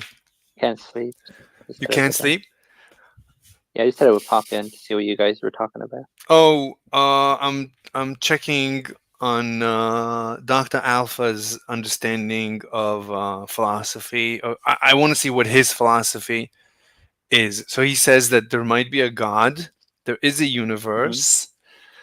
Go on, Dr. Alpha. What else? What else were you saying? The third thing? When it comes to meta-ethics, I believe, I guess I believe in anti-realism, but I don't really have any specific idea on what anti-realism would look like. But I don't believe in objective ethics. Okay, it's a good start. Do you believe in anything objective? Do you believe in an objective reality? I believe there's some objective truths in reality, such as numbers existing. I think that would be an objective truth. Really? Yeah, mathematics existing, laws of physics, laws of logic. Those are all objective. Okay, so you believe the number one exists? Yeah. Wait, I think that's our interpretation of what the number one means in mathematics. Wait, I'm lost. Does the number one exist in objective reality? Yes or no? Yes, but. Oh, but. Okay, but yeah. The only problem is when it comes to English, we interpret it in such a way that it's not. Our interpretation isn't the objective. Okay, no. I'm losing you. No. Does the number one exist in Short objective? answer, yes. Okay. Can you prove it? Yes, because it's on the foundation of every single thing that's created the universe. Like every single thing in the universe is built on numbers, essentially. I think which philosopher held that position? I think it was Pythagoras or something. Okay, but So, yeah. that's an assertion. Like, what's What's your What's the proof of number what's one the existing? proof or what's the evidence that the like have you ever seen the number one? What's your evidence that the number one exists, right? What's your evidence that that your desk exists? Well, you can see it, you can What do you mean touch by it. evidence specifically? I don't know. I mean, What do you mean by like, evidence? I don't know. I honestly like. If you're claiming something exists objectively, right? Like, someone's going to ask you for proof, right? You're the one who's going to have to present the proof. And I don't know, but I honestly look. I don't believe in objective reality. So, and this is exactly why I don't believe it, because what is proof? I don't know what proof is. So I don't know. It's like anything that starts with the word objective, I immediately reject. Because what is the Because we live in the world of our senses. It would be exactly like the whole thing with like Immanuel Kant was like there's this noumenal world and a phenomenal world, and I mean you just can't prove that other world exists. Like there's no way to prove that it's objective and independent of the mind. Exactly. So nothing objective. I have no access to anything that starts with the word objective. By definition, I have no access to anything that starts with the word objective, because the word objective by definition means I have no access to that thing. So anything that starts... No, I'm saying objective means outside of my mind, mind independent, right? It exists even without me. Even if I don't exist, it exists. It exists independent of anything. So by definition, I have no access. I have no access to anything that is independent of my mind.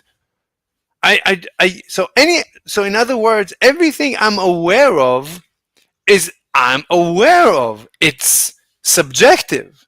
I can only ever know things that are subjective.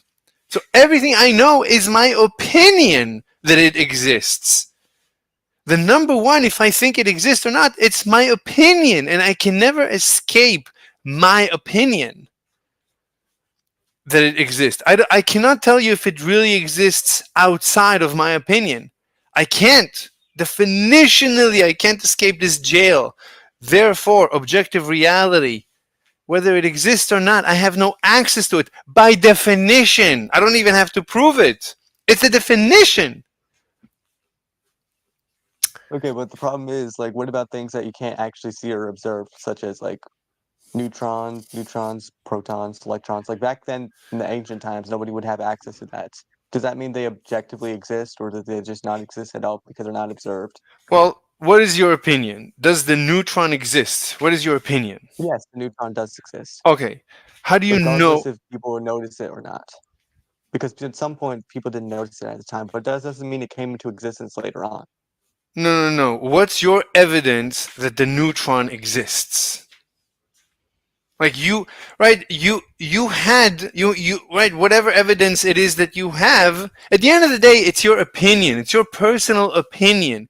You were convinced by many YouTube videos and stuff like that the neutron exists. You were convinced, but it's your opinion. Just like the number one, right? You don't have to think about the neutron.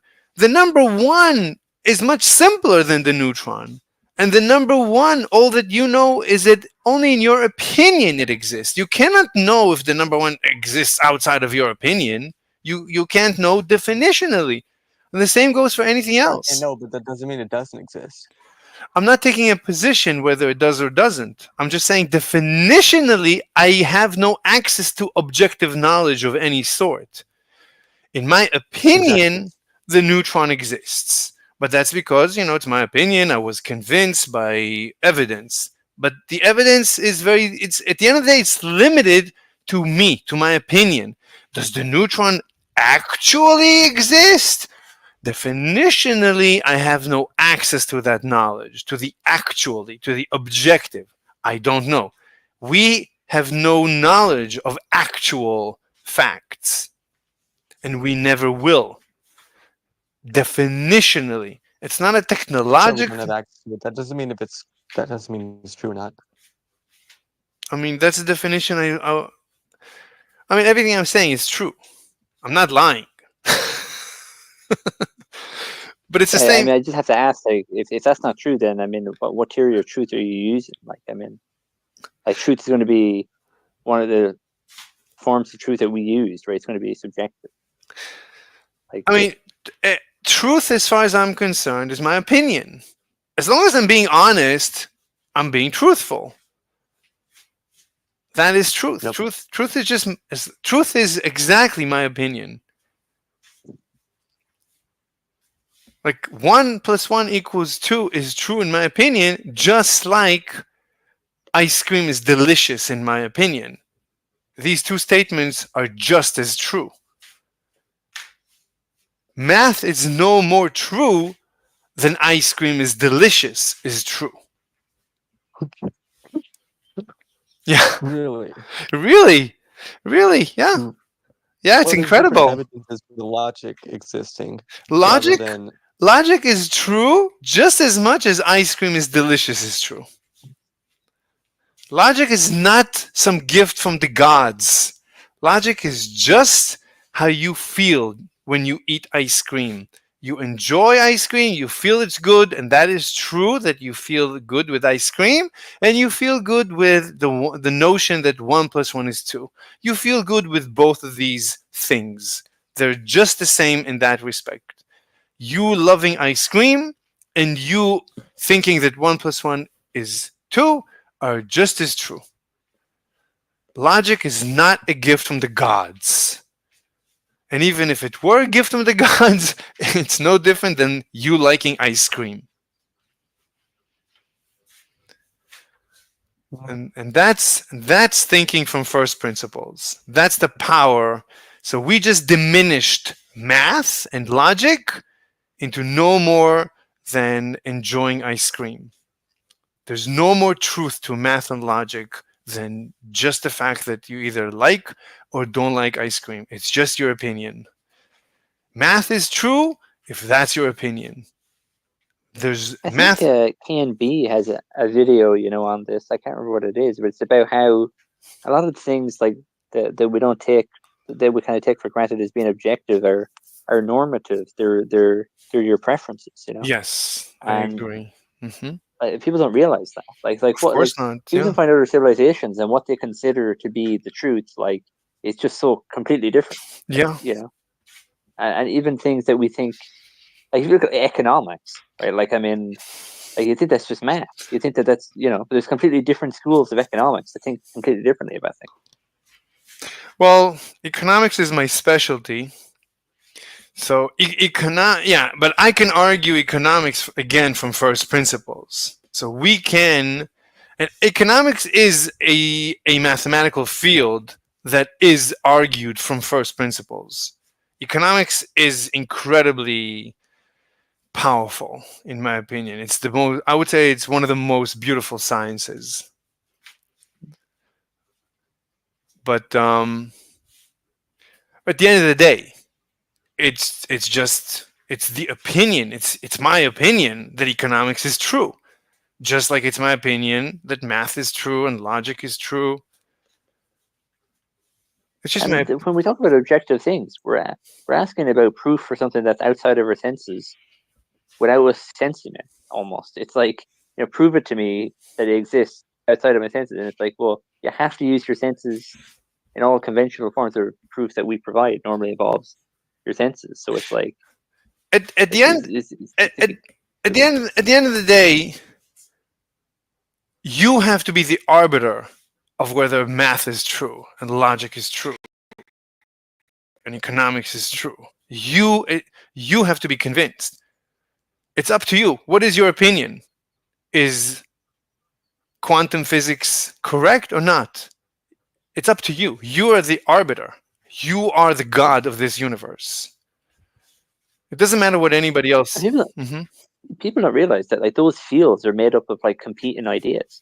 Like in there's people who believe you have like the laws of logic, right? Like and there's people who reject those. And it's like I reject the laws of logic. I mean, logic is just an opinion. Yeah. I mean, the sky is blue. Is the sky blue? What is the sky? Define sky. I don't know. Can you put the Yeah, sky? when we define it, like the things we're saying change, like completely. Yeah, the sky is blue. Maybe it's sometime during the day. Sometimes it's not. Yeah, there's a particular amount of light passing through the stratosphere, the asthenosphere, something like that. And when you look at the sky from space, they don't see sky. They see the Earth. There's no sky. Yeah. The sky is like an illusion from our point of view. So the sky is blue is not a true statement. And then you discover that there are no true statements that you can ever make, including this statement that I just made. So It's there almost is like a theory. anyway, Dr. Alpha. Dr. Alpha, are we use losing violence you? for that truth. Are we losing you? No, I'm just reading at the same time, so I missed some of the stuff. But Oh my I'm God! still listening. This is well. Anyway, wait. How old are you? You're like 19 already. No, 16. You're 16. Oh my God! You're like, and you finished high school already? I took a GED instead. Oh, you're 'Cause not. it's You just didn't gonna be a go. waste of time. You didn't go to high school? Well, I did for my freshman year, but then I dropped out and just took the GED test. Wow. So you've been working? Mm-hmm. That's pretty good. Yeah, and community college. That's good. You're Yeah. just 16. I thought you're like 20. Your voice is like a 20-year-old. Wait, so I've you're met 16-year-olds with deeper voices than me. wait, so you're 16. That's why you're 5'11. So you're gonna be like 6'2". Yeah. Oh, okay. And that's why you live at home and your brother is home. Oh. Okay, everything falls into place now, so everything is fine.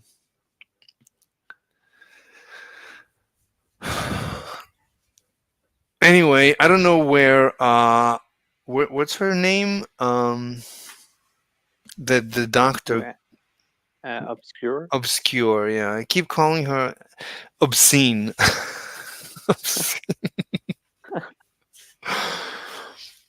That's a good name. I don't know where she. Oh, we texted yesterday. She answered, but she didn't show up. She's a no-show. Did you see you can add like a ChatGPT bot to your Discord server? Wow. No, I didn't know that. Yeah. So you can design the bot whatever way you want. It'll be like a particular personality. wow. So did you know yesterday I was debating an actual Stanford PhD researcher in quantum mechanics about entanglement? No. Yeah, it's recorded. It's recorded. It's in this video at the first like hour or two, and I mopped the floor with his face. And on this live stream. Yes, on this very live stream, the first like 1 or 2 hours. Yeah. Oh, nice. Yeah. So, like I was, because yesterday I wrote a paper. It's in the side chat. How to resolve quantum entanglement and Bell's inequality. So I wrote this paper yesterday. It has nothing to do with my ether theory. So, because I'm learning quantum mechanics, I'm learning physics right now, learning modern physics. So I was listening to this to Professor Don Lincoln from Fermilab, and it's a big production. Like he has a big channel. He has like 1 million subscribers, and I love him. He's the best. But all his videos, he talks about quantum mechanics and quantum particles, and everything is fine. But in this video, he was talking about quantum entanglement. And quantum entanglement, that's the claim that physics is weird. And I disagree. I don't think physics is weird. And he presented evidence that physics is weird. And immediately I noticed that he's wrong. The evidence that he's presenting is invalid. So I wrote a paper that, very quickly in one paragraph, I demonstrate that his proof is invalid. It's a simple proof. The invalidation is very straightforward. And I wrote the paper and I published it. I sent it to many people. And then I went to the Globe server where I usually go, and everybody, attacks me personally for hours, but it's good content, so who cares? Mm-hmm. And I made my presentation, and of course everybody was mocking me, but they couldn't disprove what I'm saying. They could barely understand what I'm saying. Most people have no idea. You tell them quantum entanglement, as far as they're concerned, they might as well pull out their pee-pee and start peeing into their own mouths. They don't know what I'm saying. But I actually missed what happened yesterday when that guy was here, the Lowry guy, Lowry. I missed him. He was here, and he was here. Yeah? The guy with the beard, the beer profile. Remember, he was. Yeah, sure. He said you were being abusive, and you told him he was being abusive. And yeah. Back and forth, and what happened? Did he I left, so I missed. I added, and at the end he made comments that were not personally mean.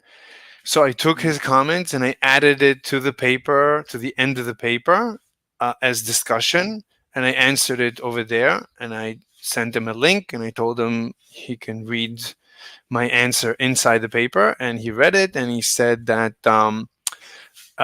he has further questions, but he wasn't. Again, he was being overly mean, so I'm ignoring him. And at the end of the day, I don't even remember what the paper is about. Do you remember which paper it's? It doesn't matter. Look, it was one about. He was complaining about wave particle duality or something. Yeah, exactly. Yeah, he wants me to discuss the fact that everyone understands that particles behave like waves, that elementary particles also behave like waves, and that resolves all the problems. So I added at the end of the paper a discussion that's what he said, and my answer is I don't understand what it would mean for a particle to be also a wave. I don't know what that would mean. Therefore, I'm ignoring that as a resolution of any issue. You cannot tell me that a resolution. I mean, because it's just like saying two categories that we normally have. Exactly. Separate categories. I mean, it's just a category error. It's like exactly. I have water that is like exactly a car or something. Like exactly. It's the most different categories there are. A particle and a wave are the most opposite categories. A wave is composed of particles. And what's moving in a wave is the energy. It's a propagation of compression or whatever. But it's something is moving through the fluid or the solid or the gas or what. But something is moving. But that it's not there's no particles moving through. Well, you see, these are. I can explain it. These are transformer particles. You see. The particles are changing between being a Decepticon or an Autocon or whatever. Basically, and transform like Optimus Prime. But even that doesn't work. I mean, it's like it's not as if that would work. You're right, because then it wouldn't be the same thing. Nothing resolves the problem. Nothing resolves the problem except for if you add the ether and you switch to a perfectly wave analysis. And if you say elementary particles are waves, then most of the issues go away. By far, most of the issues go away if you assume ether, fluid filling the universe, and the elementary particles are not particles, they're waves. Then everything makes sense. Not everything. then most of the issues go away. By far, it's the best solution. That's all I'm saying. I'm not saying I resolved everything. I don't. I'm honest in the paper itself. I say here are the issues. Here is the remaining issue. The collapse of the wave, not the collapse of the wave function, but the collapse of the wave, I did not resolve. But how a particle can go through two slits at the same time, if you imagine it's a wave, then the wave, of course, can go through two slits at the same time. The interference of a particle with itself, if you imagine it's a wave instead of a wave can easily interfere with itself through the two slits, and everything is resolved except for at the end you detect a dot. That is an issue. I don't know for now exactly how to resolve it. I have Dr. Alpha. So it's not so like I don't know exactly how to resolve it. It's not critical. The main point is most of the issues go away, and he's unhappy because whatever. Like he wants me to say, he calls me a liar because I don't admit that everybody agrees, everybody claims that it's a particle wave duality. How he calls me a liar. So what do you want from me? Like, I mean, I don't know what you're supposed to do there. I don't know. Like, and people get really upset, really animated. How dare I? And with the endless, how dare I disagree? How dare you? Yeah, You've stolen my particle duality. Anyway, so today I presented this paper. It's such a convenience to have a paper, to present a paper, and to talk about a paper that is very short. It's a 2-pager. One page is my abstract. That's my discussion. The next page is the image, and that's it. It's very straightforward. It's not part of a big dissertation. This is like my strategy with these people is not to overwhelm them with information so they can basically play around with information. So I don't allow them. I give them the minimal information to play with, and then they don't have enough flexibility to fool me. So every time, like in the discussion, he started mentioning a different experiment that he sent me from his advisor. And I told him, we can have a separate discussion. We already had a separate discussion. We can continue having a separate discussion. Let's talk about this paper that I just published, this presentation that I'm making right now. Let's forget about anything else. And he couldn't handle it. He had to call me a troll, and he had to say that I'm really not curious about the universe, and I don't want to do the math, and I don't really want to understand. Fine, there's nothing I can do. When somebody comes after me personally, that's when you know that he's out of munition, that he knows that he lost. So fine.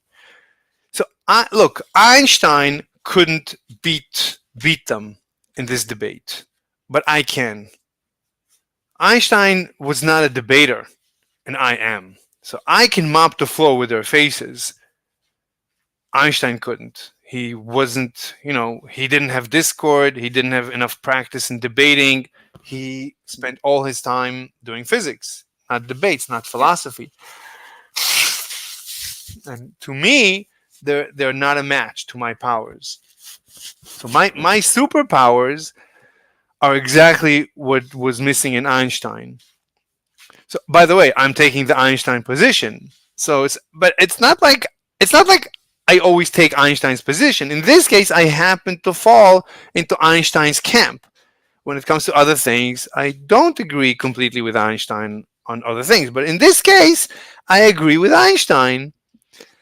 So with Einstein and with Schrodinger, they were both in the same camp. They both hated entanglement. They knew something is wrong.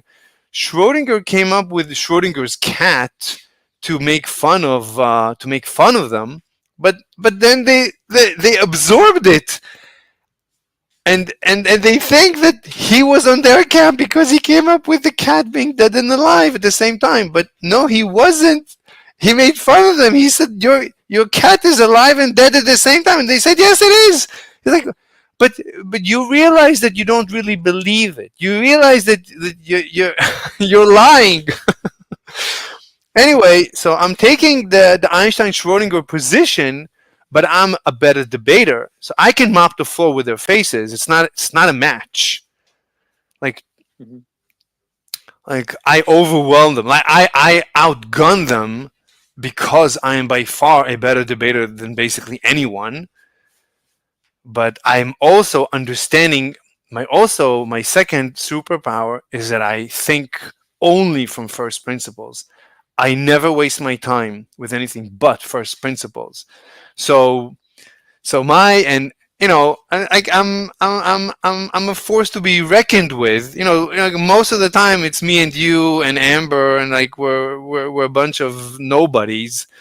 But at the end of the day, when it comes for me to face an actual Stanford PhD in quantum mechanics, I mop the floor with his face. It's not a challenge. So anyway, I'll have to go back and check that out. Oh yeah, yeah. It's posted and it's terrific. It's amazing. It's absolute. It was amazing. It was absolutely amazing.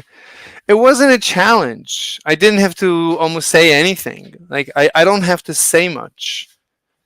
The evidence is clear, and he didn't really want to discuss the actual proof. When I wanted to even touch the actual proof, he went into ad hominem land. Nothing but you, which is weird because he's a good friend. So when I spoke to him on my channel, there's videos of it. Like he was very nice, and we had the best conversation. And in general, he defends me against all the personal attacks. But in this case, he had no choice. He lost, and he knew that he lost. In public, he was shamed. Not that I wanted to shame him, but he was shamed publicly, and he couldn't take it. Anyway, you'll watch it. I was being as nice as possible, but when you win in a debate, the losing party, they have no choice but to start, pulling all the plugs and attacking you personally. And that's when you know you won. It's fine. Anyway, so that was today. It was beautiful. Yesterday I wrote the paper. It took me, it was very quick. It's a 1 hour paper. It's like I watched the video and I said, wait a minute. It's Professor Don Lincoln from Fermilab. So it's an official Fermilab channel, and the video is funded by the Department of Energy and by ESA, the European Space Agency. I mean, this is the real deal. I mean, this is the biggest gun there is. And Don Lincoln is an experimentalist in Fermilab. He actually is a particle he works in a particle collider. It's like, this is the man. Yeah, he is the real deal. And I took his graph, and in this video he said, okay, so I was asked, just what is the weirdest thing in physics? That's what he says. And he says, oh, the weirdest thing in physics is quantum entanglement. Let me describe to you. Let me simplify. And then he went ahead to simplify Bell's theorem. And what's great, why I love Don Lincoln, is because he simplifies. His lessons are unbelievable, how he simplifies everything. It's like things that you've heard other people explain. When he explains them, it's like, oh, fine, I understand it. He's just the best of the best.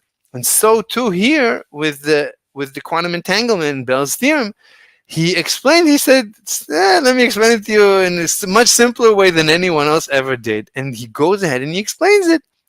And then I said, got you. Now I understand it. And here is where it's wrong. And that's it. And I wrote the paper, done and done. and they can't do anything about it. Anyway, do you want to see? Do you?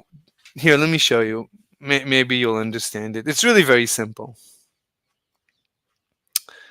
It's really, really very simple. Let me grab, I think in the globe server. Yeah, I'll take this one. You know what? Let me do this. Copy. And let me paste it over here.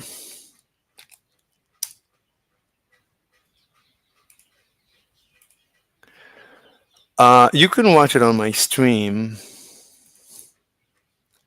Probably, I know that's your favorite method of watching my presentations. Anyway, this is it. The whole paper in one screen. Can you see it? Well, on YouTube? Yeah, you can see it on YouTube. In the side, you can either open the. Yeah, I can see it. Yeah, I can see the picture. Yeah. Okay. Just quantum data or something like that. I can see it on the side chat as well. Yeah. Look at the side chat here. I can see. So do you see Particle 1 measure exactly? detection. Exactly. Particle 2. Exactly. Anyway, there's a story behind this image. It's a quick story. So the story is like this. So particle 1 and particle 2 are daughter particles of the parent particle. So you take a parent particle that has what's known as spin 0. It doesn't spin. It doesn't matter what spin is. I mean, spin, you can imagine, it spins. But spin 0 means it doesn't spin. Okay. Right. Now, when the parent particle decays, at one point it will decay, because particles decay after a while. It will decay into particle 1 and particle 2, whatever the parent was, whatever the daughters, like 1 and 2 are the daughters. Whatever they are, electrons, protons, doesn't matter. But the daughter particles, they will spin opposite to each other in order to maintain what's known as the conservation of angular momentum in the universe. So when a 0 spin particle decays into 2 particles, each one will spin opposite to each other. So if one spins clockwise, the other one will spin counterclockwise. So far, so good? Yeah. All right. The next step is we're going to take particle 1 and we're going to test it if it's spinning up. Yes or no? Is it spinning up? Yes or no? That's the question. Once in a while, we'll get, yeah, it's spinning up. Now, when it's spinning up, we know for sure that particle 2 is spinning which way? Down. Exactly. So that already you can see that in the graph where it says 180 degrees, that's particle 2 in the center, where it says 180. 180 means we're testing it down, right? Because 0 is we're testing particle 2 up. 180 means we're testing particle 2, is it facing down? And it says 100, that means 100% of the time we measured, or whatever we measure, that particle 2 is facing down. So far, are you following? Yeah. Okay. All right. Now, what about 0? 0 means we're testing particle 2, is it up? So if particle 1 is up, can it be that particle 2 is also up? No. Therefore, opposite direction. Exactly. Therefore, the percentage that particle 2 will be up, meaning will be at 0 degrees, is what number? 0. Exactly. 0. Exactly. And the same goes for 360. 360 means we tested it. It's not it. Every time we do a different test, because you cannot test the same particle twice. Every time you do a different test, right? Every time you wait for the parent, another parent, to decay to 2 particles, you test 1, and if you get up, then you test 2, and each time you test 2, you test it in a different direction. And you do a 360. Now the blue is the Einstein position. That's like assuming the universe is sensible. That's the blue-purple line. So far, so good? Yeah. Okay, so according to physics, so Don Lincoln says, according to Einstein and Schrödinger, we expect the blue line. However, the other camp that believes that physics is weird, they predict the red line. Okay, and the data says that who's right? Is Einstein right or wrong according to the data? What do you think? I mean, it looks like he's. I mean, in what way? Like, I mean, it seems that that is facing the right direction when. No. Like, according to Einstein. him now. Yeah. Einstein predicted the blue line, the blue-purple line. Yeah. His enemy Bohr predicted the red line. Okay. The data The date is along the red line, so you'd imagine that the data is the right way, right? Like, I mean, unless you're collecting the data wrong. No. The data is the answer, but two people made predictions: blue and red. Blue team is Einstein. Red team is Bohr. Okay. And the data has to go with Bohr. I mean, the Yeah. data seems to be matching Bohr, doesn't it? Exactly. The data is the decider in science. The data is the decider who is correct. That's the definition of being correct. So who was right, Einstein or Bohr? Well, Bohr. Yes, so Einstein was wrong. But Einstein assumed the universe makes sense. Bohr assumed the universe doesn't make any sense. Whatever that means. So the red line assumes crazy nonsense, literal. It assumes that particle 1 and particle 2 are communicating instantaneously across the visible universe, meaning faster than the speed of light. So it's a violation of the assumption of the speed of light.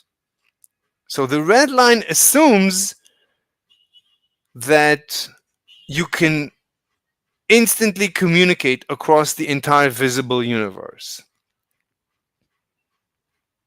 Meaning nonsense. It violates special relativity, general relativity. It violates known physics. So the red line is a violation of physics, of all of known physics. Can I That's ask a question about this? yes. Go ahead. So, both of these came up with their ideas before the data was collected. Is that right? Like Almost 100 years before. Okay. The data was collected recently, and the latest Nobel Prize is for the data. But the argument is from 100 years ago. Bohr and Einstein started arguing 100 years ago. Right. Okay. So you're saying you've got an alternative theory that matches the data, but doesn't No, have the kind of I don't have to. nonsensical. I don't have to. Sorry, I don't have to. I claim that I don't look, I don't know any more than you do about how and why the blue line is Einstein and the red line is Bohr. All I can tell you is this proof is invalid. How can I know this? How can I know with mathematical certainty this proof is invalid? Everything I told you is invalid. So this is quantum entanglement. Everything is on the line. Quantum entanglement, the entire weirdness that you've been hearing since the day you were born, how quantum mechanics is weird, everything is riding on this graph. and it's wrong. How do I know it's wrong? And why are they pooping their pants and they can't prove me wrong? What's the proof that this is wrong? Which part are you saying is wrong? The story I told you, right? This picture says Einstein was wrong, Bohr was right. And I'm saying that's an invalid statement. This picture says nothing. Oh yeah, this picture is just saying that the data is trending towards like towards the outcome that Bohr predicted, but that doesn't mean that Bohr's model is accurately describing what's happening. It's like years ago there was, I don't know, was the Inca or the Mayans, and they could predict with incredible accuracy where the sun was going to be in the sky. Mm-hmm. But supposedly they believed that the Earth, that the sun went around the Earth and not the other way around. Right. So their model, well, it got the data, it matched the data of where the sun was going to be. It didn't, it wasn't true, right? So it wasn't what do you say? I guess it's been heliocentric or whatever. It wasn't. The sun wasn't the center, right? Like.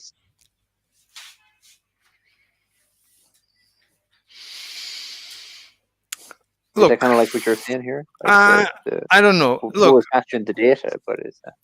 I don't actually care about the red line or the black dots. I'm not even. I can tell you this discussion is invalid just based on the blue-purple line. I don't even need to know the red line and the black dots. I don't care about the black dots and the red line. This proof becomes invalid just based on the blue-purple lines. Okay. What's your issue with the purple line? So my issue with the blue-purple line is that it predicts an observation that can never happen in nature. So you're telling me, right, that I predict, because I'm on Einstein's camp, you're telling me that I should predict the blue line. So you're telling me that I make a claim that I can never make. What's wrong with the blue line? The blue line, right, in nature, when we make observations, you've never seen a plot of data, the blue line I'm talking about, you've never seen a plot of data that has edges, straight edges. There's no such plot of any data ever in any experiment or natural phenomenon. When it comes to right, we're observing a natural phenomenon. There's no such thing, right? You're measuring you're measuring is this particle, is it in this direction, yes or no? Is it this direction, yes or no? Is it you're gathering data. There's no experiment that you gather data in nature that you get a sharp edge, like in this case, that is going up and then switches and goes down like a straight line. There's no such thing in nature. So, right, you're telling me that I am predicting something that we've never seen in nature ever. You're telling me that a physical model of these two particles, the behavior of these two particles, a physical model is going to make a prediction that doesn't make any sense. So you're telling me that my model makes no sense. Why would my model make no sense? I mean, it doesn't. Obviously, it doesn't make any sense. I mean, if that's what Einstein's model did predict, I don't know that his model did do that, but I don't know. Look. The point is, right? You're trying to tell me. Look, you're coming to me. You're telling me, listen, quantum physics is weird. You want to see the weirdest thing in physics? This graph. That's The weirdest thing in physics. The weirdest. Because we expected the blue line and we got the red line. But if you're telling me we expected the blue line, you're out of your mind. Why would you ever expect a blue line? Why would you ever expect? Yeah, that's not like a normal distribution. Like Exactly. Right. Exactly. Right. You expect natural phenomenon to be normally distributed. Exactly. There's no such thing. We've never seen any distribution in nature that is not. It's called continuous. It doesn't have to be a normal distribution, but it has to be continuous. It has to be curvy. There's no natural phenomenon.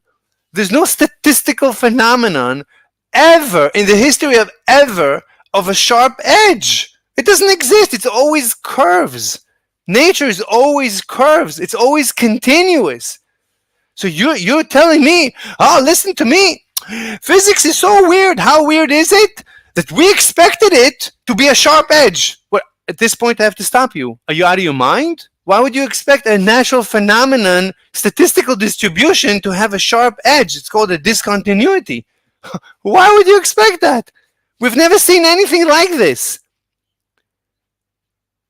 You make no sense. This proof that physics is weird is invalid. It doesn't get off the ground. You're basing all of your physics is weird on this?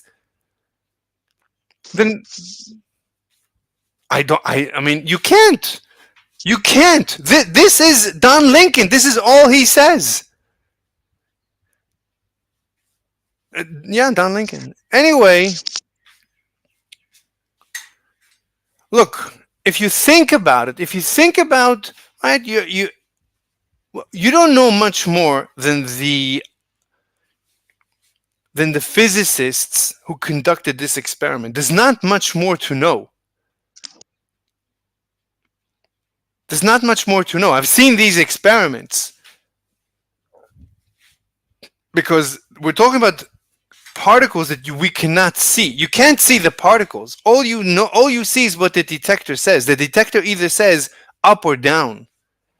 Yes, it doesn't even say up or down. It just says detected or not. But let's say it says up or down. It's like you have to aim the device, and then the machine measures and tells you up or down. That's all. There's nothing else. So you have to imagine what's going on internally. But whatever you're imagining, of course, it can't be like a sharp edge. Whatever you're imagining, however it works internally, it can't be a sharp edge. So I don't care about whatever actually happened or this prediction is wrong. So to tell me that the Einstein camp predicted the blue line, that's ridiculous. Why would we ever predict the blue line? If anything, if you would tell me to correct the blue line to make it more natural, I would convert it into the red line. The red line is just the corrected blue line. So whatever we thought we were, this is a simple experiment that you need to fix. You need it's called fix your priors, fix your calculation, fix your whatever you need to fix it, because you're almost there. You're very close. You're very close to the answer, but you have to fix it because your prediction is not a curve. It's not curvy. It's pointy. Yeah, I mean, if you look at this YouTube channel, he's Code Train, the coding train, and he's got a whole book on the physics, of the real world and how you can program it. And any of the charts he's talking about, anything he's talking about, are not going to be that blue line, right? Like, I mean, it's ridiculous, antithetical to the physical world. Yeah, and this is the proof. This is the proof. This is quantum entanglement. This is the weirdest, like you would think, weird. I mean, it's just a chart is a little bit off of the prediction, and this is, we're going to go crazy, we're losing our minds. No, you're not. You just need to fix your priors. You need to go back to the drawing board and see what you misunderstood in class, what you didn't think through properly, and fix that. I agree. I agree. You can't come and tell me that we expect when we measure, right? You have an apparatus, let's say at around the 180 degrees. You're telling me that you're collecting data and your device is pointing down, and you're getting let's say 100% of the time, boom, boom, boom, boom. You're getting 100% of the time down. Like when the other guy is up, this guy is down. You're getting true, true, true, and then you change it by a tiny bit, and you have this edge, this sharp edge, meaning the data becomes linear. This never happens. Why? How could you have to think about what's going on in the quantum, at the quantum level? What is going on inside there? Whatever is going on, it can't be interpreted as a sharp edge. Nature doesn't work with sharp edges.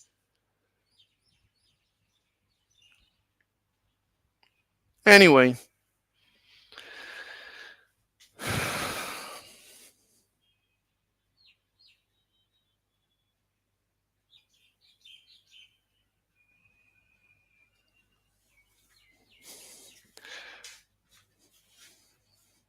It's not like he was, let me explain to you, let's think about the details. No, you don't want to know.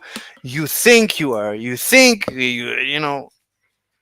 I wish we could have a normal discussion with these people, but unfortunately, it's not possible. It's never possible. These people are always. It's like. It's like they're afraid they're going to lose their jobs. They're so fearful. It's like, okay, forget about your job or whatever. I mean, but theoretically, you can win a Nobel Prize. If you discover that I'm right, we'll share the Nobel Prize. Why do you have to be so personal about it? Anyway, that's the paper. There's nothing else I can say, and I don't know what else to say. Well, I'm probably gonna go to sleep. Okay. But good night. All right, good night, Nice bye. chatting to you. Yeah, And, thanks, bye. Good luck with the physics. Thanks, bye, bye.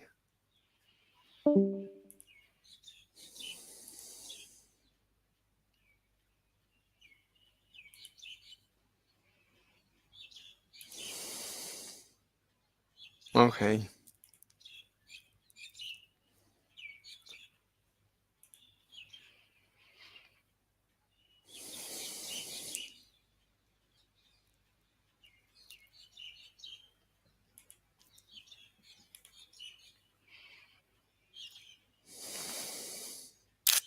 Thinking.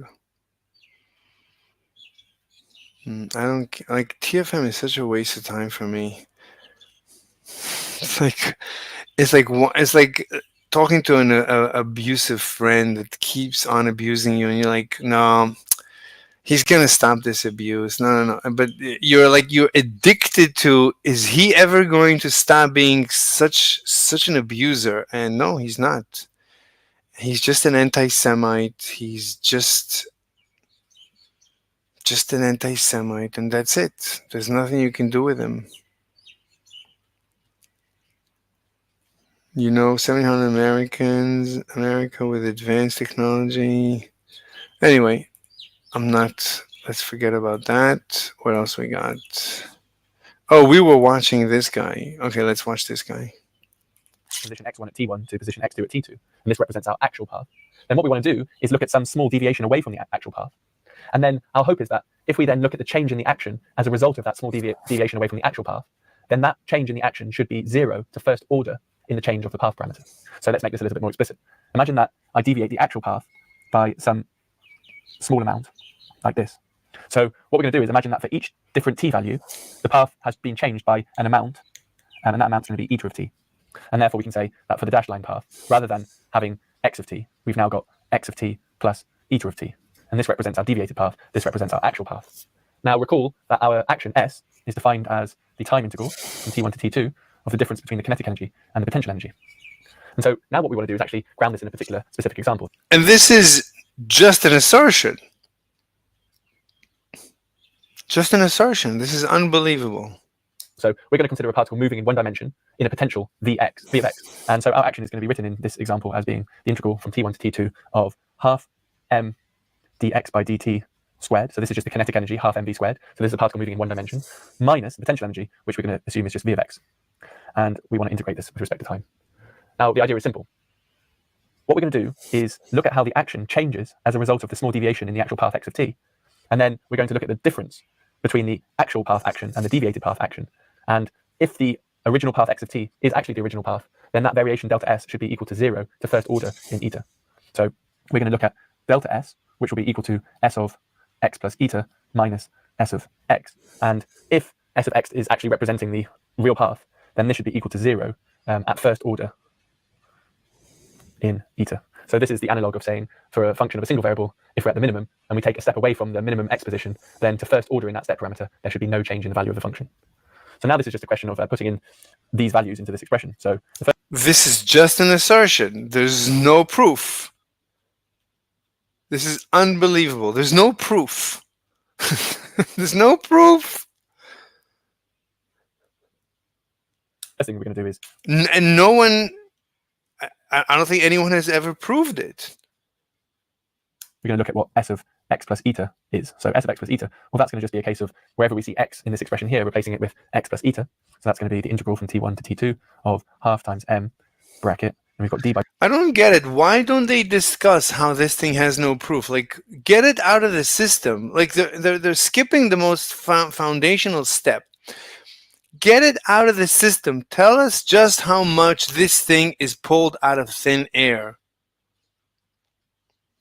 But they wouldn't. It's like they don't want to admit it. Like, they're trying to skip it. They're running straight into the math before they discuss how this is out of thin air. Something so complex, such a complex thing, the action, the minimum of the action is the solution. How does nature know this? And by the way, this is very similar in quantum mechanics. This happens too with the path integral, the Feynman path integral. So I think it's the same story. This is very deep. This is extremely deep philosophically, but no one right now he's doing math. That's the boring part relative to the interesting part, why it's true. By dt of x plus eta, close bracket squared, minus v of x plus eta dt. And so now what we can do is we can expand out this bracket. That's going to give integral from t1 to t2 of half m. Well, this is going to be dx by dt plus d eta by dt squared minus v of x plus eta dt. Next, we would like to expand out the square term. So that's going to give us dx by dt plus d eta. Oh my god, this is good. This is going to get so big so quick. By dt all squared is equal to... And he should use different color pens. dx by dt all squared plus d eta by dt all squared plus the cross term, which is 2 times dx by dt times d eta by dt. Now, because we're interested in the requirement that the change in... So he's just expanding this inner guy. Just this guy. This is when you expand it. Okay, so the x squared, the eta squared, and 2 dx the eta. Okay. Our action is 0 to first order in eta. We can ignore the higher order eta terms. And this is a second order eta term, so we can ignore that. Oh, very nice. The second derivative of eta.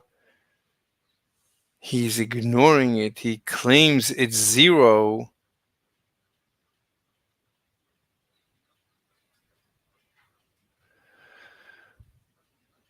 Why? Why are you saying it's 0?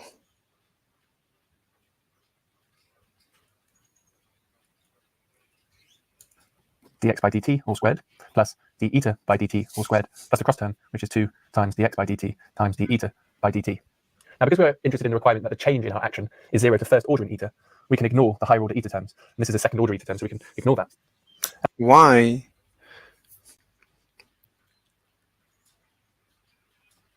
why is the curvature of eta 0?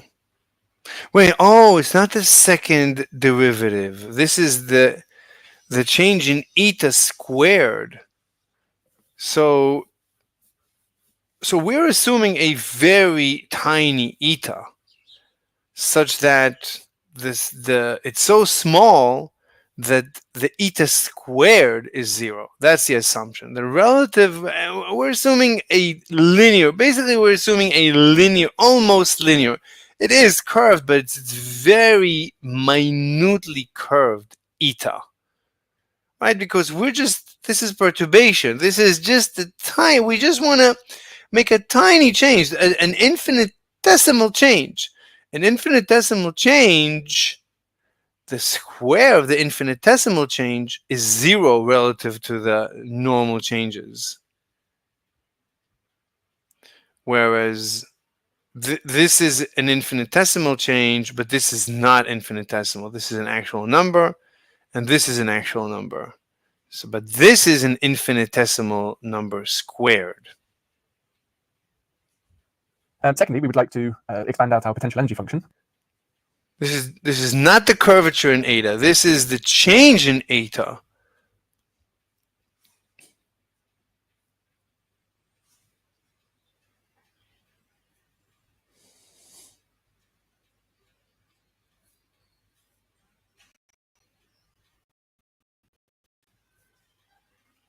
The change in eta over time is 0. Not the change in eta. No.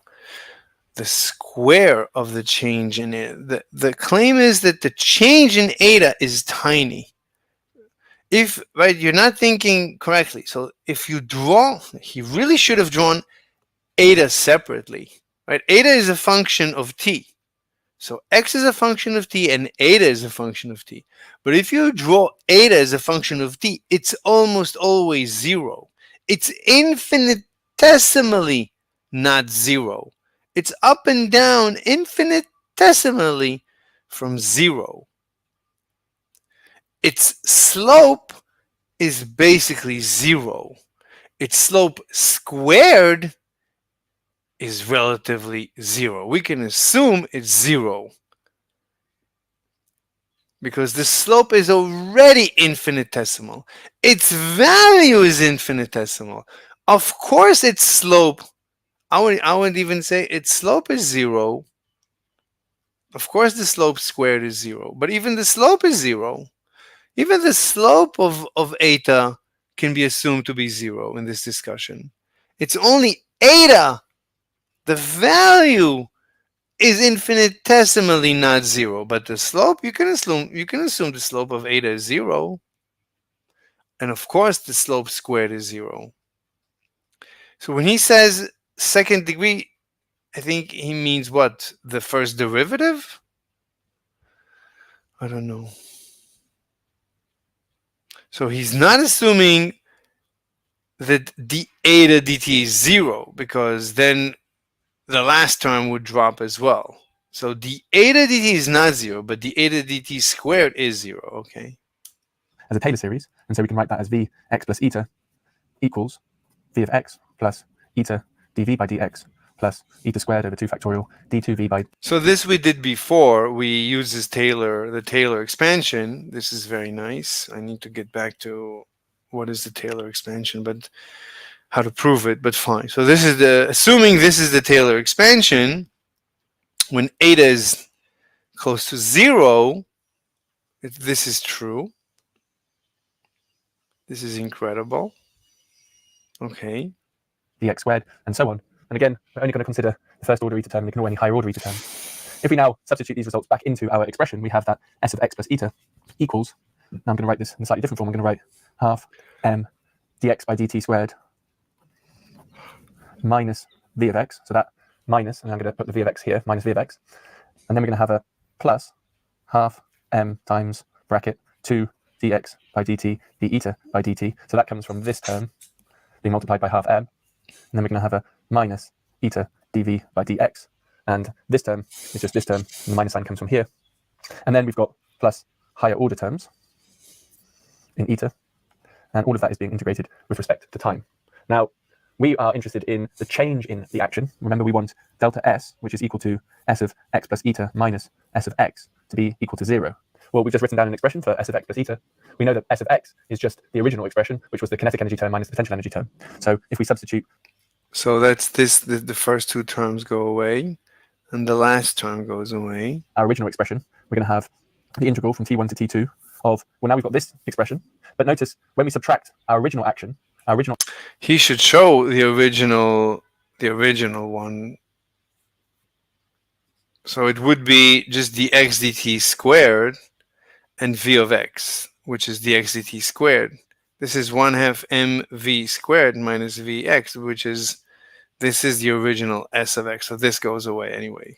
Action is S of x equals integral t1 to t2 times half m dx by dt squared minus v of x dt. That was our original action. So notice when we substitute our original action from our shifted action, this term here is going to exactly cancel this term here. So these two terms will cancel, and what we'll be left with is these two terms.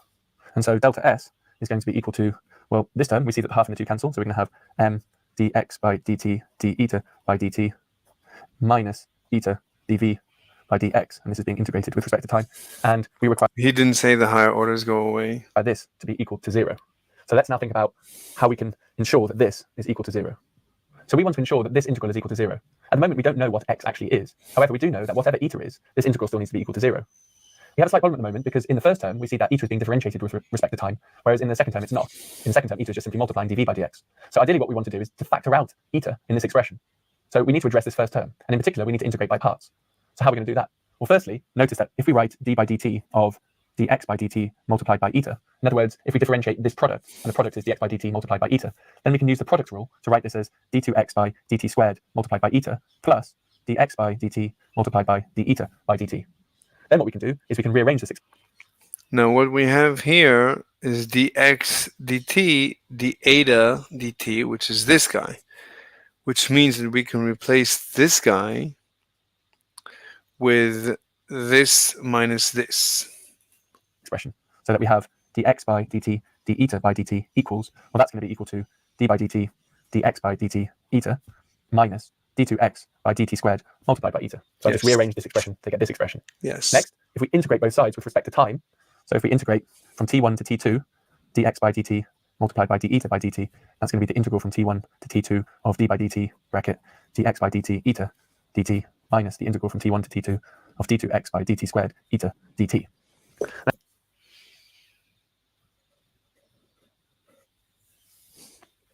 Okay. So this integral, it's basically what he needs to do here, because here is integrating. So this is the integral.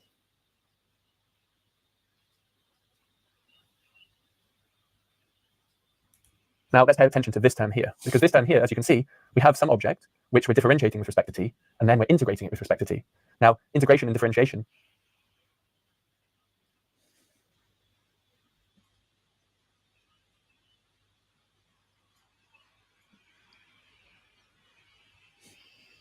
Well, you could say that the dt cancel out.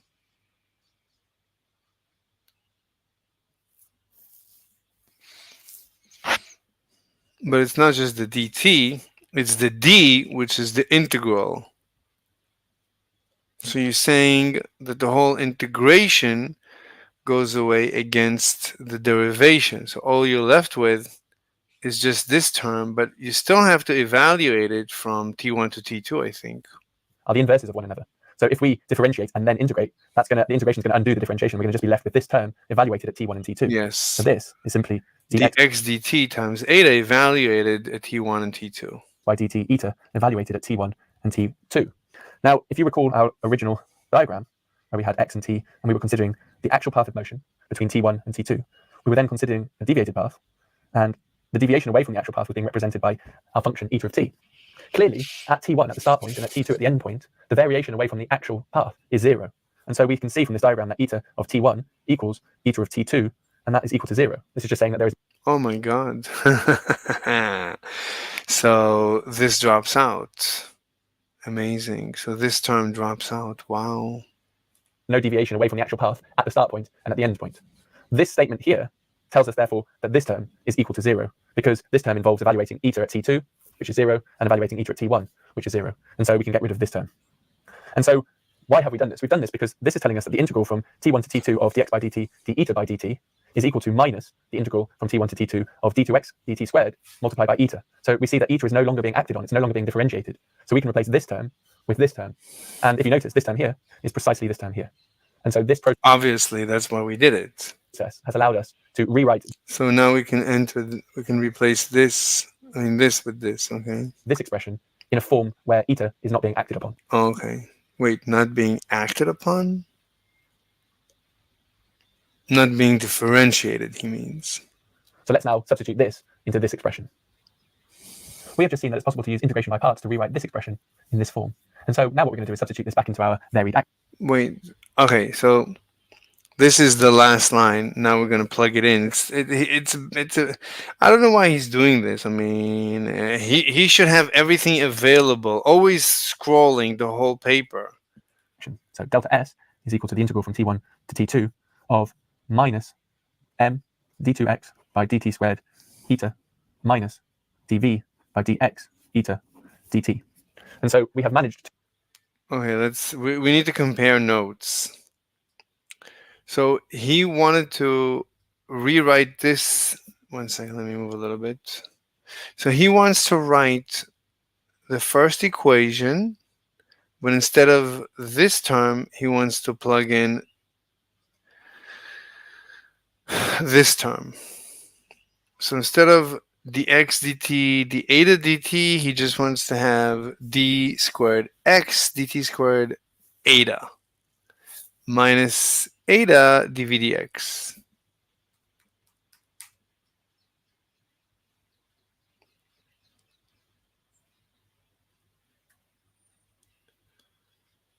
Yeah.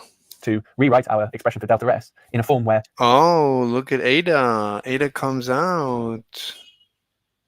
Eta is not being acted upon by anything in either term. And so now what we can do is we can factor out eta. So we can write delta S is equal to the integral t1 to t2 of minus m d2x by dt squared minus dv by dx multiplied by eta dt. And we require this whole expression to be zero. To zero. Mm-hmm. Mm-hmm. So I've seen a video where a mathematician did a proof now how I think eta, eta is very small, but it's non-zero. Therefore, this must be 0.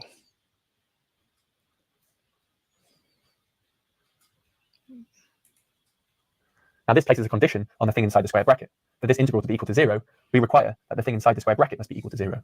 And so this the area, right, this is a multiplication. Right, eta goes up and down and up and down, and it multiplies this thing that also goes up and down. And they have nothing to do with each other.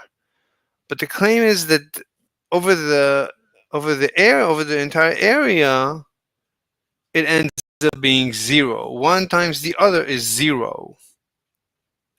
Strength can be written minus m d2x by dt squared minus dv by dx equals 0. And if we rewrite this, we can write it as... What do you mean? Minus 0. On the thing inside the square bracket for this dt, and we require this whole expression to be equal to 0. Now this places a condition on the thing inside the square bracket. For this integral to be equal to 0, we require that the thing inside the square bracket must be equal to 0. No. No, you have to prove it.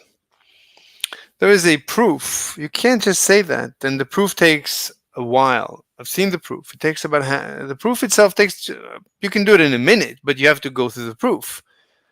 You can't just say it places a condition that this is 0.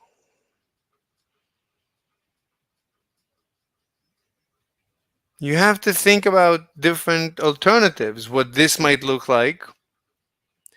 What this might look like, and you have to play and show that under all circumstances, assuming this is not 0, then this must be 0. You have to show it. You have to prove it. You can't just assert it. This is at 22:29.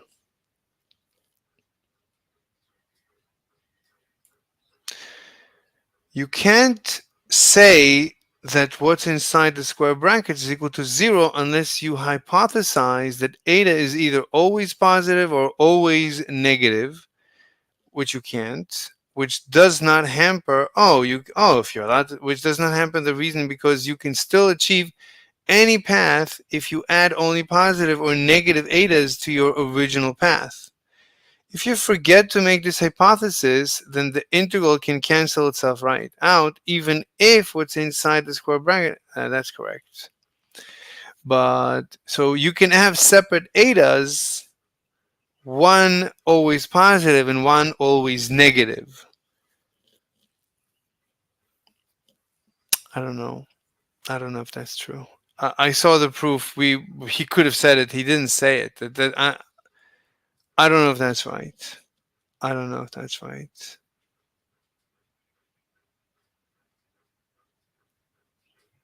You have to prove that. You can't just, you're also just asserting, I think. No?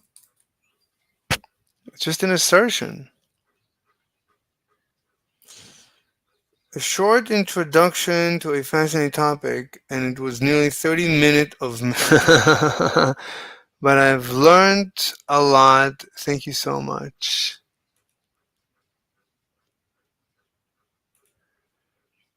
At 24 minutes. No, I'm not there. Wait. No. This was 22 and a half, so that's not me yet. Let me see if anybody else comments about, okay, 22. See a lot of comments about this. This is called the fundamental lemma of calculus variations. It's not an obvious fact. Indeed, you can Google the proof. Exactly. So,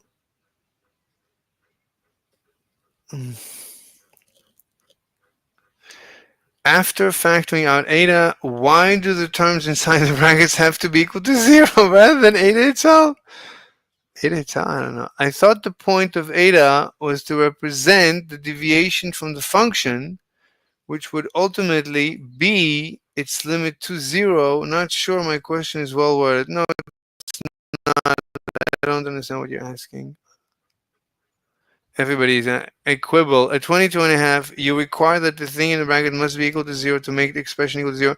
But don't forget that eta is a function of time and can itself be equal to 0. Take on 0 value over the range being considered. That is, anyway.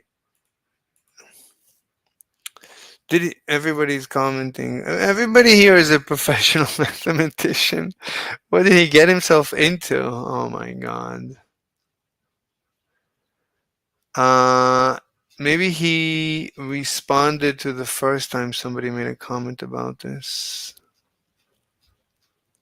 Like after a while you get tired. You can't respond to everyone making the same comment. You expect them to scroll, but at one point it becomes impossible to scroll.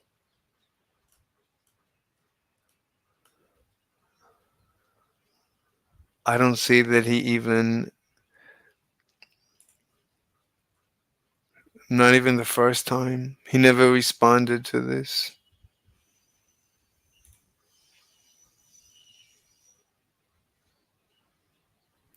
Since the integral, anyway.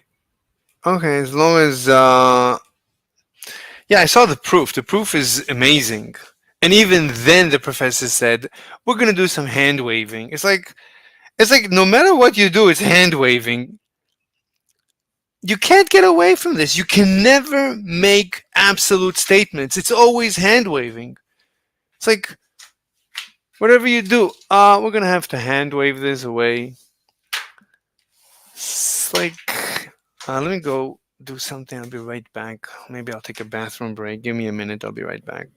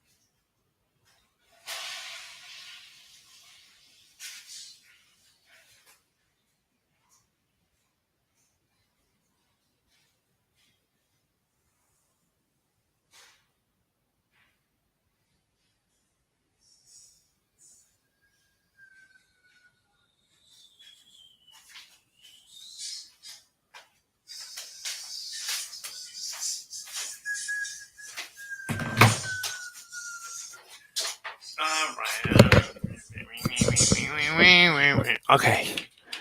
Fascinating. When you actually slowly go through math, it's fun. It's not fun when you go fast, when you're under pressure, then it's no fun. But as long as you have the time and you go step by step and you think about it and you read the comments, then it's fun. And so this constraint can be written minus m d2x by dt squared minus dv by dx equals 0. And if we rewrite this, we can write it as minus dv by dx equals m d2x by dt squared. Now you might recognize this expression. On the right-hand side, we have the mass times d2x by dt squared. And this term is simply the rate of change of displacement with respect to time, which is the acceleration. And so we see we have mass times acceleration on the right-hand side. What about the left-hand side? Well, here we have the negative gradient of the potential energy function, which, as you know, is the force F. And so we see we have recovered Newton's. What's the evidence for that? I've never seen. Why is the change in the why is the gradient in the potential the force? Like, when did this? Well, I was never taught this. Where did this come from? Second law. We have demonstrated that the principle of least action gives the right answer. It says that the path that has minimum action is the one satisfying Newton's second law. Now, I don't know about you, but I find this remarkable. It's worth ending with a few remarks. We've been referring to the principle of least action and talking about the action being a minimum. However, it doesn't have to be a minimum. What we really mean by least is that the first order change in the value of the action is 0 when we change the path. So it would be more accurate to refer to this as the principle of stationary action. Either way, this approach to mechanics is both elegant and powerful, and it lies at the heart of our modern formulation of quantum field theory and the standard model of particle physics. I hope you've enjoyed this short introduction to a fascinating topic. Hello. Today I would like to estimate the number of atoms in the observable universe by using a series of observations of the night sky along with some basic classical physics. In order to estimate the number of atoms in the observable universe, I am going to assume that the vast majority of atoms live inside stars and that those stars live inside galaxies. With these assumptions, our calculation can be broken down into a number of steps. The first step is to estimate the number of atoms in a typical star, and we will use the sun as an example of a typical star. The second step would be to estimate the number of stars in a typical galaxy, and we will use the... Okay. My question is,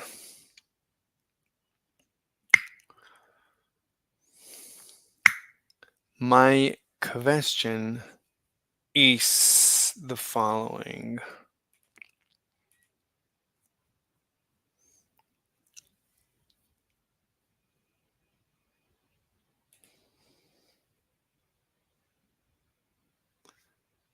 A model realizes she's going to prison? He dead in the car. It's two of them dead. I'm from the future. Oh, crystal ball. You can live off me. We live in a dome. This is Hollywood City. Oh my god. Oh my god. Oh my god. Go now. Go now. Go now. Go. So I don't get it. How do you judge her? How do you judge her to have committed a crime when she's obviously not herself? I mean, this is obviously. I mean, if a person in her state murders someone, how can you accuse them of murder? She's not she's not being herself. So what I don't get it. This doesn't make any sense. I mean, obviously she's not herself. She would not have driven her car if she were herself, if she was in her normal state. The fact is, when somebody takes drugs, the first thing they should do is, I mean, it's the car itself should be more intelligent. The car should stop the driver from driving. If, like, we should switch to automated driving, to autonomous driving as soon as possible. I don't see how you can accuse her of anything. She didn't do anything on purpose. Like, if you trace back to how could she have avoided doing this? I guess she took drugs. Okay, so, drugs are illegal. You can't really do drugs legally. If you could do drugs legally, there would be a place where you would go to do the drugs, and they wouldn't let you go until you're out of the trip. But our wise, what do you call them? Our wiser what do you call the politicians or wise politicians? They decided no, drugs are illegal. You cannot do drugs. Meaning, if you do drugs, you're on your own and you end up killing people and ruining your lives and destroying society. That's fine. There's no problem with that. It makes sense to destroy her life. Makes perfect sense. Let's destroy her life. It's 7 a.m. in Miami, Florida, where police say a self-proclaimed Instagram model allegedly caused a deadly crash. What do you mean she's a self-proclaimed Instagram model? What does that mean? What is it? What is a model? Isn't a model, right? Whatever you are, right? You own this channel, so you identify as the person. You're a self-proclaimed owner of this channel. What do you mean by self-proclaimed? So already he's attacking her. Okay, how many people are involved here? What about this driver? Is he responding? He did in the car. No, hold on a second. 44 12 reference. Do we have a risk? Well, I have rescue arrived. It's going to be more traffic outside this. We have a lot of people here. So you have to come right now.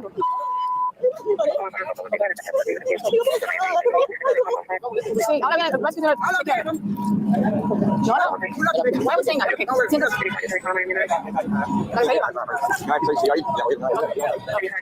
Witnesses point the officer to a woman down the street who allegedly tried to stumble away from the incident until bystanders intervened. Miami, I also have it was a possible 18, and I think it's a female on the ground. They're holding her because she wanted to flee the scene. I need extra help here. She wanted to flee the scene. How do you know she wanted to flee the scene? You saw how she's behaving. She has no idea what's going on.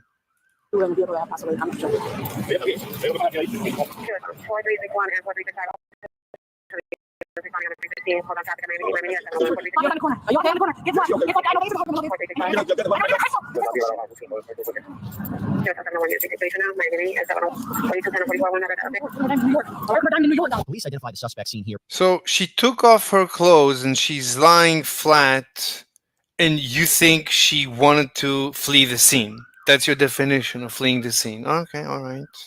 There's 24-year-old Macy Lathers, who allegedly tried to get away before two people held her at the scene while they waited for police to arrive. We're down in New York. We're down in New York. Oh my God. We're down here. Calm down.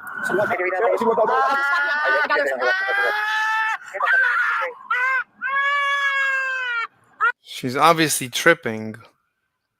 It's a good thing drugs are illegal, so no one does drugs. Oh, it's such a good thing. Instead of people going to a center to do drugs, finish the trip and go home. No, we can't have that. No. We have to have people killing each other in the streets. That's what we have to do. There's no alternative. What car was she driving? Wait, what's going on? Oh my God. Now we can get an officer. We're gonna need a unit to block off from 9th Street. So she just left her with citizens, with like civilians. They could do like she could run away. They can't hold her. Let's rewind and take a look at newly released surveillance here, with her clothes intact, walking down the sidewalk with a hood covering her head. She's not even hot. I mean, with all due respect, she's not hot. The camera changes angles and follows the suspect down the sidewalk until she appears to squat down briefly.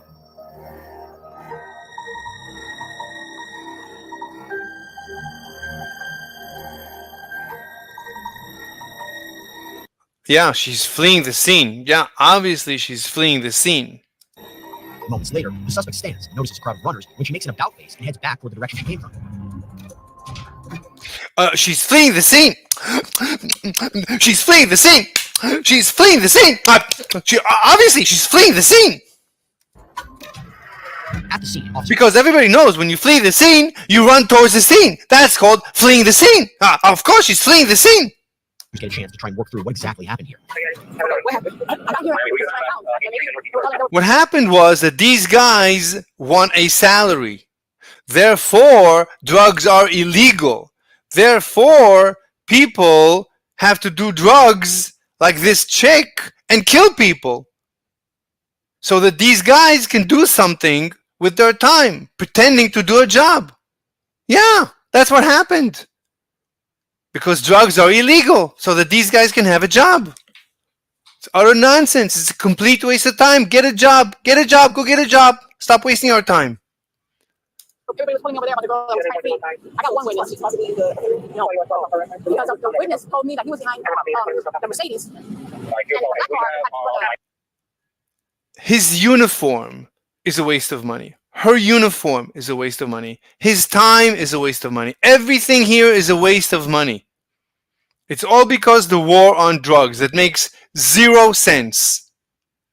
Why can't we do drugs? I'll do with my body whatever I want. Well, what's the problem with that?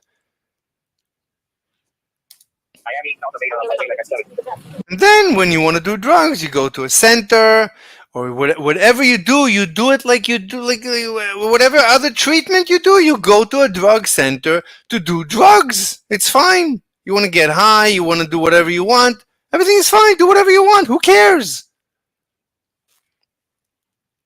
And then you give away your keys and you give away consent, so they lock you up for the time of the treatment until you finish your trip. Everything is fine. What's about? Why should we care that she wants to do drugs? She wants to do drugs. Let her do drugs. Why do I need to pay for this asshole's time?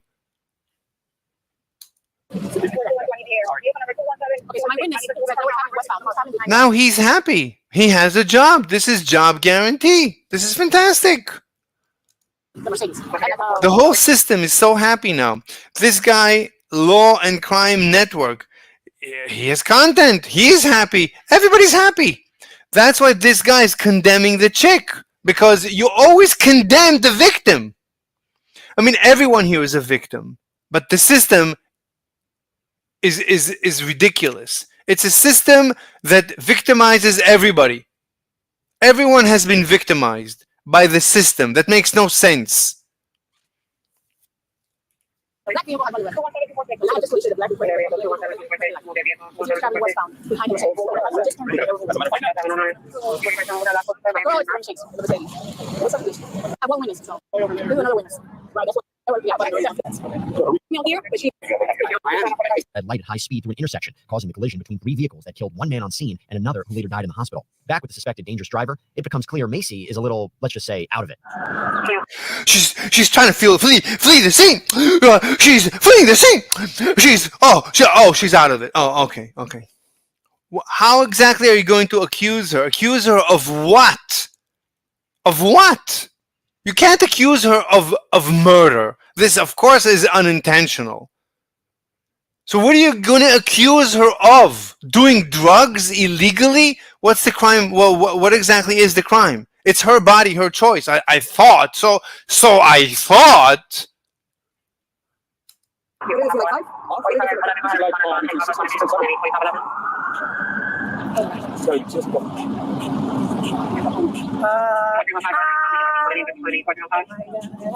I mean, obviously she's completely tripping.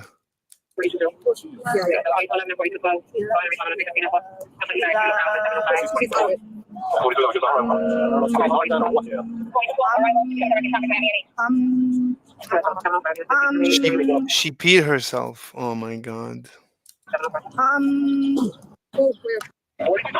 Come here.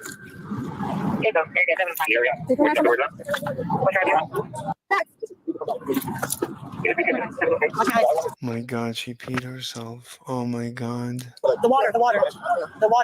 Wait, we live in a dome.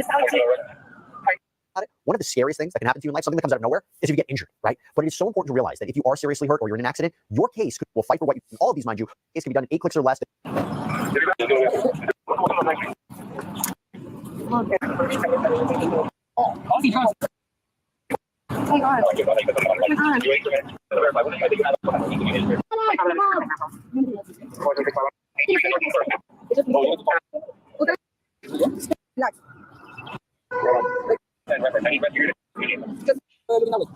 Relax. What's going on? Died in the crab. Oh, no. Is a Chris- This one I got going over.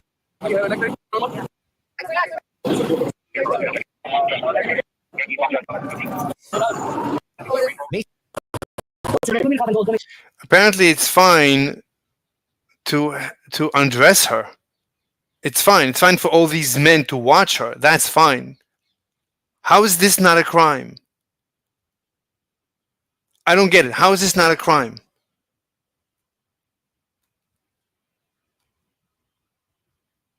Why didn't they put on her shirt before they handcuffed her?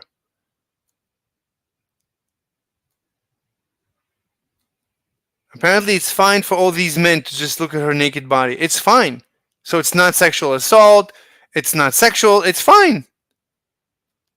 And all their body cameras are recording this.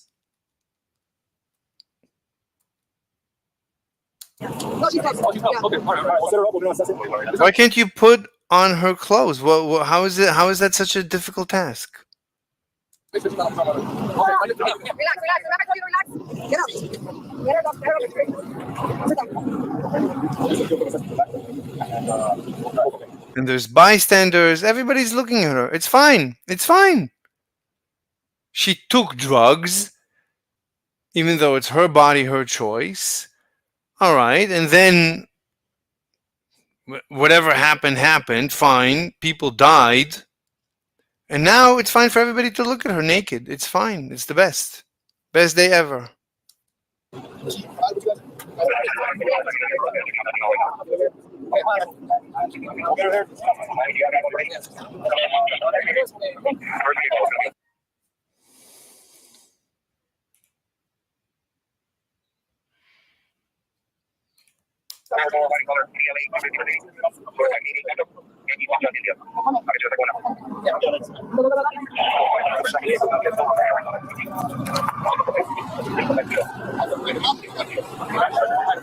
Wait, she doesn't have a bra on.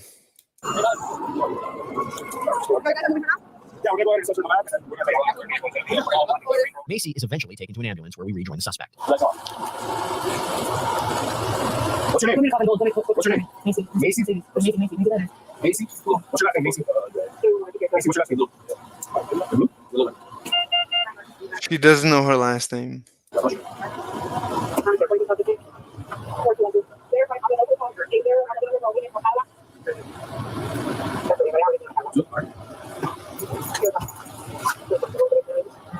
Why are they infusing her? What's the point? Why is she receiving infusion of what? What's going on?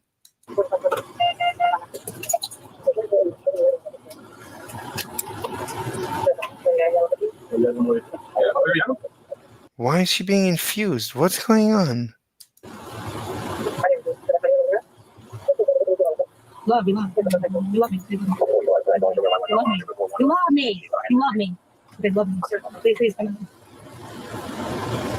Macy, what's your last name? Max. Rather. L-E-T-T-S. What's your The answer is numerology. Look at numerology. Look up online numerology.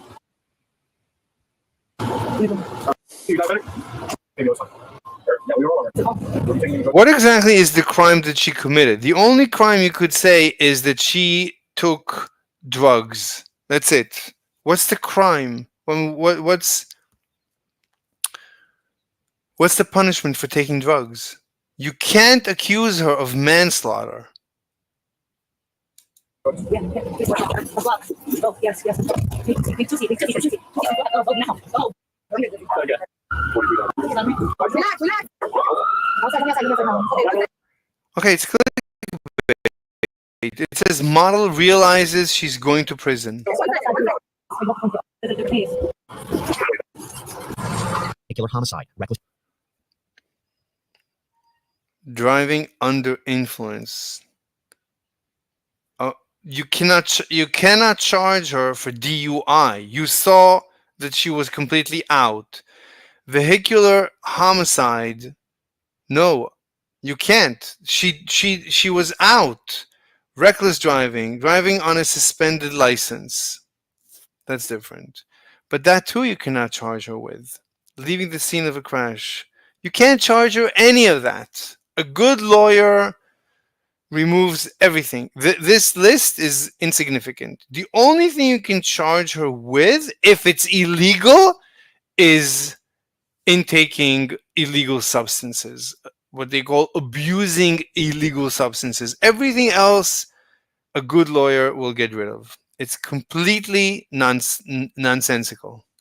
Was driving on a suspended license, and leaving the scene of a crash. The 24-year-old pleaded not guilty to several of the charges and was initially placed on house arrest before being sent back to jail after a toxicology report allegedly revealed she did have drugs in her system. Police said the chain reaction crash caused the death of 2 men who were on their way to work and left 2 others with minor injuries. Macy is expected back in court this fall.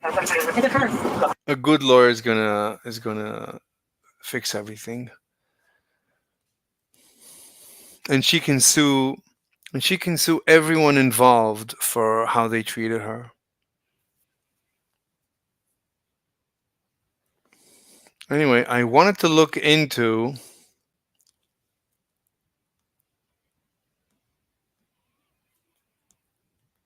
oh my god.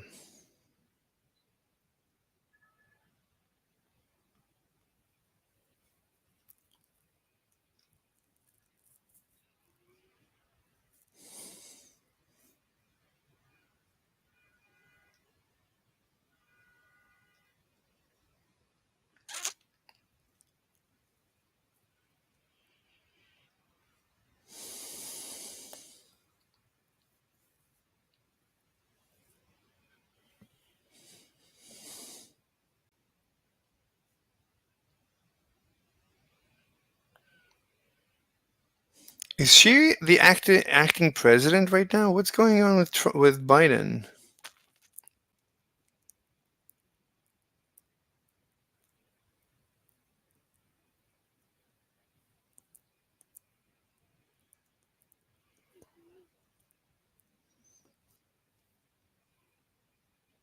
Conservatives, they elected a black female, literally an African, to run Britain, and of course they're going to be accused of being racist.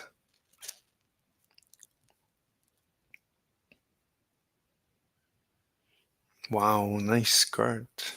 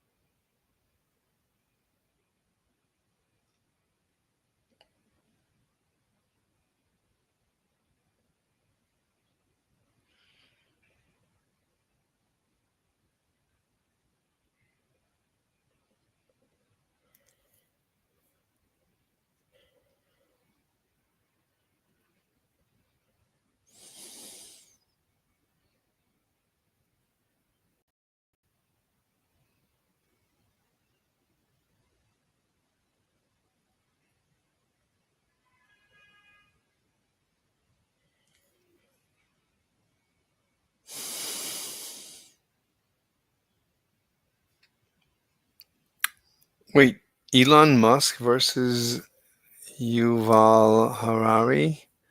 Can free speech alone reveal truth? This Harari guy is like a buffoon. He just talks like Yoda. Everything is inverted. It's not that humans created the wheat. No. The wheat created the humans. Like everything is inverted. Just he speaks in inversions and give me the money. That's all. Anyway, let's see. So we wanted to see why the derivative or whatever, the derivative of the potential is the force. Force is derivative of potential. 3 minutes. Now that we've introduced mechanical energy and our potential energy functions, we're describing our systems differently. We talk about states, we talk about the potential energy of that state, we talk about the mechanical energy of that state. Remember, we're always referring to a reference state for our reference potential. But in one dimension, what we have is that the potential energy, say in some final state, minus the change in potential energy from some initial state was that integral x final of the x component of our, I'm going to put C up there for conservative force, dx. And now we can, so the potential energy difference is the integral of the force. Okay, so he's assuming something I don't believe. He didn't go through the proof. Okay, well, let's see. Proof. Force is equal to the negative derivative of potential energy. So today, we're going to go through the derivation of why a force is equal to negative dV by dx. In other words, the derivative of potential energy, where V is our potential energy. So to start with, we only need two basic formulae. One of them is V squared equals U squared plus 2AS, one of our Suvac equations, and another one is Newton's second law of motion, which is force equals ma. Okay, two basic. What? V squared is equal to U squared plus 2AS? What are these numbers? Jesus Christ.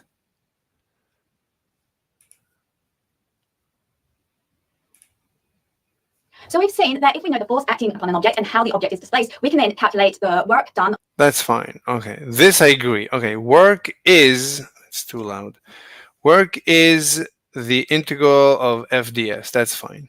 On that object using the work is equal to the integral of f dot ds. Now, if there's only conservative forces acting on a system and we're doing work on that object, that work is being stored as potential energy. So we've seen that the change in potential energy is equal to minus W, where W here is the work done by the system. So the change. That's good. Okay, the change in potential energy is the work. W is work done by the system. Okay, so the work done by the system, the negative, meaning the work introduced into the system, is the positive change in potential energy. That's fine. So therefore, the change in potential is the negative of the integral of f dot ds. Fine. And potential energy W is equal to minus the integral of f dot ds. Now we can actually work back the opposite way as well. If we know about how the potential energy is changing, then we can work out the size of the force. So let's consider a small increment of that displacement, so just a little bit ds. So in that case, we can write this equation as well, du is equal to minus f dot ds. Yeah.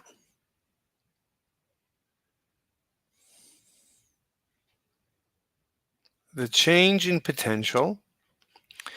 I mean, right, so this is the integral, but if you remove the integral, you're not integrating over all the, but you're taking just one step, then yes, I would agree that it's properly phrased. An infinitesimal change in the potential energy is equal to the negative force times a little change in displacement. So you're just a little bit of, the force times a little bit of displacement is the little bit change in potential energy of the system, assuming there's no loss. Sure. Now, this is a vector equation, but let's for a moment just suppose that this is just moving in one dimension. In that case, we can write du is equal to minus f of x dx. Now, of course, if it was moving in other dimensions as well, we just want to add those on. So we'd have an additional f of y dy and f of z dz with the negative sign. But in the case where it's just moving in the x direction, we can rearrange this and write, well, du dx is equal to minus f of x. And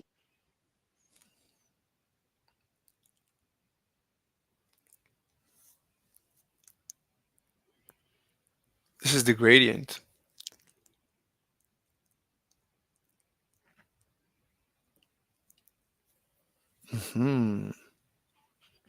The force is negative of the potential gradient. Wow. dx, that's just the derivative of x. So this tells us how we can get the force acting. You can state this as a vector and use the gradient vector form. That would be an interesting notation. I think you could use the del dot u is f. F is equal to del dot u or del u. Upon the object in the x direction. If there was a force in the y direction, we could do the same thing. We'd have du dy is equal to minus f of y, and it's the same in the z direction. So do it. She's hot. She has very thick thighs. We'd have du dz is equal to minus fz. So by differentiating in the direction, we get the force which is acting upon the object in that direction. So this makes sense for larger movements as well, because differentiating is the inverse. Why don't you do fy, fz, put them together, and do the vector form, the gradient form, and use the del or whatever. Of integrating, if we're going back in the opposite direction, we just need to differentiate that potential energy to get the force. That's amazing. That was amazing.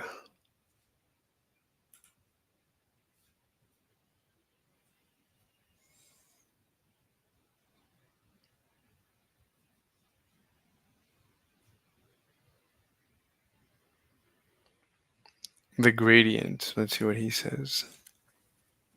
In this video, I want to talk about the relationship between conservative forces and potential energy functions. In particular, what I want to get to is that if you have a potential energy function, you can find the associated conservative force by taking the negative of the gradient of that potential energy function. All right, so we're going to do some examples with that later. But first, Oh, there is the form.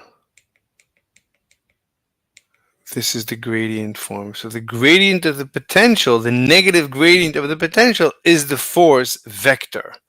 Oh, and then you can get the vector from the gradient. Wow, so you can tell the direction. So it's not the dot. Wow, that's so beautiful. But you need to prove this. I want to see the proof. Oh, this is the expansion. Oh, very nice. first I want to back up and talk about the relationship between work and potential energy. And we'll get to this relationship in just a moment. So the general expression for work. But why do you have long hair? It's so disgusting to have for a guy to have such disgusting long hair. Absolutely disgusting. Basically, if we've got a force, it could be Anyway, I'm hungry. I need to go eat. I didn't eat much. I ate very little today. It could be in multiple directions, multiple directional components along some infinitesimal displacement, which could also be changing. That's So force in any direction times the displacement in any direction. You dot product. You take the integral. That's the total work done by the force. calculate the work. In principle, this is how you do it. Depending on the situation, the calculation could be very nasty due to the integration, due to the fact that this could be changing values and directions, and due to the fact that this could be changing directions. There are some simpler special cases. If you've got a varying force, say with a varying x component and a displacement only in the x direction, this is a relatively easy calculation, especially if this is a function Then this is Wx. Mm-hmm. of x. Another really simple special case is if you have a constant force that's not varying and a straight line displacement could be in a different direction, work is just the dot product. This general expression for work combines all the different complications that could come into things, varying forces, varying directions, and so forth. Okay, great. So that's work. Now, there's a relationship between work and changes in potential energy. For example, if I move this pen upward, it has an increase in potential energy, gravitational potential energy, but the gravitational work is negative. Gravity's pointing downward, the displacement's upward. In this case, it turns out the work done by gravity, not by me, but by gravity, is exactly the negative of the change of the potential energy. So that's a theorem you can take to the bank. So now we can put that together. So the work done when I lift a pen, what is C? Is the force, I don't know what is C, times the displacement. So if I move it up,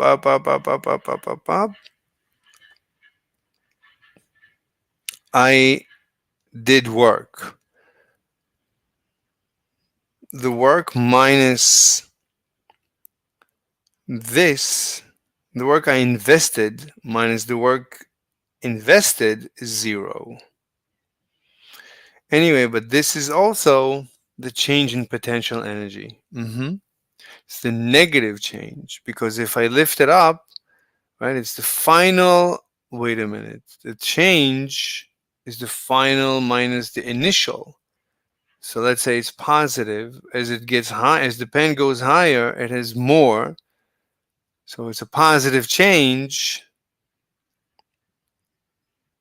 Then this is the work not given to the system, but done by the system.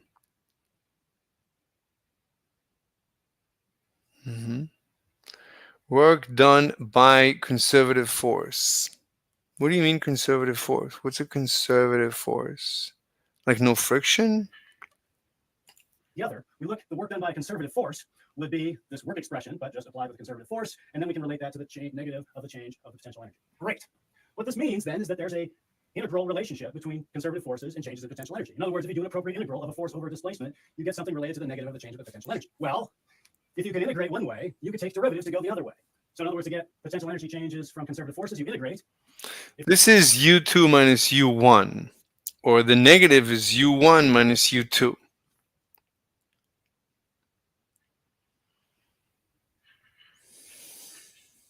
You want to get conservative forces from potential energy functions, you take a derivative. Remember, this is the gradient. It's basically a three-dimensional vector derivative. All right, so there are theorems of calculus that exactly relate this sort of thing to this sort of thing.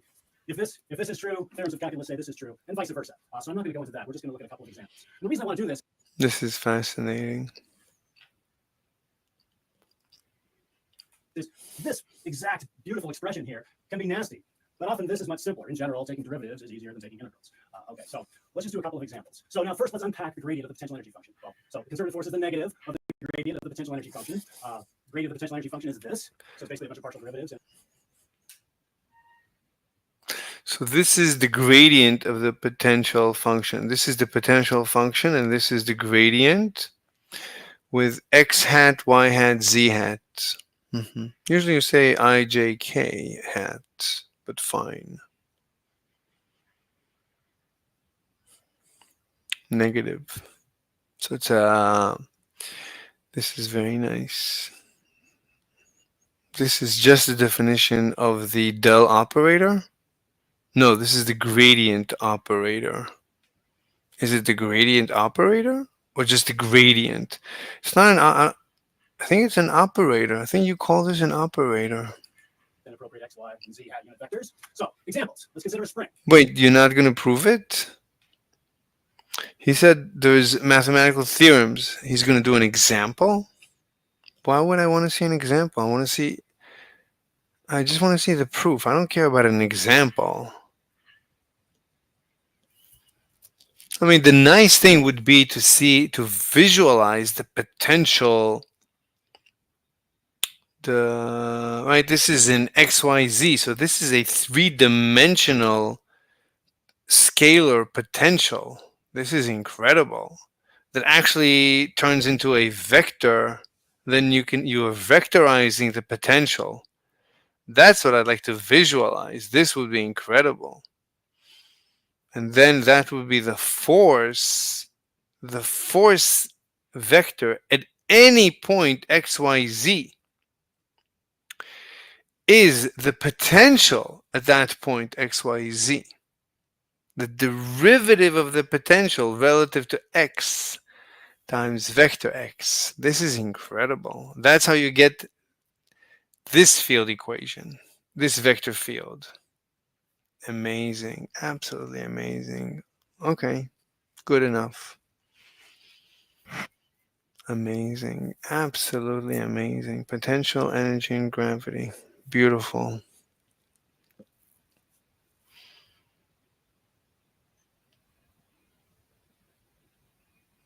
Amazing. Okay.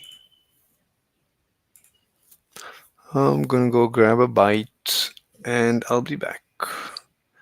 What are we doing next? What I discovered, the best thing is to just watch videos, and this is also, I think, what Sean Carroll said. Like, when does he write his best papers? When he reads other people's work and he wants to react. That's the best work that he does. And that's what I discovered. That's the best work that I can do. Like, watch people. This is what they say. Okay, I want to comment on that. I want to disprove this, and I want to disprove that. That's my favorite activity. That's the easiest, because then you're the most animated.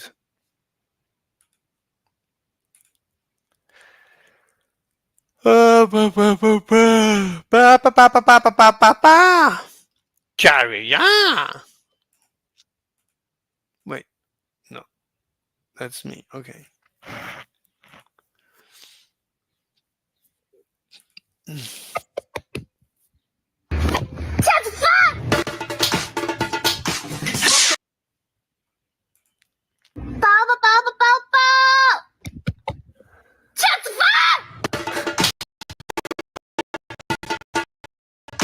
Loco, loco, suono loco, loco, loco, ritmo loco, loco, loco, porno loco, loco, loco, furia loca, loca, loca, chica loca, loca, loca, muy golosa, loca, loca, vanitosa, loca, loca, vanitosa.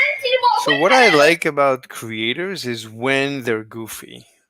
Like, she's down to earth, she's goofy. That's That's what makes her relatable, I guess. Like, she's not perfect. She's imperfect. She's imperfectly perfect.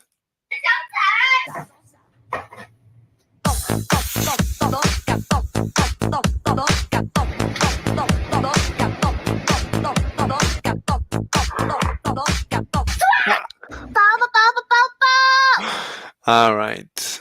And that, my friends, is we'll take a break now. I'll see you later.